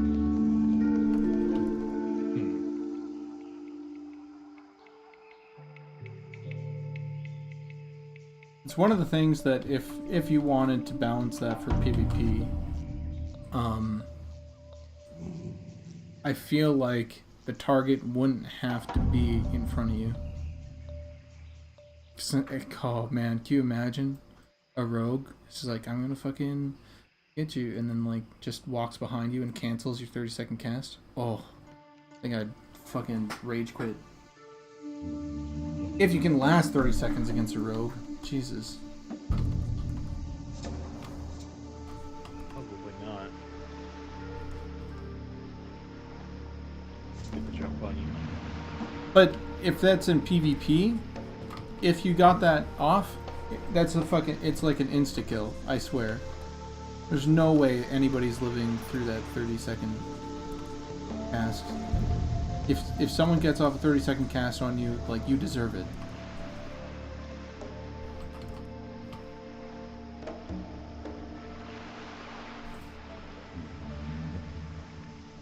No, we're not.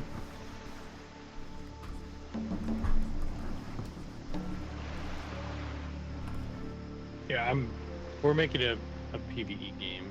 Yeah. Yeah, any PvP is... PvP will just fucking land where it lands. And Yeah. people will find out that, you know, mages or wizards or whatever just suck.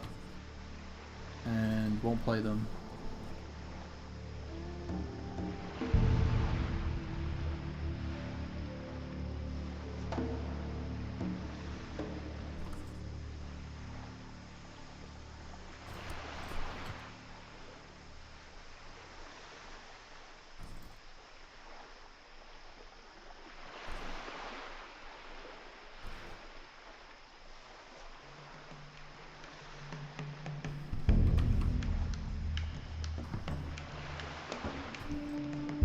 That's the best part. Wizards need support or they are dead meat. I think, yeah, so that makes sense. I think they're glass cannons, right? They do a lot of damage. They can't take a lot of damage. I think really what it comes down to, though, kind of what this conversation really started off as is like discussing their cadence as to how often they're able to contribute to the fight. Because like the traditional one, the traditional EverQuest wizard is like a lot of sitting around and that sort of thing. So varying opinions, it seems like.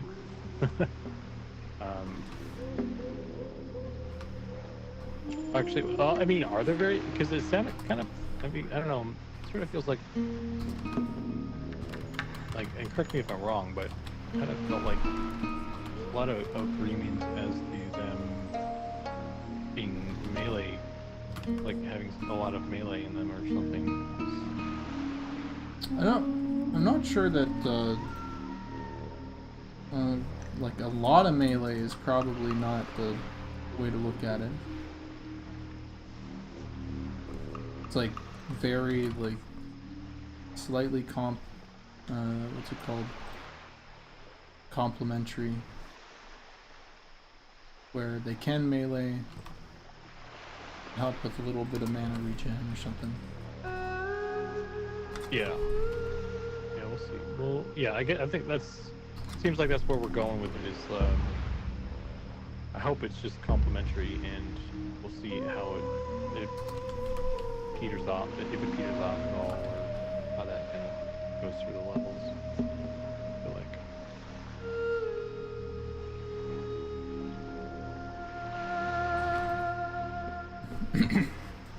like. At what sort of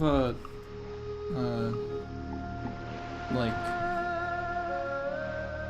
here's a question, actually. So we're talking about offhand. So you have your staff, and you have your sword, and you're offhand, and you go in and you whack them, and you get some mana back, and then you step back again, so you can fucking just delete them with a spell. Do you think that that offhand could be substituted for like anything else? You know, like, I don't know what we plan on for, like, are wands essentially gonna be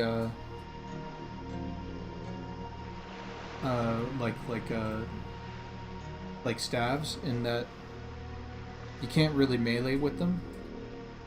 Melee is essentially like punching, or are we gonna have like a WoW wand thing where it's like a auto attack but from range, and then that steals their mana?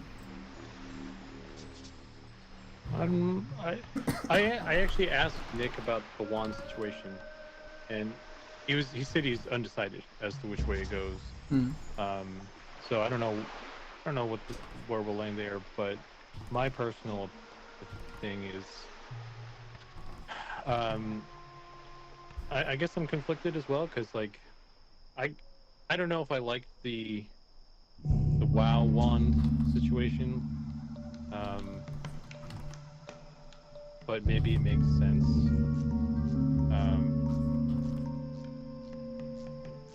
You know, but that kind of takes the place of a melee attack. Yeah. Too. Yeah.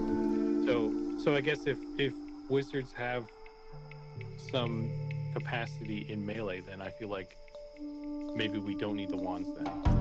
Maybe it's better to have the wands be more EQ1 style or something. Because then, like, the wands in EverQuest 1 were kind of interesting, I feel like, where it was just like an item that had a clicky on it, and so anybody could really use it and cast a spell. You would just click the wand and it would cast the spell that it's enchanted with or whatever, and they had limited amounts of, it had limited charges too. So you had to. Any class? Yeah, like there was a lot of warriors and stuff used them for pulling, I think. That's weird. Or like aggro dumping. You'd like when a dragon is being pulled in, they would just like spam the wand and do a bunch of damage and get some initial aggro or something. Hey Lich, here's a question. How do you feel? Okay, based off of that, this is gonna change things a little bit. This was the controversial thing that I was gonna bring up before. What's your stances on pets again? On classes with pets?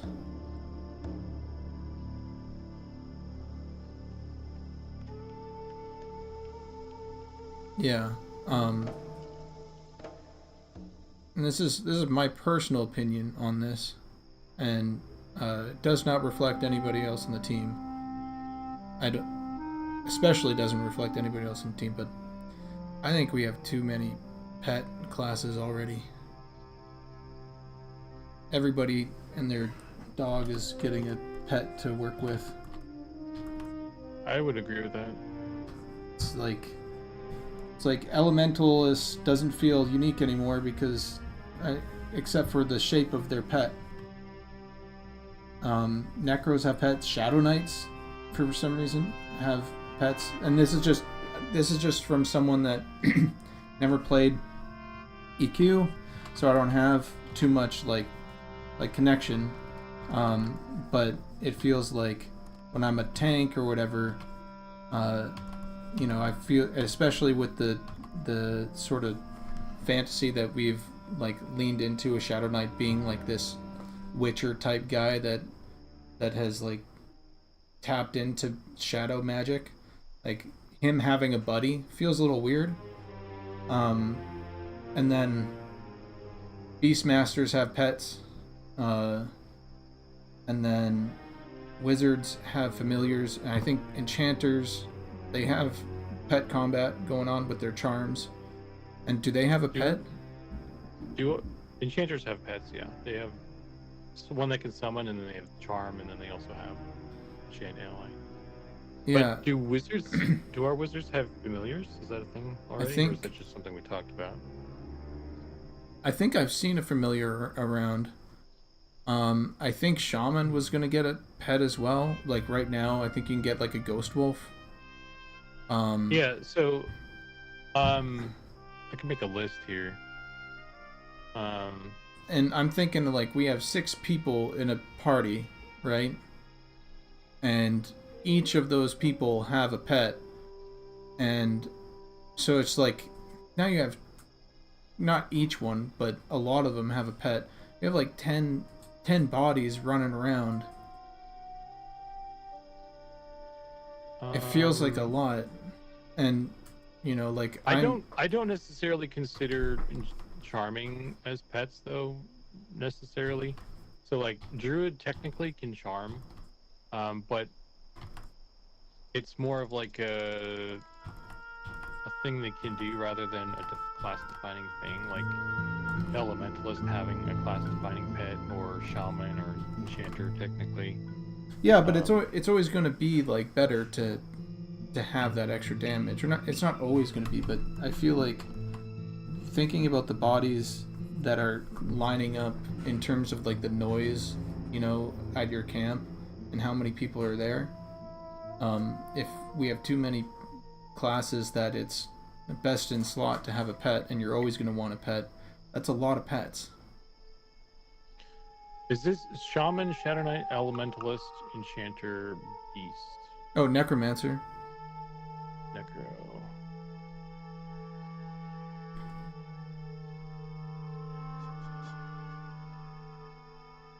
I mean, it is a lot, but I think it's perception of them as well, and what they're actually used for and stuff. Like Shadow Knight, that coming from EverQuest, they technically get a pet, but Shadow Knights didn't really use it. Like it was actually not helpful when you were tanking. or especially when you're pulling, you know, and they were so weak that it wasn't even worth the mana cost most of the time. So like it's almost more of like a flavor thing, or some weird edge cases, or farming low level shit or something. Just extra. They're like little extra damage over time dudes. So like the real pet classes, Necro, Elementalist, and Enchanter, I guess, if you really think about Charm is that one, which I guess I'd have to put Druid on there too for that. But Yeah, Druid, and then Beastmaster feels like everybody running around with a pet, they're sort of dependent on their little buddy. yeah, in our game, I guess they'd be on that list too. And then, is Ranger ever getting like a pet or a mini pet or something like that you tame? I don't know. I think Nick said no, but it felt like. I think yeah. I think Pattis wasn't a fan of it, if I remember right. I don't think. Yeah, I mean, kind of feel like that's what the Beastmaster is, the whole taming thing. I think Ranger being. I don't think Ranger needs it, personally, but Ranger like, having like a little companion, like a hawk or something, feels pretty cool. But I also like this list is a lot, and well, I mean, I still kind of maintain that it feels just like it's 4, like Shaman, Shadow Knight, Druid, technically yes, and the Shaman pet can be, at least historically in EverQuest, it was decent, but like that's not what you bring a Shaman for. It's not what you bring a Shadow Knight for. It's not what you bring a Druid for. But it is kind of expected of these classes to have a pet out. Yeah, if that's not what you're bringing it for, but it's still best in slot, as in like you better have it, then I'm not happy. Like that's never been the case. Like for these guys, these outliers. Like if a shaman showed up and you're like, "Where's your pet?" Like, like I didn't buy my pet. It's like, oh, okay, you know, like no one would even ask you where's your pet. Like a lot of the time, people would tell you to get rid of your pet because, like, with these classes that aren't considered main pet classes, those players don't maintain their pet well, and it breaks mezzes and it causes problems. So it's actually better that they don't have a pet out. That's why the Shadow Knight never has one out. Shaman, if they're in a group, like Shaman only use their pet for soloing. Shadow Knight only use their pet for soloing. Druid probably only use Charm for soloing. I would but like these other guys, like they use it in a group. Yeah, I would like a little poisonous frog for a shaman, and like an actual size frog, not like a big frog. That would be fucking cool. But for the most part, like you know how Warlock had eventually had something called Grimoire Sacrifice? You remember that? Yeah, that's it gives you a bubble for killing your pet. Well, it doesn't give you a bubble. It just well, actually, it might have. I don't know how it worked when it was first introduced, but it doesn't give you a bubble. It gives you like your pet's like class ability. And so if you were using Voidwalker, then I think it gave you a bubble. Oh, yeah. My only exposure to it is like Turtle WoW, and I think it only worked for the Voidwalker, and it gave you the bubble. Yeah, and so, but it also gave you, so you'd summon your demon or whatever, and then you'd sacrifice them, and you get all your stat, and you didn't have to fucking manage a pet. And so you could be your solo warlock edgy man that walks alone. And to me, for like Shadow Knight or for a lot of these guys, like it feels like if we had something like similar where it wasn't just optimum, especially for those that aren't like class pets or pet classes. I mean, like that would be cool. I don't see that being very useful on something like a necromancer. That's a pet class. We want them to be summoning skeletons and have a fucking, you know, like a little skeleton guy or multiple skeleton. I don't know. Can you do multiple skeletons, multiple pets? I don't know. No. I was thinking of I think the only game that I know that really dabbled in that was WoW with Death Knights and Demon Warlocks or Demonology Warlocks, where they were able to summon more than one pet. But yeah, if that's the case, then I'm a little bit less worried about it. But I just not a big fan of like the amount of clutter that might happen if everybody fucking brings their pet. Yeah, I'm not worried about it because in practice, based on EverQuest experience, it's not feasible, or it hasn't been in those cases. I think that breaking. If it always comes down to, are they maintaining the pet well, like pulling it off of things when it's attacking the wrong thing, or that sort of thing. People will tell you to get rid of it if you're not maintaining it. So it's fun for flavor. Like someone said up there that like the druid actually got like a summoned bear pet, like in the 60s or something, level 50 or level 60 or something. It was completely useless. It was like way lower level than you are, so you couldn't actually use it in combat. It would just die. It wouldn't do any damage. But it was fun.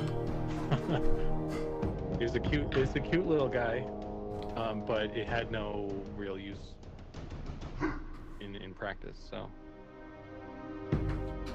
and that's generally been the case for a lot of those other classes too, like Shadow Knight. But it kind of situational as well. So I'm sure you could find a use for a Shadow Knight having a pet out, like certain weird pulls or something, or like if you pull a mob or a boss or something that has like a harm touch ability, then you could use the pet for that, which is good. It kind of eats that damage and then either dies or you pull him back or whatever. But yeah.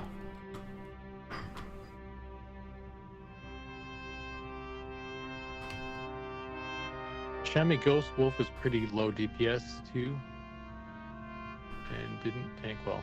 Really? So I'm not really sure. I guess that explains why Shaman didn't use it as much. I thought they were pretty okay actually, but maybe it's just they used them to tank while they like did root rotting or something.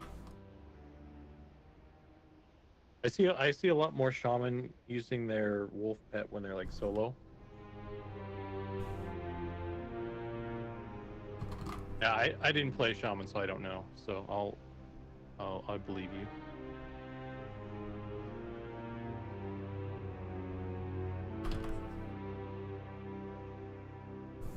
I think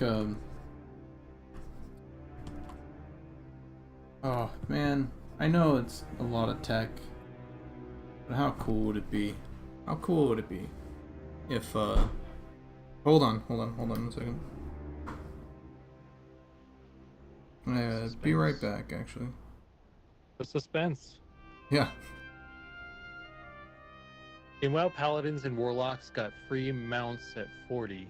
Femim does the free mount thing. I think it should be beastmasters that summon a bear mount or something. That hasn't come up. Because we're treating our mounts sort of differently. I don't know if we do any free mount stuff like that.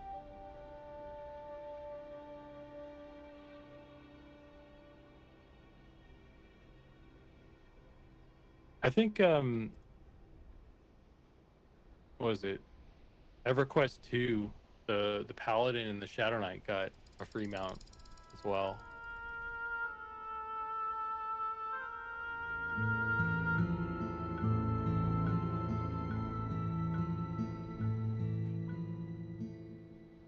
It was yeah, I think it was EQ2, but they weren't like they weren't actually fast. I don't think so. It wasn't like you weren't getting a full mount.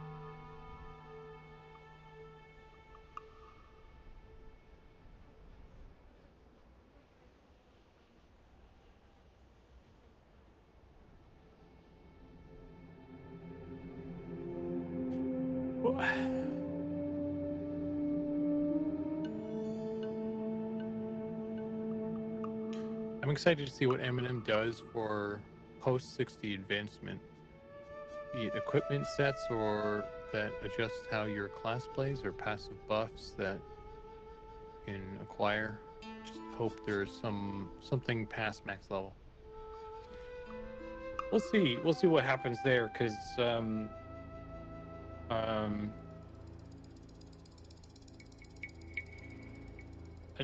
we've talked a lot about like wanting to encourage people to like make alts and stuff. So if we did do like stuff to do on your main character once you get max level and stuff, that detracts from that, I guess, in a way.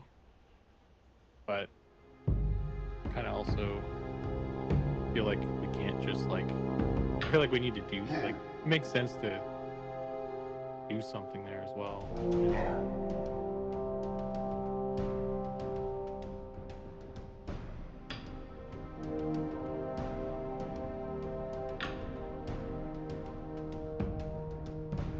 Oh, I'm gonna have alts out my ears no matter what.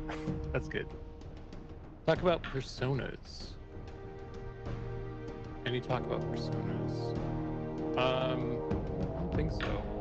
Not that I've heard.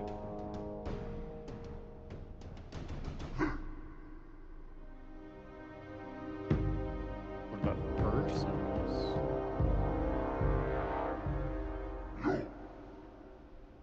Some of those. I hear Sean loves furries. No, he doesn't. Don't get me fired. Don't say anything. It's a joke. Everyone calm down.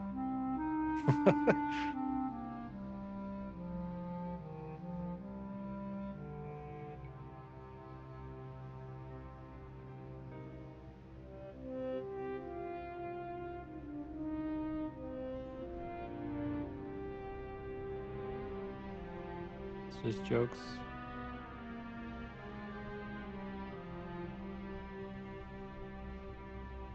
No furry race yet. Yeah, you know, I do want like a cat race or something, or a cat race, or an aviac, a playable aviac race. I think would be cool too.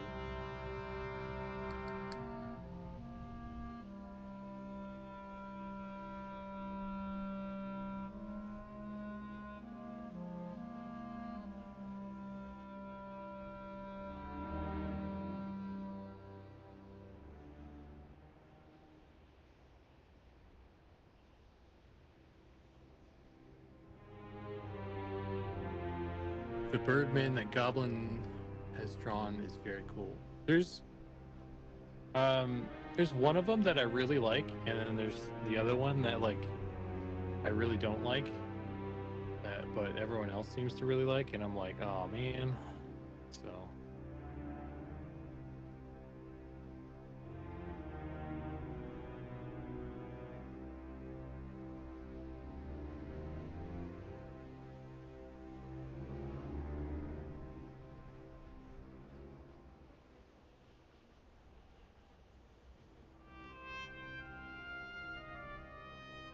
like you did the first, did have the first. How do you say that? Currens?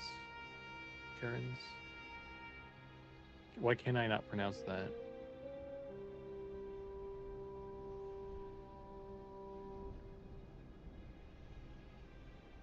Let me get rid of this.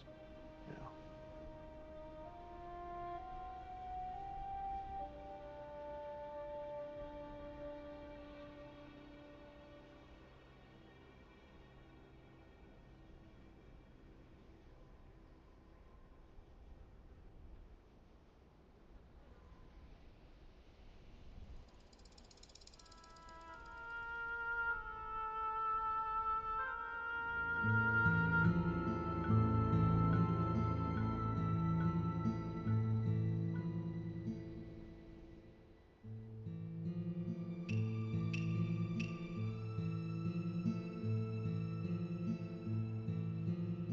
Karens.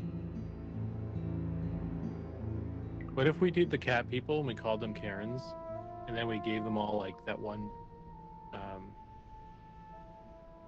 haircut, Karen haircut, with the bump on top?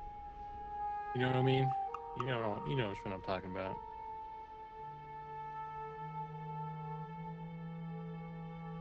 The catchphrase could be, "I want to speak to your manager."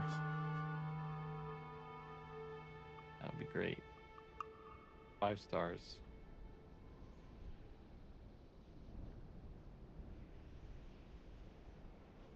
Waterfalls in the front, nice in the back.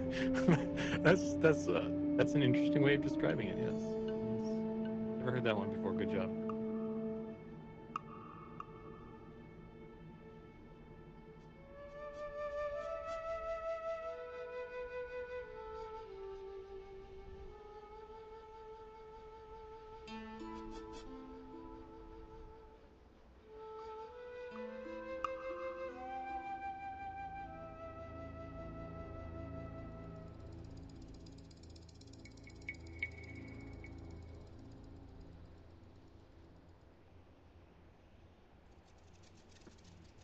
Welcome back. Welcome back.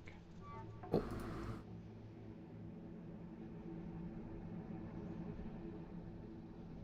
Is this your plan for the troll race?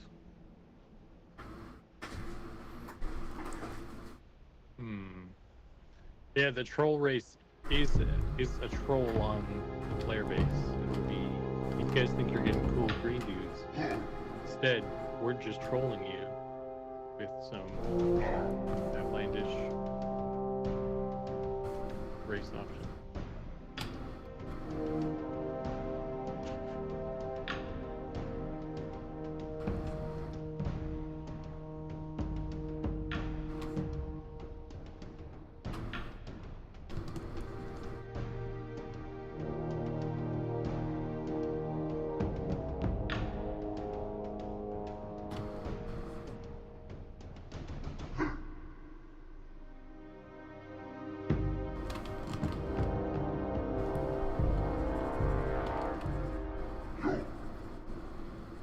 Okay. This design has been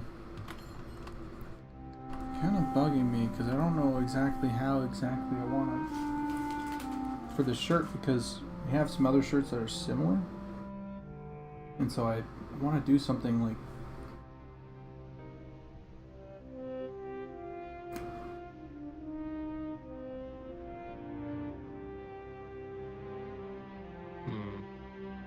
that fulfills like another like type, you know. Yeah.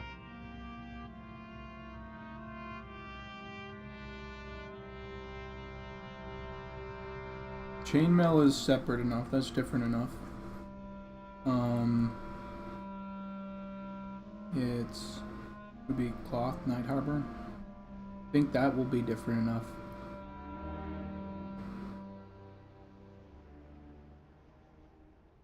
And then it was the leather Night Harbor.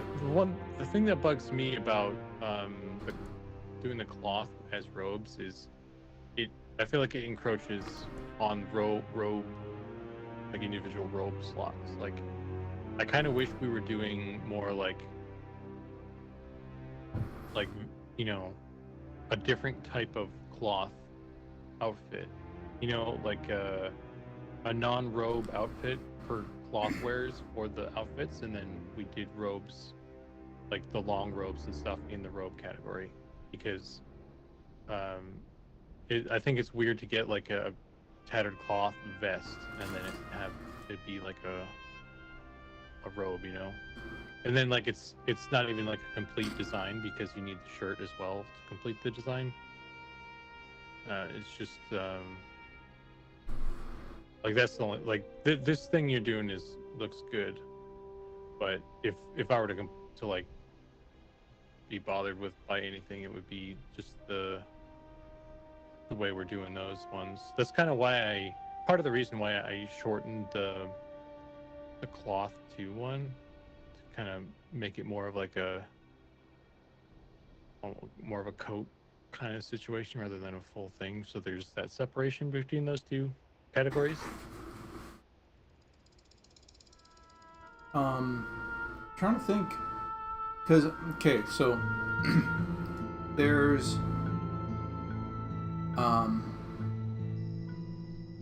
what I could do is raise this up, but it felt pretty cool and Night Harbory to do this. But like in terms of like design, part of me went, okay, like let's say we have like a list of here's our people.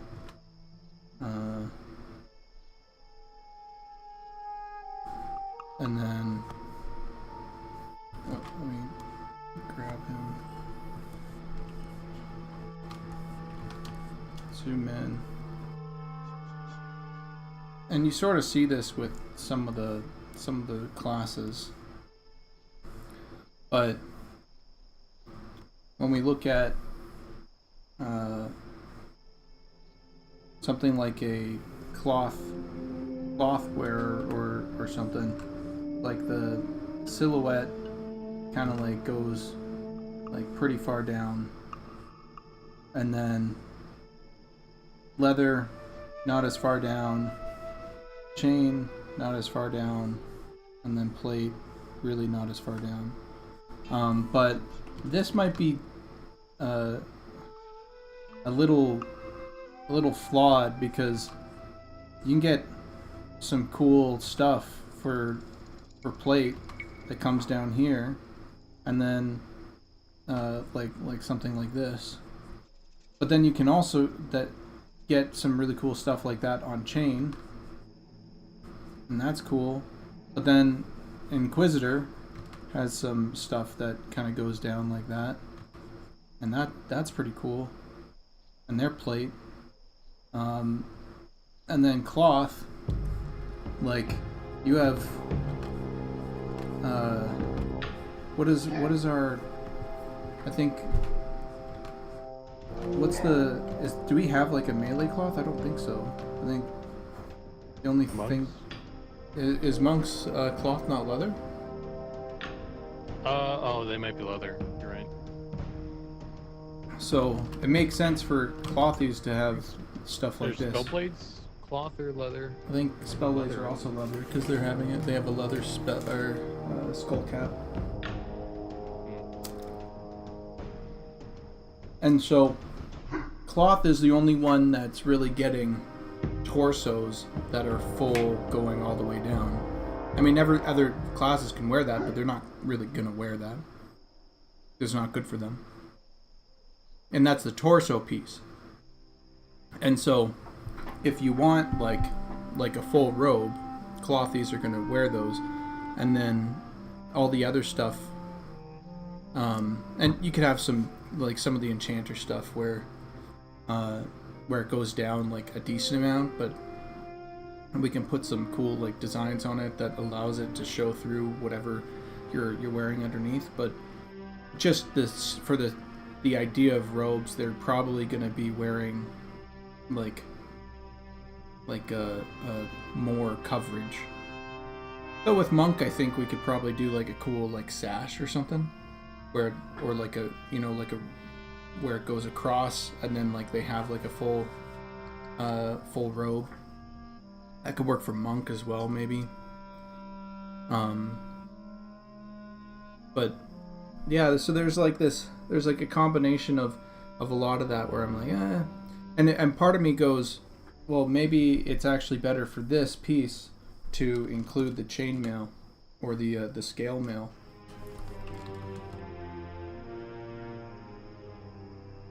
I think leaning more on the. I feel like that leaves the chest plate too barren though, because that's the one that actually has AC too. You know. Yeah.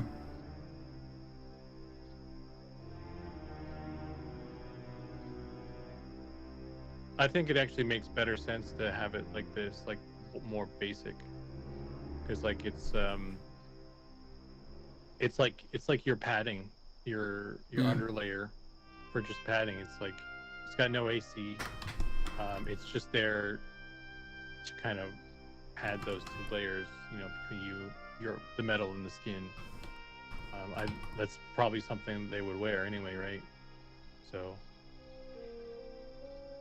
I think the more basic we have our shirts, the better, honestly. Like, I think it's having ones that have too much stuff on them, like in terms of like metal and thing. Like, if there's like decoration and stuff, and it's like a higher class undershirt, that makes sense. But like adding chain or a lot of leather bits or straps or something. I think there's room for that, but not to go too overboard. Yeah, it's not something we have to completely avoid. I just think like those should probably be more edge case or here and there kind of things. But generally speaking, I think we'd probably be doing ourselves a favor if we tried to lean more with the not too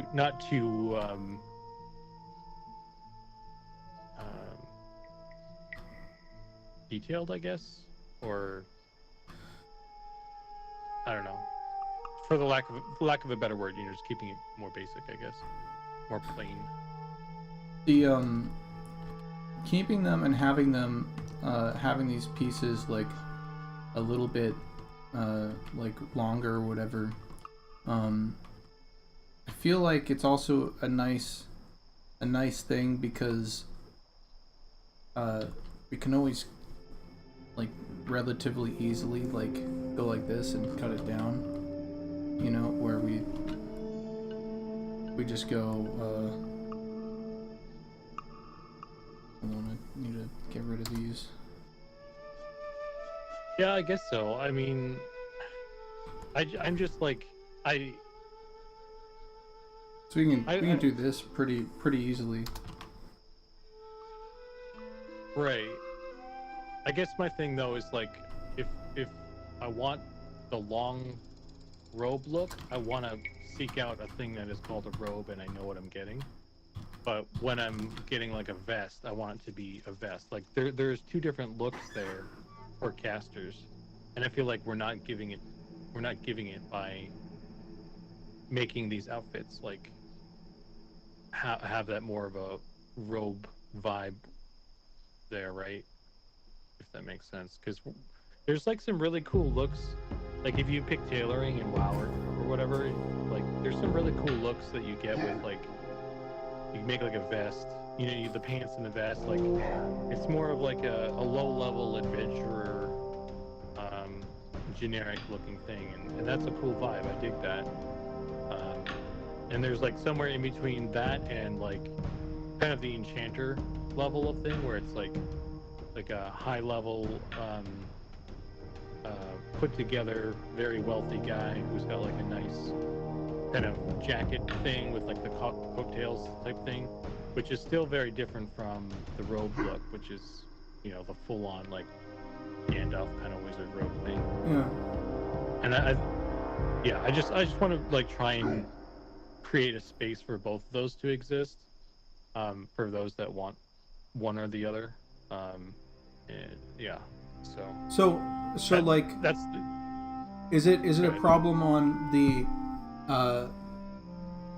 two different things? So, is it a problem of cloth wearers not having enough like options for like non robes, or them not hitting robes, or so that's two things, or is it a problem of other classes that are non cloth getting robe looks?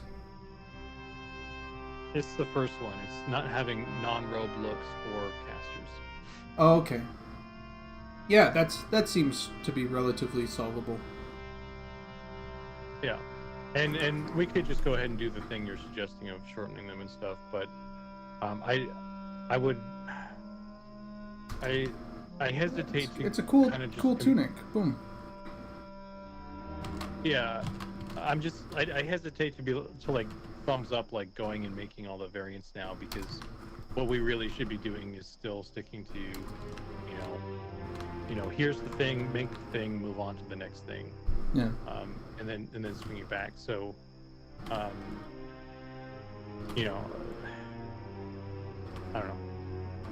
know. No, that makes sense to me. I like in terms of whenever should we do this? Like, yeah, I'd like to have it like planned for, and so I've done a little bit of that, like planning for it by putting like variations of what the lengths or whatever that I think should be in there. But it's not like, hey, we have to tackle these when we tackle these, or like it could be like a thing where, because then we can have it all sort of like on our mind in terms of like, okay, like if we tackled them all at the same time, where we go, okay, we have all these robes, now we're going to make short versions, and we can now compare these short versions with the other short versions that we're making, like all at the same time, and go, this makes sense, this doesn't make sense, what's like, is this too short, is this too long, that sort of thing. That makes sense to me, because I think we already have way too much. Yeah. Because it's also a lot better to do it when we have like things done and approved, and it's like, okay, this is good to go, and now all I need to do is just lengthen the thing, and it's like it's all calibrated for the lerps and everything, and masks, and just everything is good, and we can just like do those touch-ups and stuff. And check this out, I just made 2 different shirt types. How cool is that? It'd be kind of interesting though, now that I'm looking at that. Yeah. Like when we do this, when we go and we go, okay, we're gonna cut these up and make a shit ton of variants for these, it means that players are gonna have more choice because they're shirts, and they'll be able to go, and it's not gonna be like, maybe, and we can have lots of items that we can throw in there, and they're all going to be like these cool looks that people will like or dislike or whatever. And it means that like if I like a shirt, I can sort of know in my mind that like there might be like a robe version of this, and I'm going to seek that out because I really like the top part of this texture. And then like I just feel like that's going to enrich the game, because there's going to be all these cool things that they're going to be able, or that players are going to be able to like, search after, but also like get a hold of the system in their head and go, oh, I'm going to add that, or that would look really cool on my warrior, but a short version, and now I'm going to look for that short version.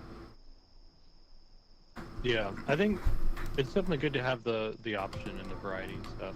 I tend to, my preference is leaning towards like the shorter stuff for like a lot of my characters, but like I do like the full robe feel for like casters and stuff.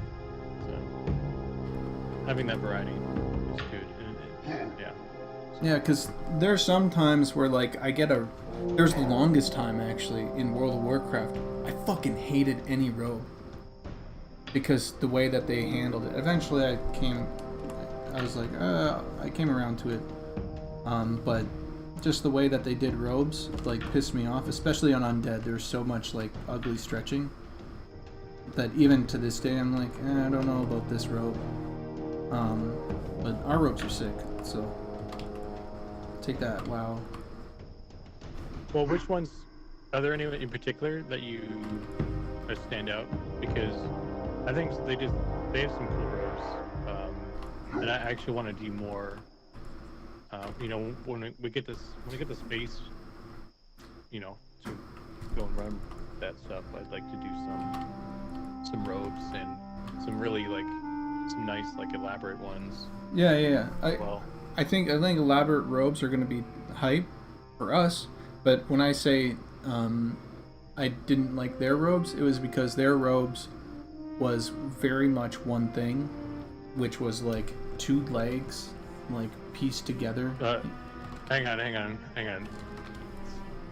Pirate voice is going. I can't hear both of you at once. Oh.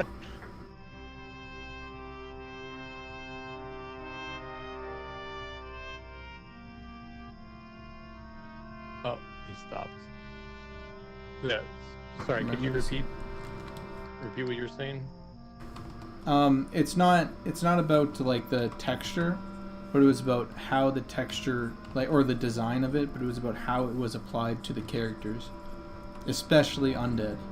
It didn't look, robes in general didn't look great on Undead. Interesting. Yeah, there was a lot of weird stretching, and because it was like one of those things where like the two verts, like at the inside of the foot, you know, were weighted in a way where like when they spread their legs to like do their cast animation, like those verts like pulled and stretched the middle of the entire robe like really, really far. And yeah, that's something that we... I hated that. Yeah, it's a tricky thing to...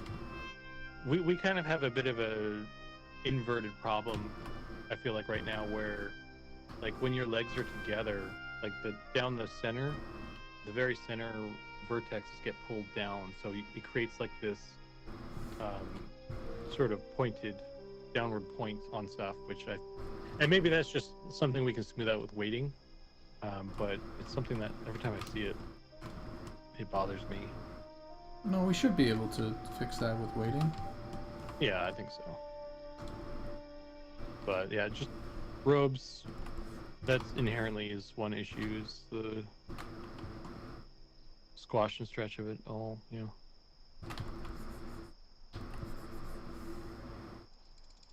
Chris did the pirate voice. I didn't hear most of it, so I'll read it back here. Any advice for getting yourself out of feeling down and not really enjoying things you once did? Life has been rough and I'm finding trouble with creating and motivation to keep going with practicing Blender or even playing video games. This may be too heavy. Remember to save. Well, buddy, I'm sorry you're feeling down. I definitely know that feel.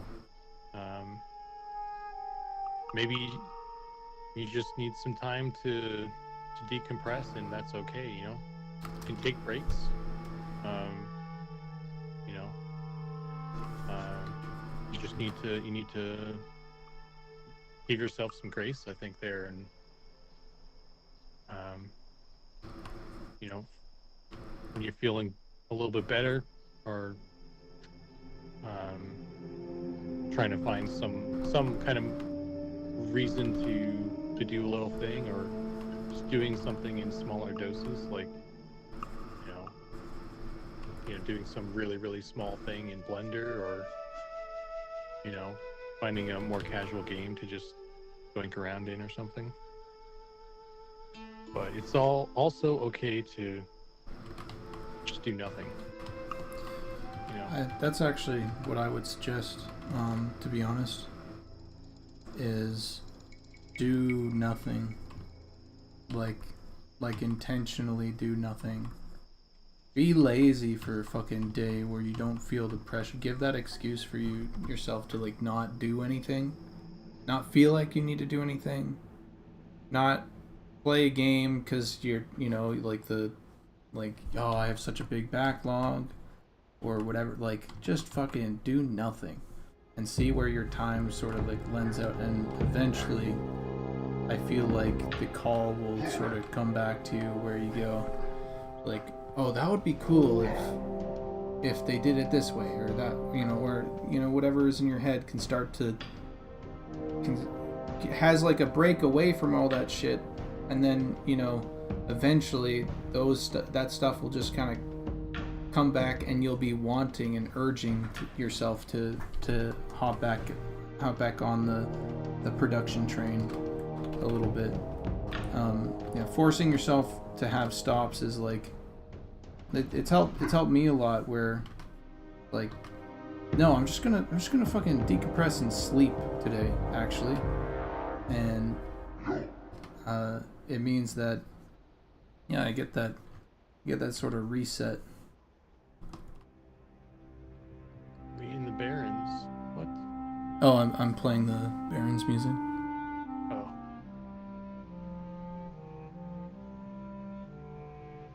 Need to add more World of Warcraft soundtrack to my playlist.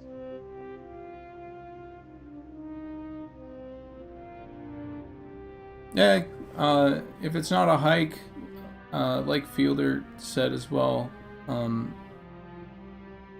hike and fresh air helps, but even if it's just like a walk, like forcing yourself to actually do nothing is insanely helpful, because then you start like to twiddle your thumbs and you're like, well, what the fuck am I, what do I need to do? What can I do? And you start to get bored, and that boredom will start to sort of, like, there was a Vsauce Michael here thing where they had like this guy in a room, and they had like this little shock machine, and it hurt to get yourself shocked. There was nothing to do, so they just sat this person or these people in a room for like an hour or whatever, with literally nothing to do. It was an empty white room, except for the only thing that was in there was this button that said, like, do not touch, or this button will shock you, or I forget what it was. But people pressed the button to hurt themselves instead of just doing nothing and staying in boredom. So I thought that was pretty funny. Might be a little insight into something like this. Human nature. Man's destiny. Rick, I'd also like to add that if you are depressed and nothing seems to help, there's absolutely no shame in taking medication to treat persistent depression. Don't be afraid to talk to your doctors. That's something I need to do. I need to meaning to do that. I've been on antidepressants before, and I didn't like how it dulled everything. Like, it kind of sucks when it's like, everything sucks, and then you take meds and it's like everything is fine. Like, damn it, I just want to be happy. God damn.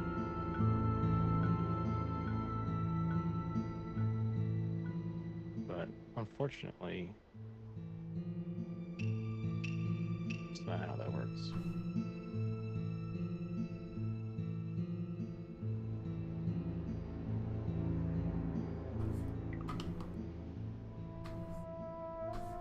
Hey man, you're welcome to chill.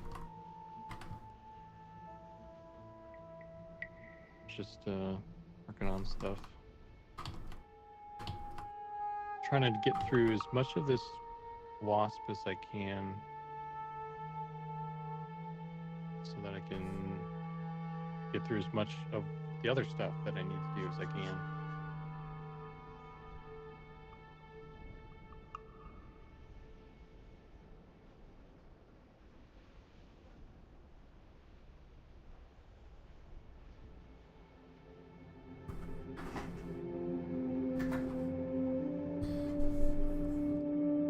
Whoa.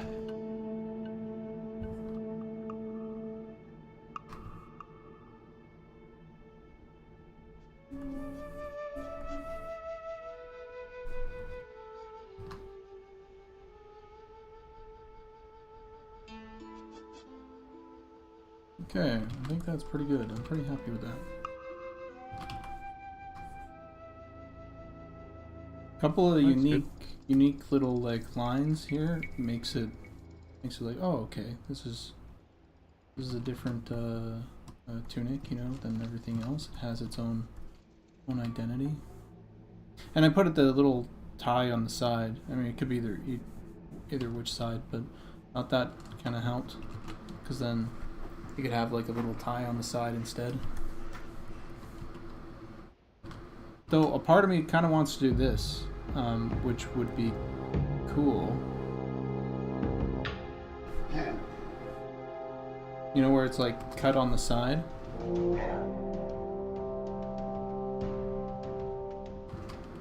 You know, it'd be interesting as well.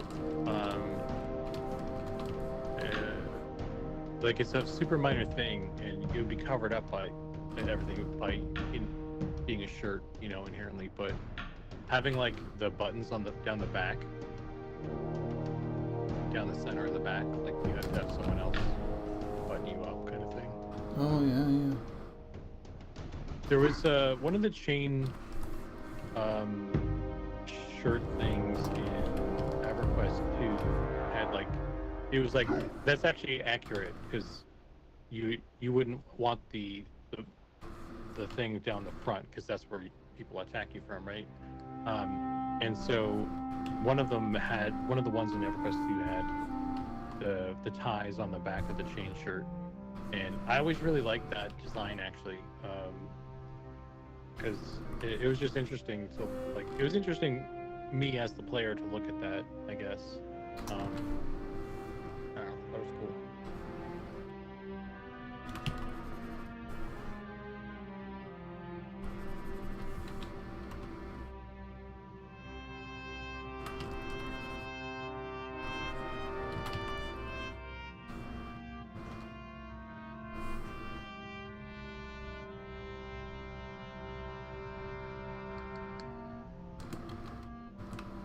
Yeah, we'll see how that lands, because that could be pretty cool. And I guess I have to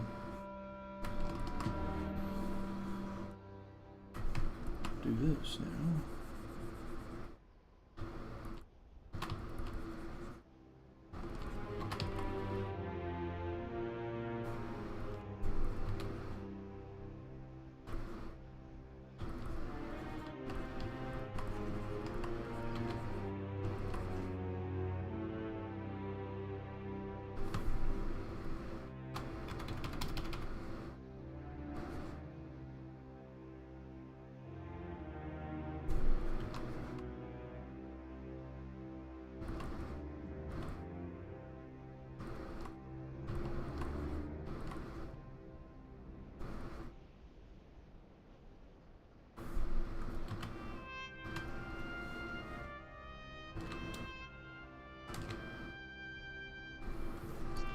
Has to breathe. It's where the farts come out, right? It's the fart exhaust.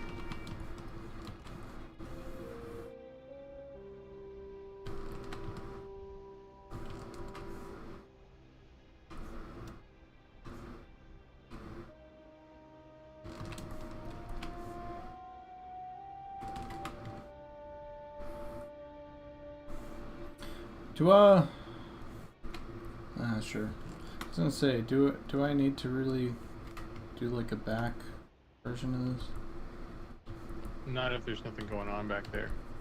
Yeah, not really. It's just the same old. Okay,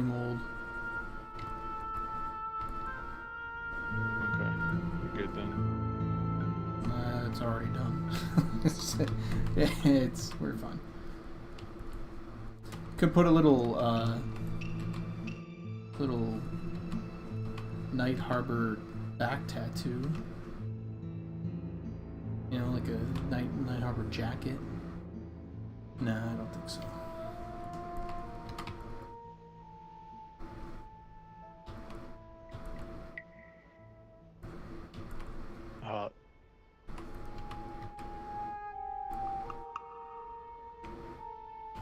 If you did some emblem for the chest, the plate chest portion, you could put it on the back as well, technically, but Oh, yeah. doesn't need it.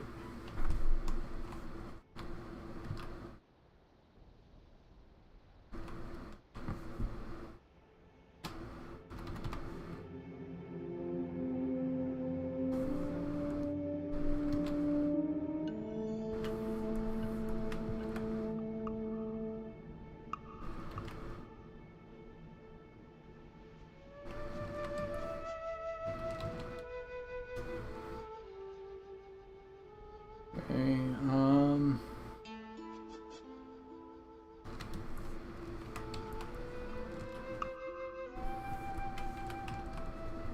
well, that's interesting, actually.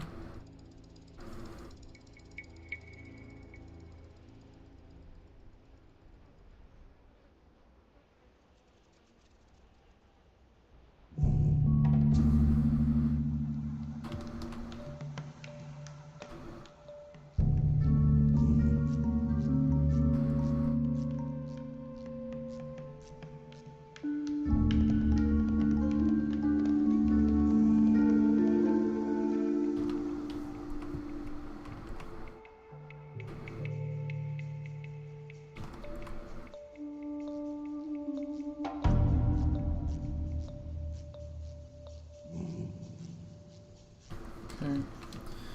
Feet now. Feet and legs. Legs and feet.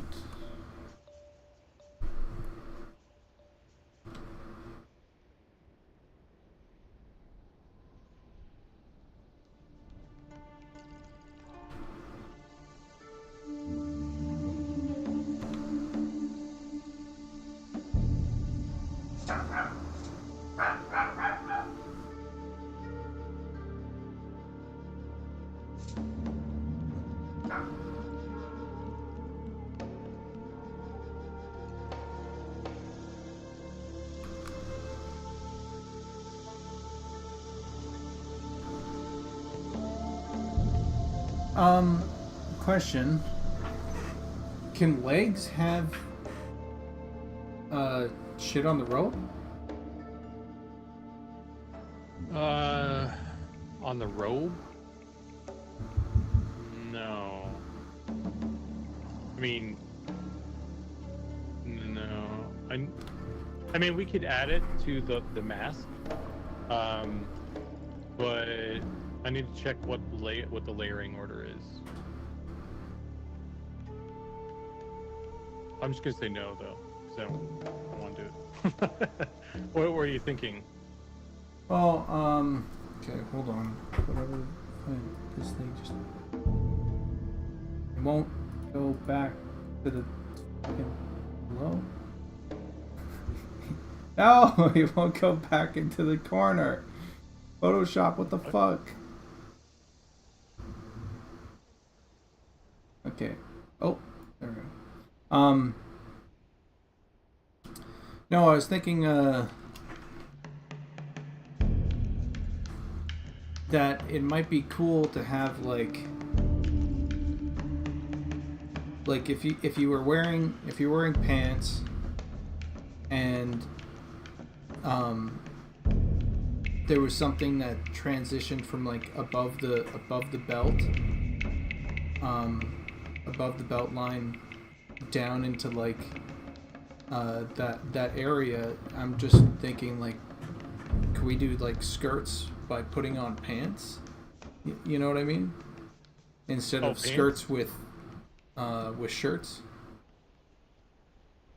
Yeah, we can do. I thought you said boots. Oh, yeah, no. we can. Pants can be on skirt. Yeah. Oh, pants can be on skirt.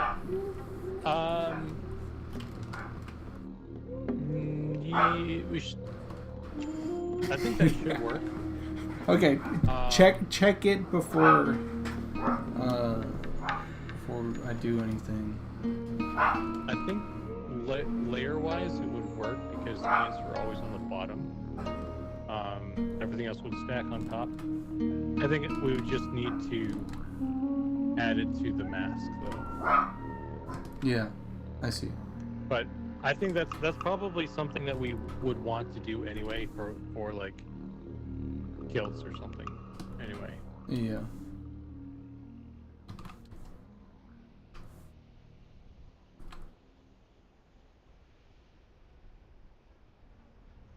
Okay, what the? I don't think do I have enough room. Yeah, probably I can make that. Oh shit. I need a back version of these? Yes, I do. But for that piece, does it make sense to have like a skirt with the pants? Oh no, I don't know if this if it makes sense at all for this guy to have a skirt. Okay. But I'm just sort of thinking it to myself, like internally. I have not put any skirts on the pants. Do we have that functionality? Because if so, that'd be cool. Because then you could have your pants, which have like a skirt, and then you could have something over top of that that's like a shirt that layers up, and then you could have a torso that would probably layer up, and then a belt that layers on top of that, and that's cool as fuck. Yeah, I think that's something that we should make sure we can do, because I think like kilts and stuff is something that I think we should do at some point in some manner. So I'll check on that. I think my intuition is that it doesn't work right now, but all that we need to do to get it to work is Change extend the like diameters or whatever. Yeah, just add more space on the box thing, the mask thingamajig. Yeah.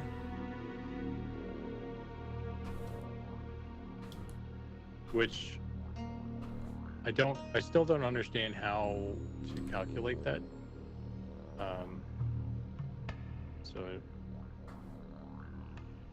But I'll figure it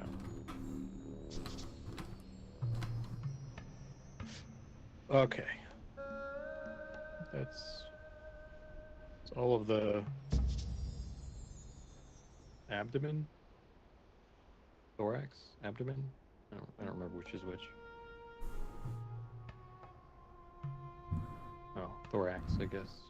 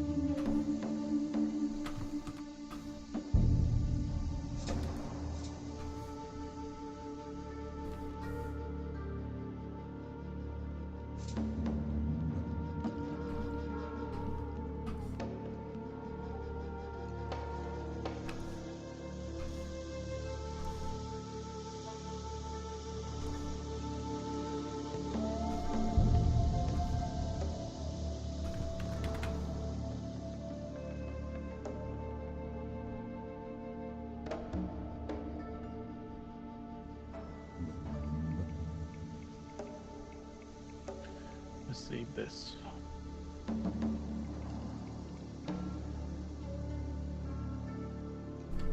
Whereas Bane, Ashira, and Bloody Nose all have emblems that I hope appear on their item sets.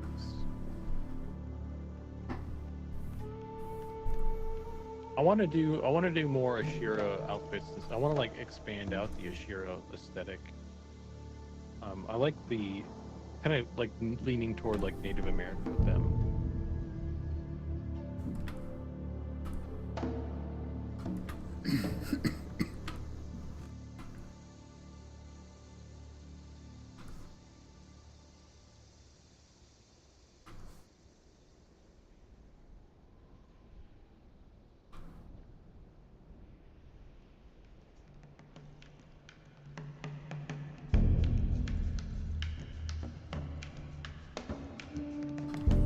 See if I can do the same stuff on the head.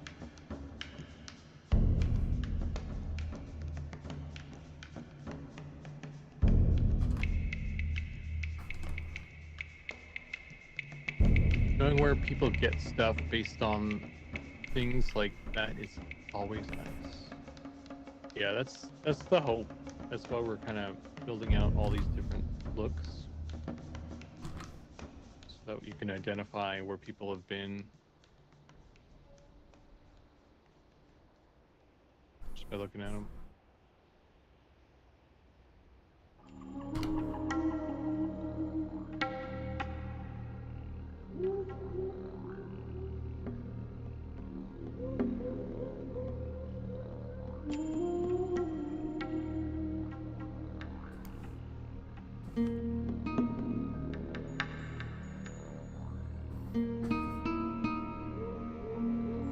Warm Tofu says hype for your game, y'all, on YouTube.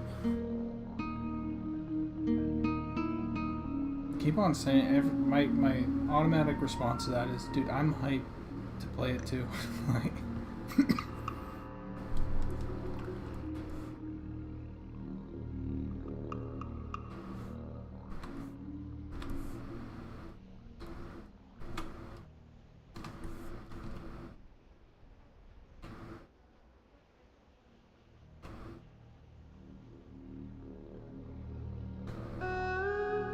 If Ashir live in different places, they would use different materials, so having slight variation would work.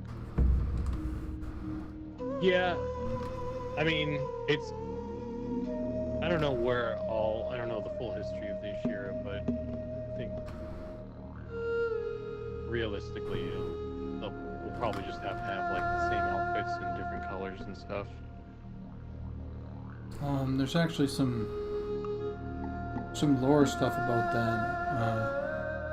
I don't know if I want to say it, but I wouldn't expect the Shira in a ton of other places.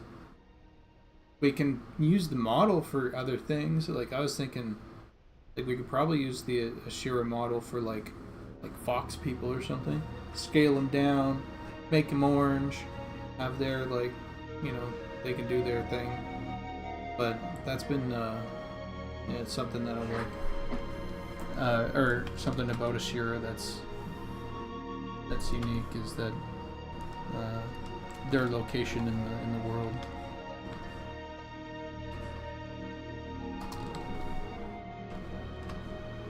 Though I did make that deep Ashira concept. That was fun. Yeah, that's pretty cool.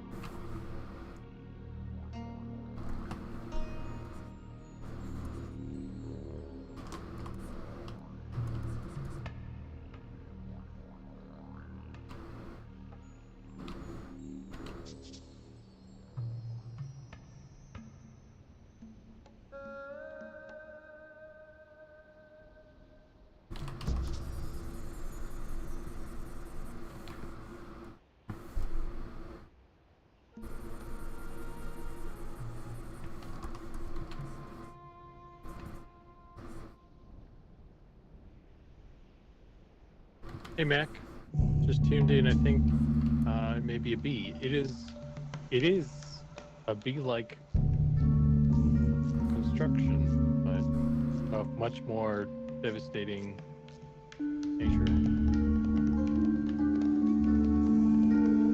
Let's throw another lerp on there and just see how we're doing with color.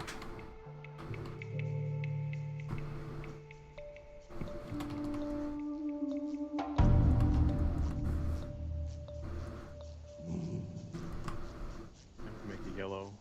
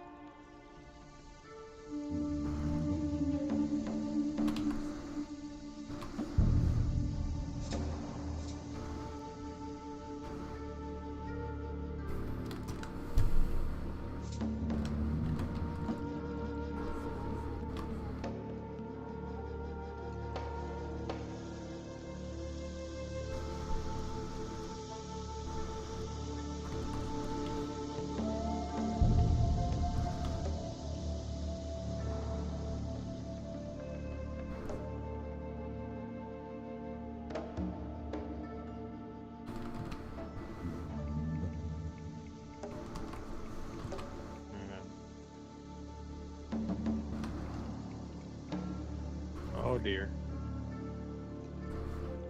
Wasp.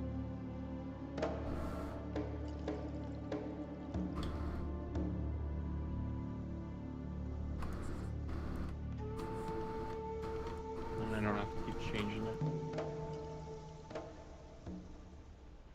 Alright, what's this look like? Bam! Just imagine it with some dark spots as well. Metal fucking wasp.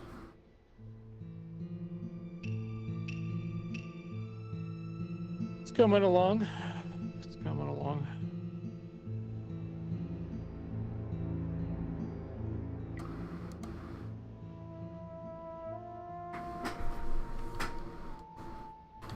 What's cool about the way that you're doing this though is, like right now you just threw gold on it, right?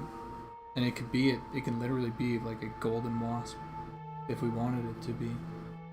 And then Oh, I edited the third one, but let's see what just the gold. I'm curious now. I think maybe I should be using the master instead, or something to calibrate it better. But let's see.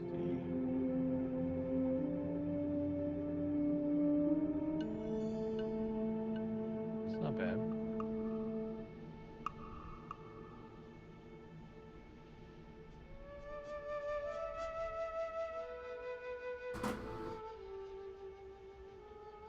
Oh shit, that looks pretty sweet actually.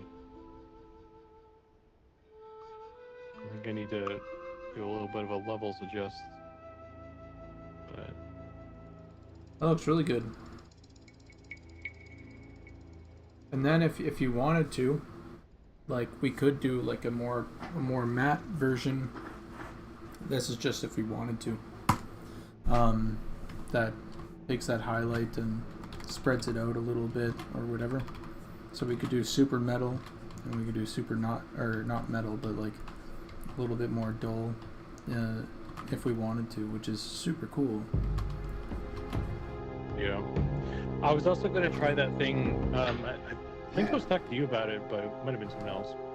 I'm going to make the wings separate from the lerp systems, and then just make like a regular material that just is constant, so we can get like try and get like a really nice like wing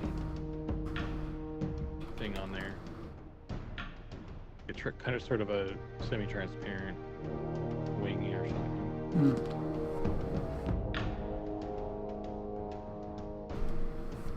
Yeah, this looks good though. I think I'll wait. I guess I'll wait until I'm done with painting stuff to crunch it a little bit. I think I could do it a little bit, but it's good.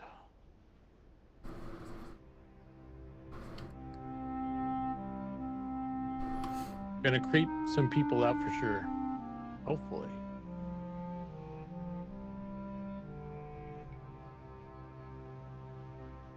Could be like the ornate in the chest of a door handle or something. I love your golden wasp brooch. Oh, thank you very much. My rich white guy voice. Care to take a ride in my Lamborghini? I used to talk like that, and then I put all my money into crypto.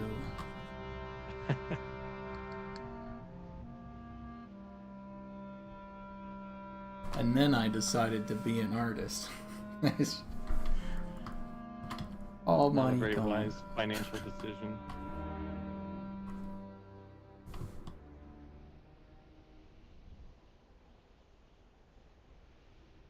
God, I hate it. I hate what I have done. That sucked. Let's not do that ever again.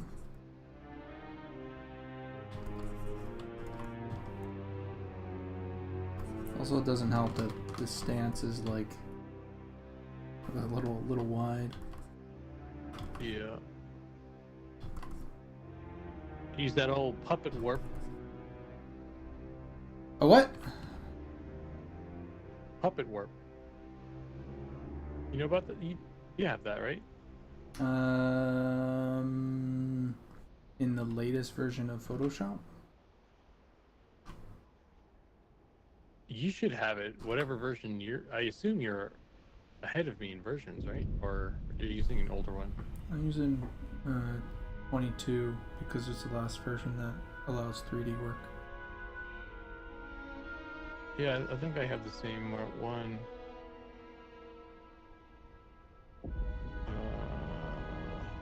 But if you go to... Where is it? Yeah, it's under Edit. Right below, like, Content Aware Fill and Content Aware Scale, there's a Puppet Warp. Puppet You can warp. just, like... Or you can just do it that way, too, but... Oh.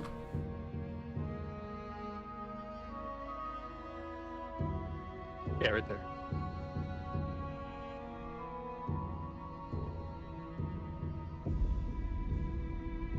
Yeah, put like anchors down, one on the feet, and then pull on the knees. There you go. Hips in line.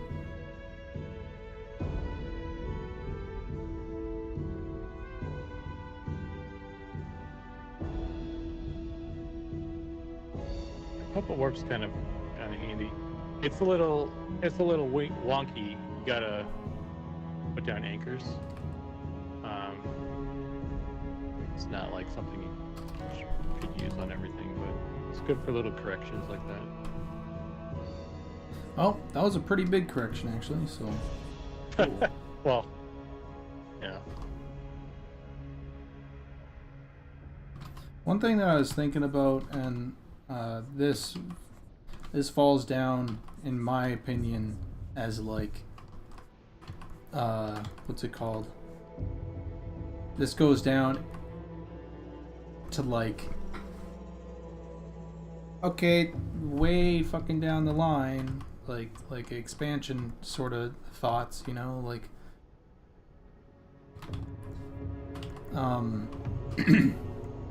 if we had like this, if we had the option to like have pants, you know, that are like this.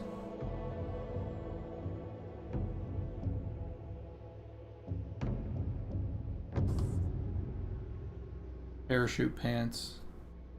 Oh.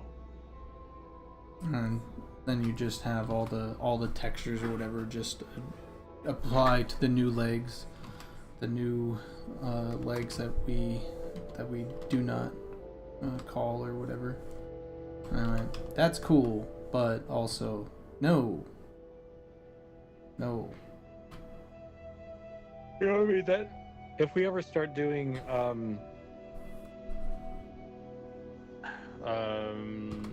body swaps, or we get more crazy with attachments and stuff, but I don't know. I The don't know if Night Harbor people would, and probably the Sojourners would really benefit from something like that.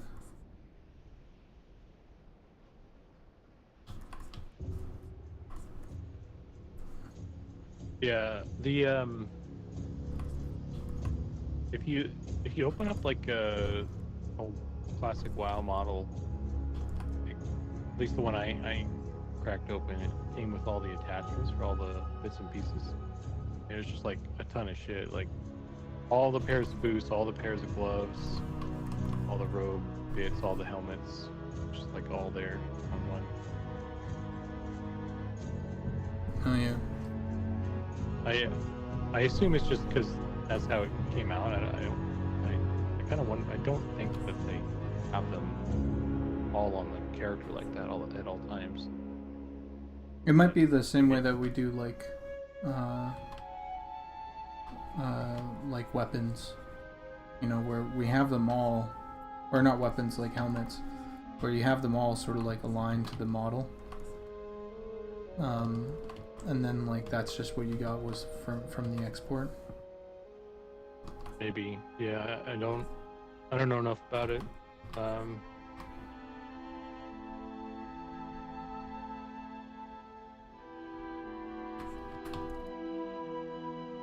But those would all have to. They would all have to be rigged and stuff. So that's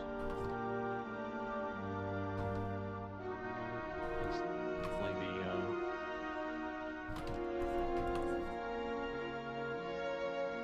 we need folks willing to do all that work.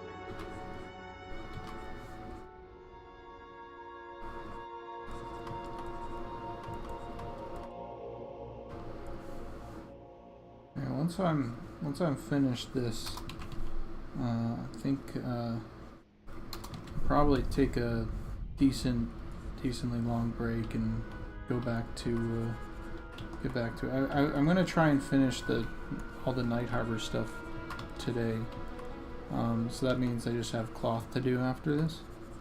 But I think after I'm finished these pants, I'm gonna take a little bit of a break, attend to life and all of life's duties, and then come back. Because what, we've been live for 6 hours? Fucking hell, yeah! Wow. You know what? Hanging out and doing a dual stream did not feel like 6 hours. Yeah, this is a good work sesh, dude. Thanks, man. By the way, I would like to try and get this done. I was hoping to get, like, it might be too much to ask of myself to get this done today, but I was trying to go as far as I can. And honestly, it's pretty close. I just need to do last bits and toss on some sort of texture overlay maybe to get some grunge on it or something. I mean, I still need to do the work on, but it's good. Cool. Got a lot done.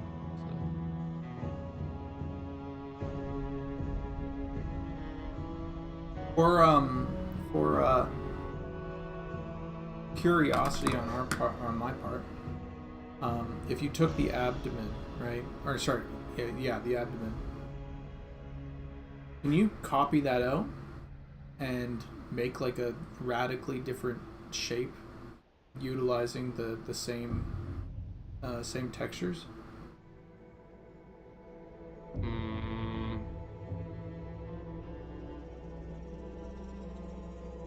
I mean, I could just fuck around with the shape of it, but it's gonna start stretching textures. So I built it like we were talking about how we wanted to swap it out. So like It's like a manifold piece, and then I kind of UV'd it off in the corner here, so Okay, yeah. we can just like do something entirely different, and then just kind of chunk that in this space. Yeah. So it's built with that in mind. Damn, this is what it looked like when I started today. Holy shit. Yeah, this is what it was this morning. Now that's what it looks like right now. It's not bad.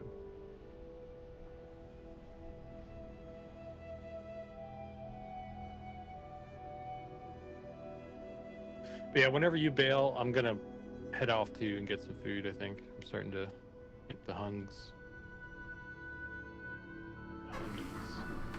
Yeah, the duo stream today, by the way, was complete accident. When I stream on YouTube, there's this little video, like, because I reset the stream thing, and so people can know when my video is incoming, and so you can reach out, was like, plan on streaming? Yeah, let's do a stream, and like we said it almost at the same time, and it was like, yeah, let's do it. Unplanned. Very worthwhile, though. Yeah, very productive.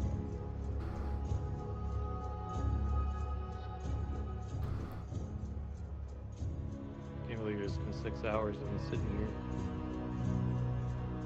I haven't stretched my legs once. Other than that one time I went to the bathroom. Man, this stream's been productive. I've done almost two Night Harbor concept sketches and shoveled the driveway. So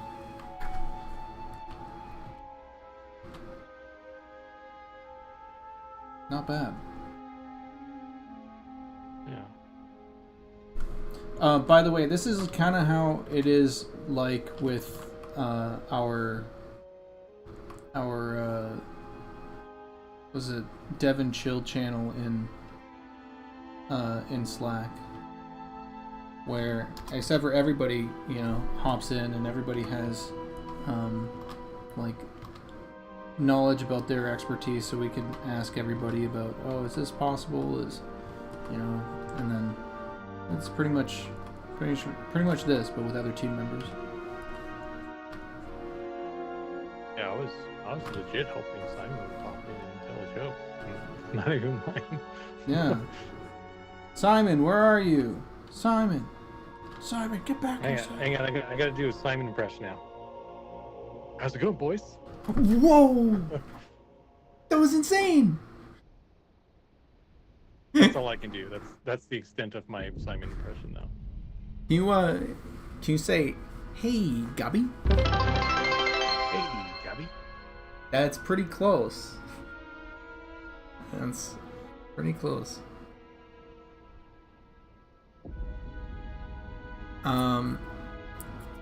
I forgot my little goblin avatar. I just kind of wasn't feeling it today. I don't know why. Didn't you have it on earlier?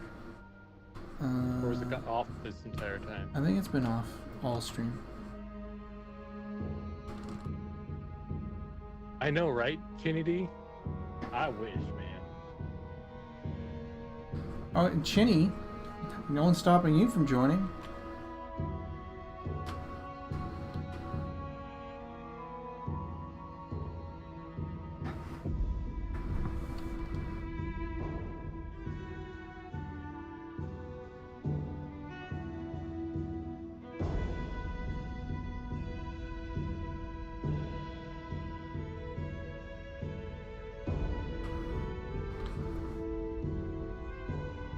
Not sure that's going to be able to happen. It's possible, but I'm not sure. I'm going to be able to get Goblin in game.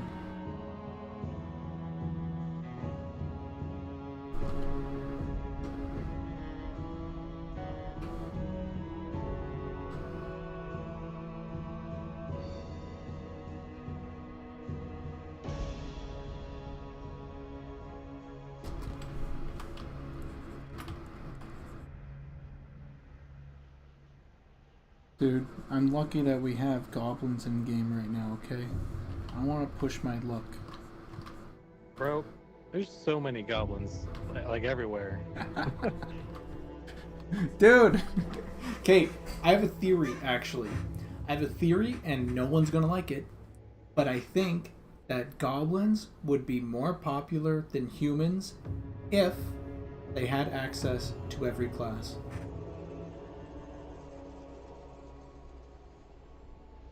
Well, I mean, yeah.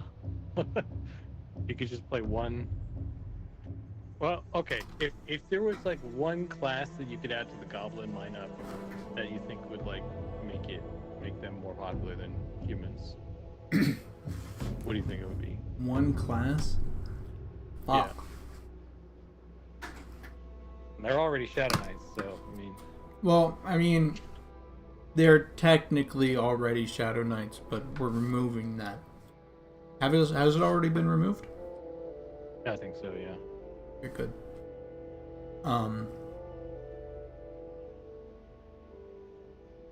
Bard. I think Goblin Bard would fucking everybody would go, hell yeah. Maybe. That's a pretty good one. Baloo, hey, you're here. These lads are still going? Yeah, we are. We're waiting for you to come in and tell a good joke. Yeah, I've had to be a poor substitute.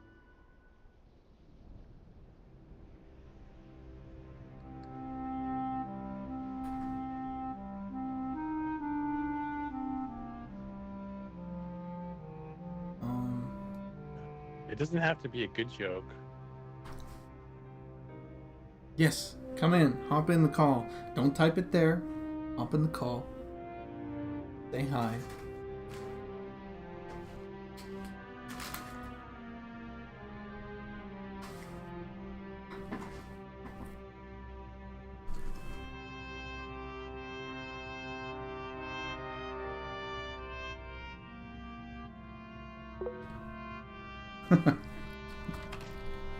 Hey. Hey, man. Hey, Simon. How's it going, boys? There it is. Told you. I was doing Simon. I had to do a Simon impression because you weren't here. It was really good. It was very Was it good. really? Yeah. Could someone like clip that and post it? Because it was really good. Oh, it'll be in the VOD. Excited. Nonetheless. All right, fellas. How do you find Will Smith in a snowstorm? You just follow the Fresh Prince. Oh, that's good. That's a good one. I'm here all week.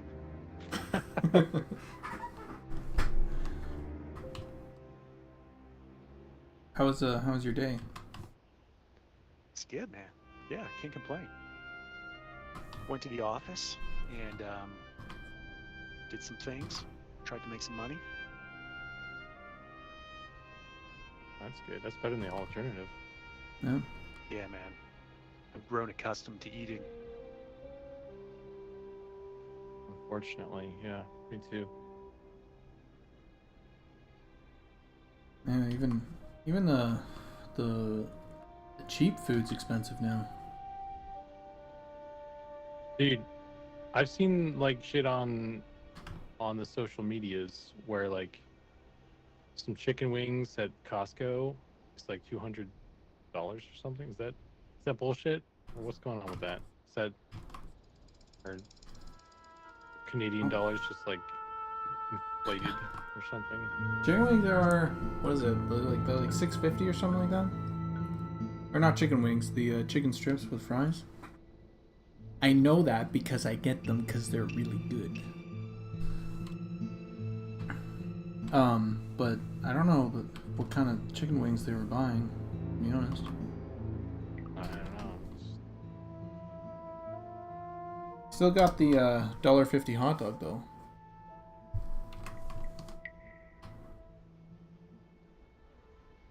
I don't I don't have a Costco card, so I can't go there to check. Well, next time that you're at Costco, just walk in the exit. Because they only check at the like when you go to actually enter, but because you don't need a Costco card to get the food, and they don't check on the exit, you should be good to go. I want to get arrested, bro.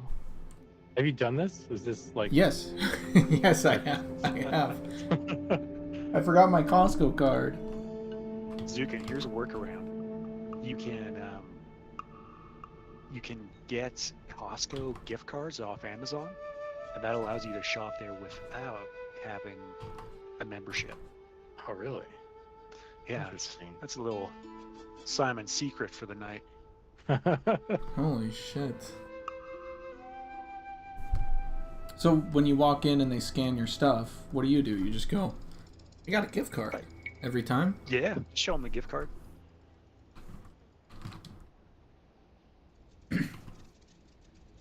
Looks like I'm getting me some chocolate muffins, boys. Dude, they introduced this giant cookie, and I'm like, why? I don't need to add that to my waistline, please.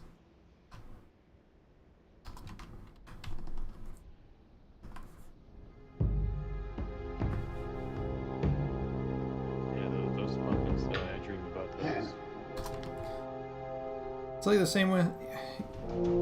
Simon, do you ever go to Superstore? I know what the whole Loblaw shit, but do you ever go to Superstore?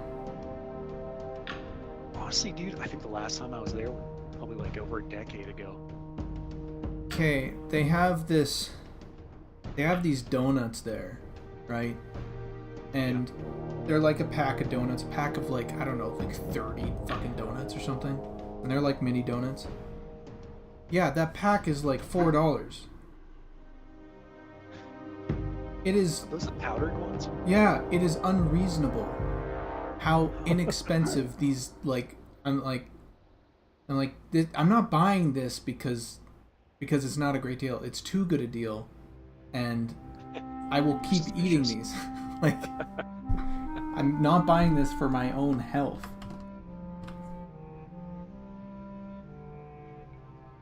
Yeah, it's not good. Last think time I the was there- muffins are like that for me. Yeah. Last time I was there picking up my muffins, of course, I bought just got one packet, and the lady was like, these are you buy one going free or whatever it is, or you buy one get like the second one for cheaper or whatever. Yeah. And she offered to like run off and like grab the other packet for me. I'm like, sure, yeah, more muffins is good. Can't do that with That's those kind of donuts. service. Yeah. Can't have you missing out on this deal. Yeah. They have this thing here in Canada where and I don't know if they have it there, but if there's like a deal of the week, and if the server or whatever doesn't mention the deal of the week like by themselves, you get like a discount, and I just feel really bad.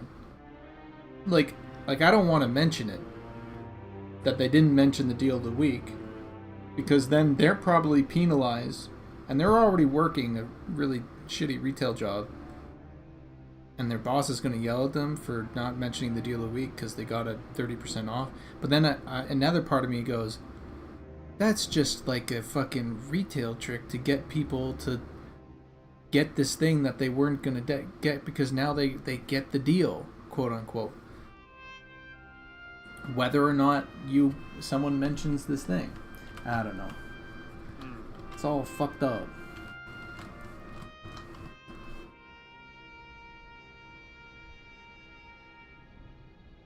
Yeah, I went remember to- working a job like that where you had to mention a particular phrase as a retail worker. That was a nightmare.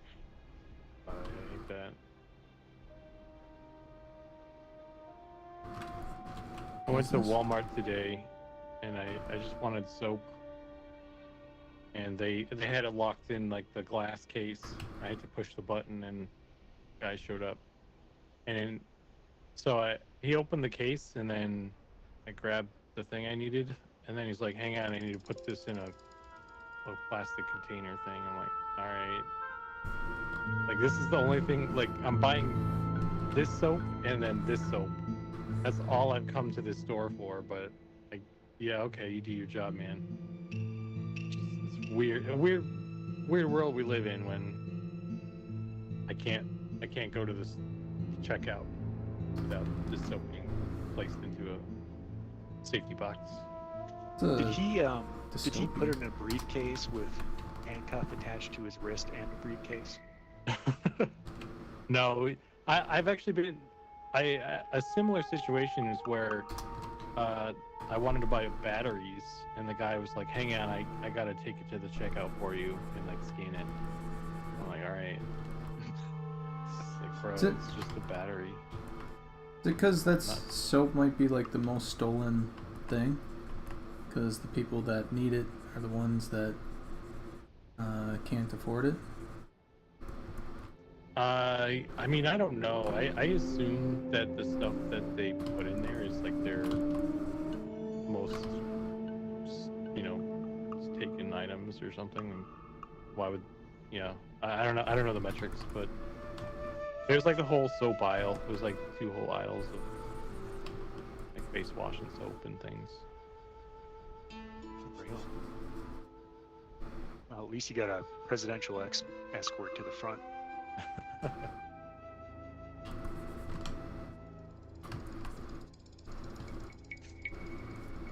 How much on losses did they have on soap before someone decided, nah, can't keep losing soap to these homeless people, or some, like, I feel like there's a line there.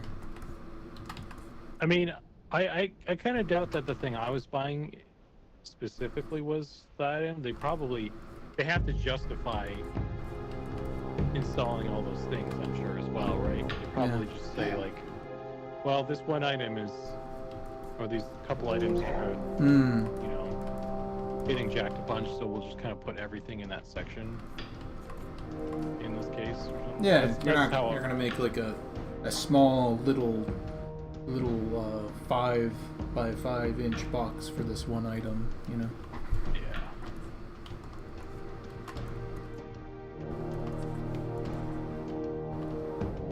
Yeah, I normally just don't buy shit when it's in case like that because I don't want to deal with that. But I kind of really needed the soap, so. Oh, it was clipped. It was clipped. Simon, you gotta go check it out. Oh, hell yeah. Is this a Zukin impression? Yeah. It's the Simon impression. Oh, that's right. Zukin doing Simon, yeah. Yeah.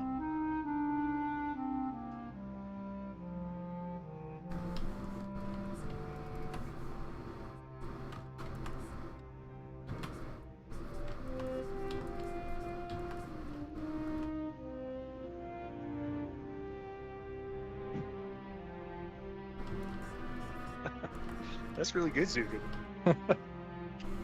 It is really good. Things you don't notice about yourself.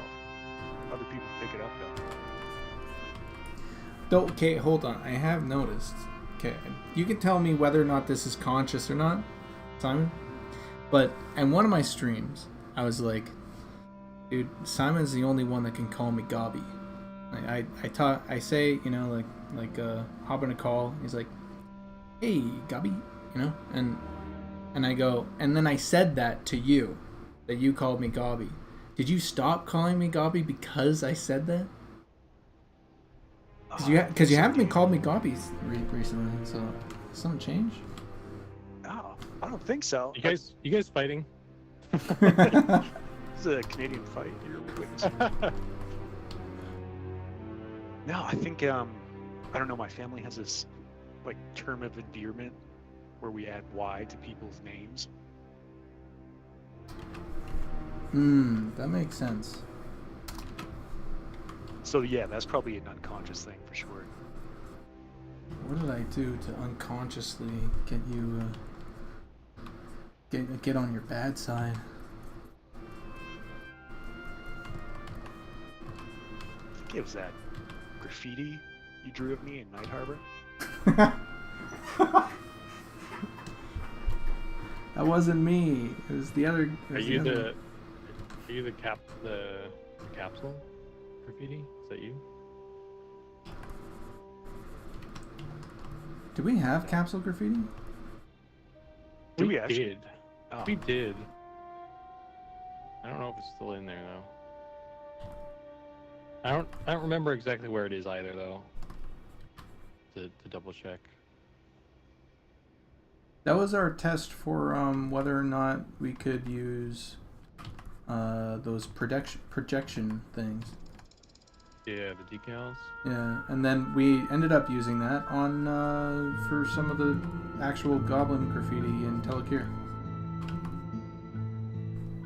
I actually really like that.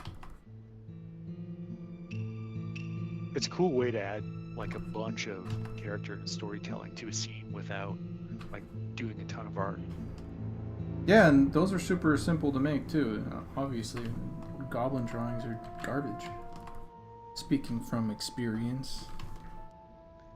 So you're saying I might be able to do them? Oh yeah. Okay. By the way, your ogre flag was sick. I literally jacked that exact design. I just painted over it and made it flashy. I loved the design. Oh, thanks, dude. Yeah, I showed off my paint skills on that one. Though I would like if you could get the colored version on and in, because that colored version is, I think, a lot better than the little drawn on version. You know, you're right. I've got to do that.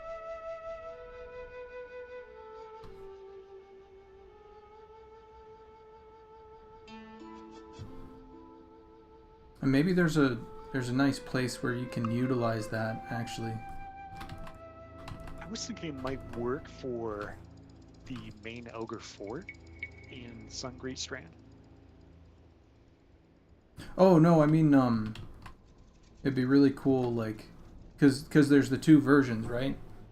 Mm-hmm. So if you were to do like have that main ogre fort have that a colored version, and then like somewhere, you know, there could be like the less colored version, and it's just a little subtle detail, and there's a reason why. You know, maybe it's like super old and worn or something, or like when they first started out, or like further out in their you know, on the outskirts of their area or something. You could put like a little, or that second or that first like flag that is less detailed. That's a good idea.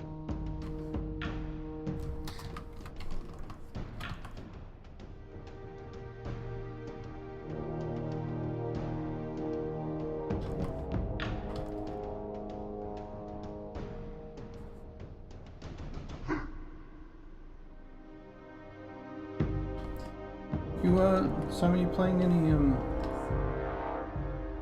at the moment?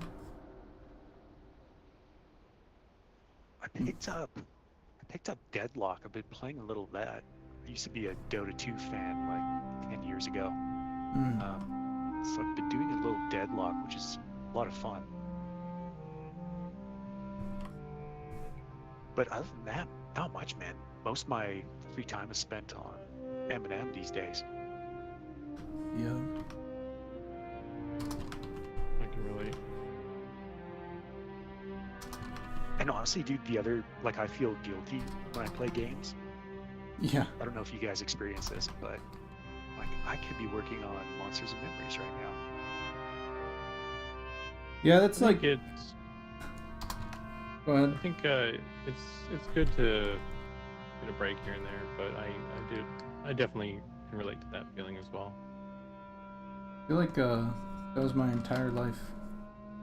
That exact feeling is like something I've been working on and struggling in my entire life. Because like or go in school and I'm like, oh, I'm gonna be an artist, and everybody's like, yeah, good luck with that. You know, and so you're like, okay, well, time to actually be an artist and do this thing.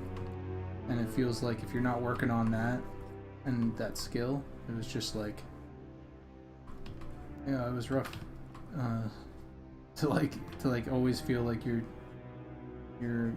guilty, you know, of not working or something, even though you've been doing way too much.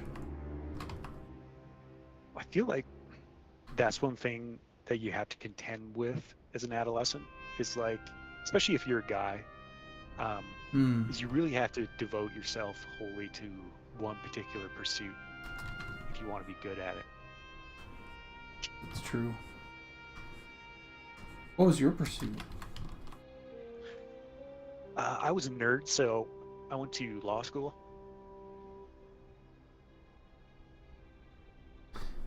Well, as far as I know, you're a very successful law practitioner. So, and every time that you ever go on any tangent about that sort of stuff, it's just immediately out of my wheelhouse, and I'm impressed. Yeah, well, that's sort of like the same experience happens to me when I'm watching your stream, watching you do art. Like, I really appreciate the end result, but I have no idea how you got there. Look at us, just complimenting each other. Oh, you guys Such aren't a fighting bro. anymore, thank God. The other thing I'd say, though, is when you play another game and you're working on a game at the same time, I see elements of that other game where I'm like, that would be interesting to incorporate or try to incorporate it in some aspect. Yeah. And so immediately, like, takes me out of that other game that I'm playing, because all of a sudden I'm now thinking about Eminem dev stuff. Yeah, same thing happened with me, and it was WoW Classic Hardcore, where I went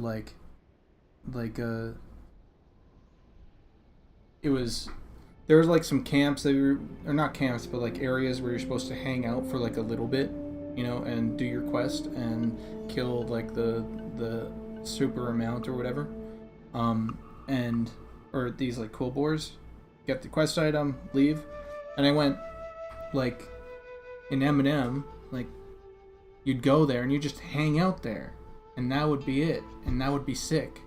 But in this case, there's running there, doing your quest line, and then you're like waiting to run back instead of like settling into the camp, you know, and picking and pulling, and it's like, dude, honestly, like this little area, this little nook against this mountainside where all these like giant roots are and where all these guys are spawning, like I just sit here with my friend fucking all day and just, you know, but it's not effective or efficient to do that. That's why I like running dungeons in WoW, is because it's the closest thing to just like camping, I guess. Classic WoW, Yeah. I can see that, yeah. Dude, that's one of the problems, is that a lot of the newer MMOs, you felt more like a tourist in these zones, whereas in EQ at least, that was my experience, was that really you felt at home in the zone. You got to know it quite well. Yeah.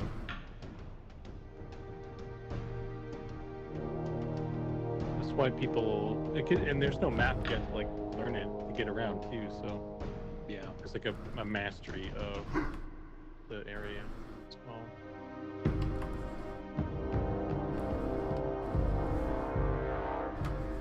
Yeah. I think it was it Final Fantasy, the old one, the old MMO.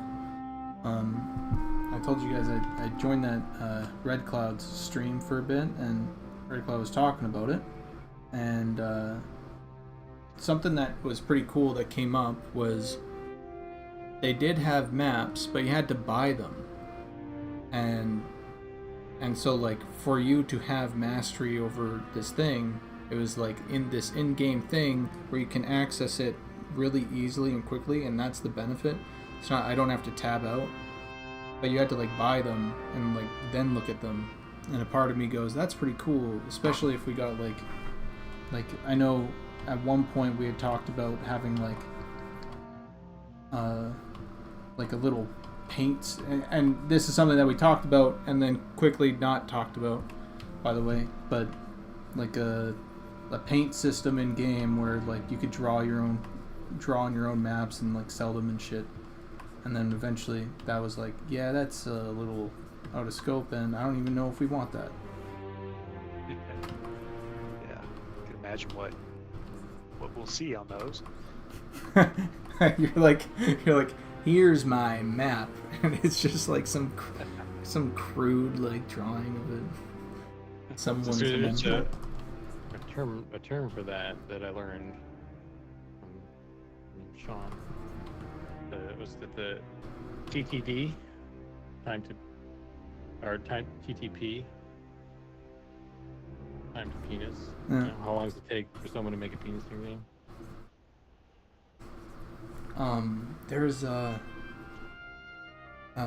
There was some fun ideas that came out of that though, that I kind of wish more people were willing to do outside, and there's no incentive to do it outside of the game, like on a wiki, and that's kind of a little bit, but when people do make like maps of these, like of our game, no one's really gonna like make a map that misleads people, you know? Like for me, I'm like, oh man, I want to make a map, sell it, and like tell people the treasure is right on this like invisible floor, and people go, oh yeah, let's go to that, this should be right here, and then they fall through and get fucked.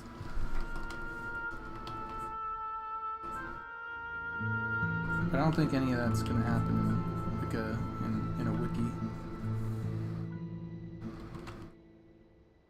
Yeah, just get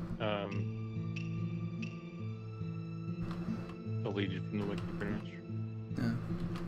This map sucks.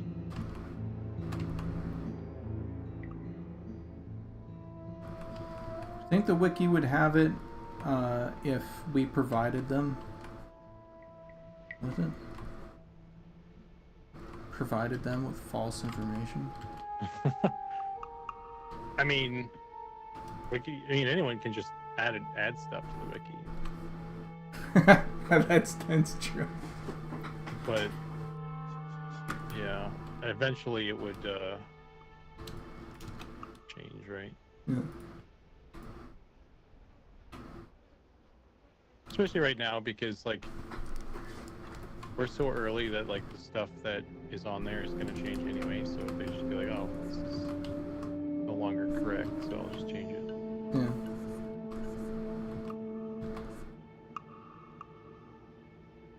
This would really only work in first person, but did you guys ever play that game, The Forest? Oh, yeah. So remember the map system in that? You actually had to physically hold it in your character's hand. Yeah, I remember that. I always thought something like that might be cool. Like it was an actual inventory item that you had to equip to use. You could look at it. But I don't think it would work too well with third-person options. If it was what's it called, like a UI element, but then once it's a UI element, then you're starting to make it feel like it's not an item anymore. Right. So I don't, yeah.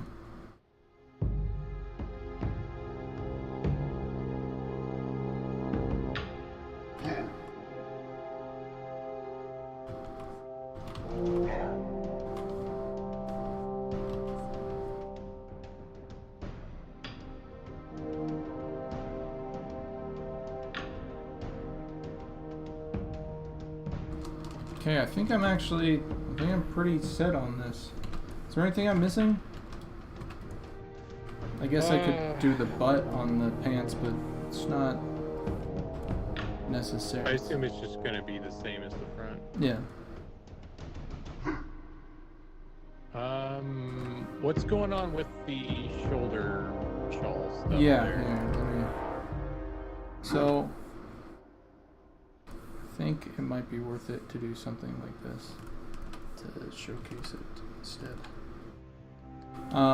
So this was the idea, was that you have a shawl, okay, and then you can put the shoulder, and then you have your shoulder, but the shoulder shawl would, because this would require like both textures, has like this chain on it, and so you could wear that chain just by itself, but I don't know if that would look good. But the end result is that you get this. So these layers are going to be made, but it's just whether or not we want, or it looks good in engine or whatever. But these are the elements to go into it, and I thought maybe they could act as like separate items. So the chain is just a texture that's on the shawl. Yeah. Yeah. Just adding the thing on there. Okay. Yeah, that. I think that would work. I don't know how good it will look. Would have to do it and see, I guess. I have a feeling that it might not look good by itself as like just a chain, like this one. But I want to keep this in here just to, you know, like here is the texture for the chain or whatever that we could enable or disable when doing this one, this bottom one. Yeah. Yeah. Because it might look cool, it might look badass, but then it also really might not. So. Okay.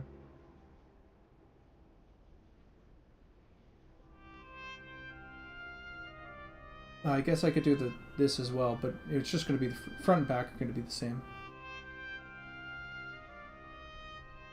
It's looking good, man. I like it. So it was this, and then it was leather, Night Harbor. This. That's wicked too. I like that. Is that yellow leather there, or is that cloth? I was thinking it would be cloth as a shirt. Yeah, it looks good, dude.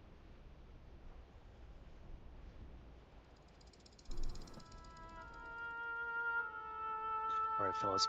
My daughter is unhappy with me. I'm gonna have to bounce. Thanks for letting me stop in. Absolutely, Come in. man. See ya. Catch you later. I'm also gonna. I think it's time, man. It's been nearly 7 hours. Okay. Put in a whole work day, dude. Yeah. Didn't even feel like it. Oh man. How's I have to the redo this. how's the bees looking? It's pretty good. I was just trying to do the antenna, and some of the stuff was like all wobbly, so I tried to adjust the UVs, and now it's all wonked. So I need to kind of do it again. But as long as I can get the line straight, I'll be okay.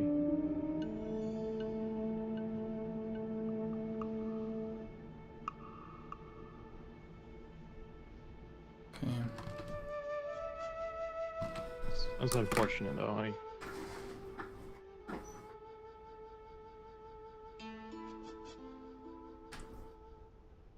It's a little annoying, actually. It might be time to take a break and do food, and then come back to this then. Yeah. Well. Okay. Well, I'll save this. Oh, you guys can't even see what I'm doing because it's not saved. There we go. Yeah. So these are all misaligned now because I noodled on the UVs, so I need to kind of redo this. But I think that's after after food kind of situation.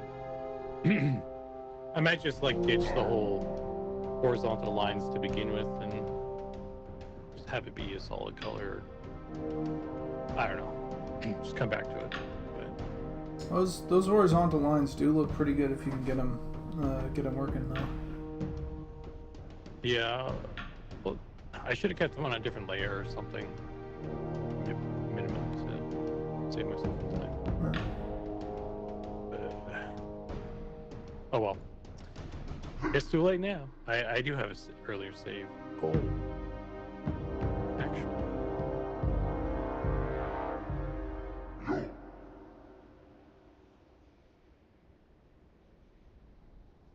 Can I, when I end this, can I raid Zukin?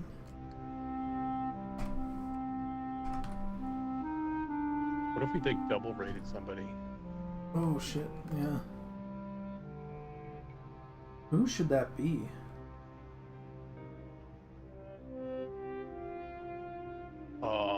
You know, well, so Primus MMO is playing EverQuest and Q is doing something else. But he sings a song if you rate him. Oh. Song. Does he sing it twice or maybe twice as loud? When, Well, two you'd people probably rate do him? 2 songs.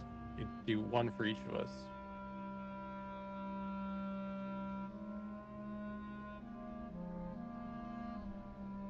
Hmm.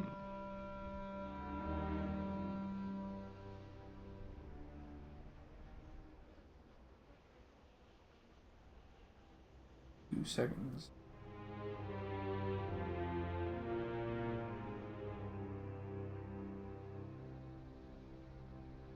I think I'm gonna rate Q. He's doing playing some weird game as well. Looks like. See what that's about. Okay, gang. That's gonna be it for today. This was a pretty rad stream.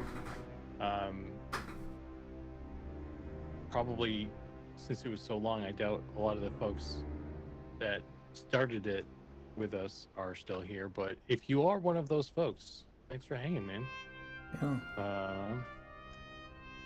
And let's do. I'm gonna raid Q. I don't know if you heard that part, but What? How do you spell?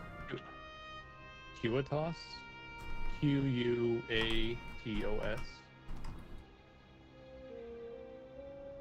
Start that. Quatos. Probably a better way of pronouncing it. All right. Yeah. What Zukin said. right. I'll catch you guys later. Julio. I'll see you guys. I'm gonna hit my old button here and pop the raid. And I'll catch you guys next time. Yeah. See you later.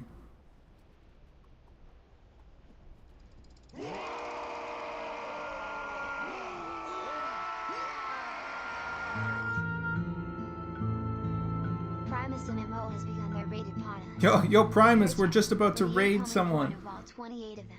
So we have a bigger raiding party. That's hilarious. We were just ending it. All right, let's go. We're raiding again.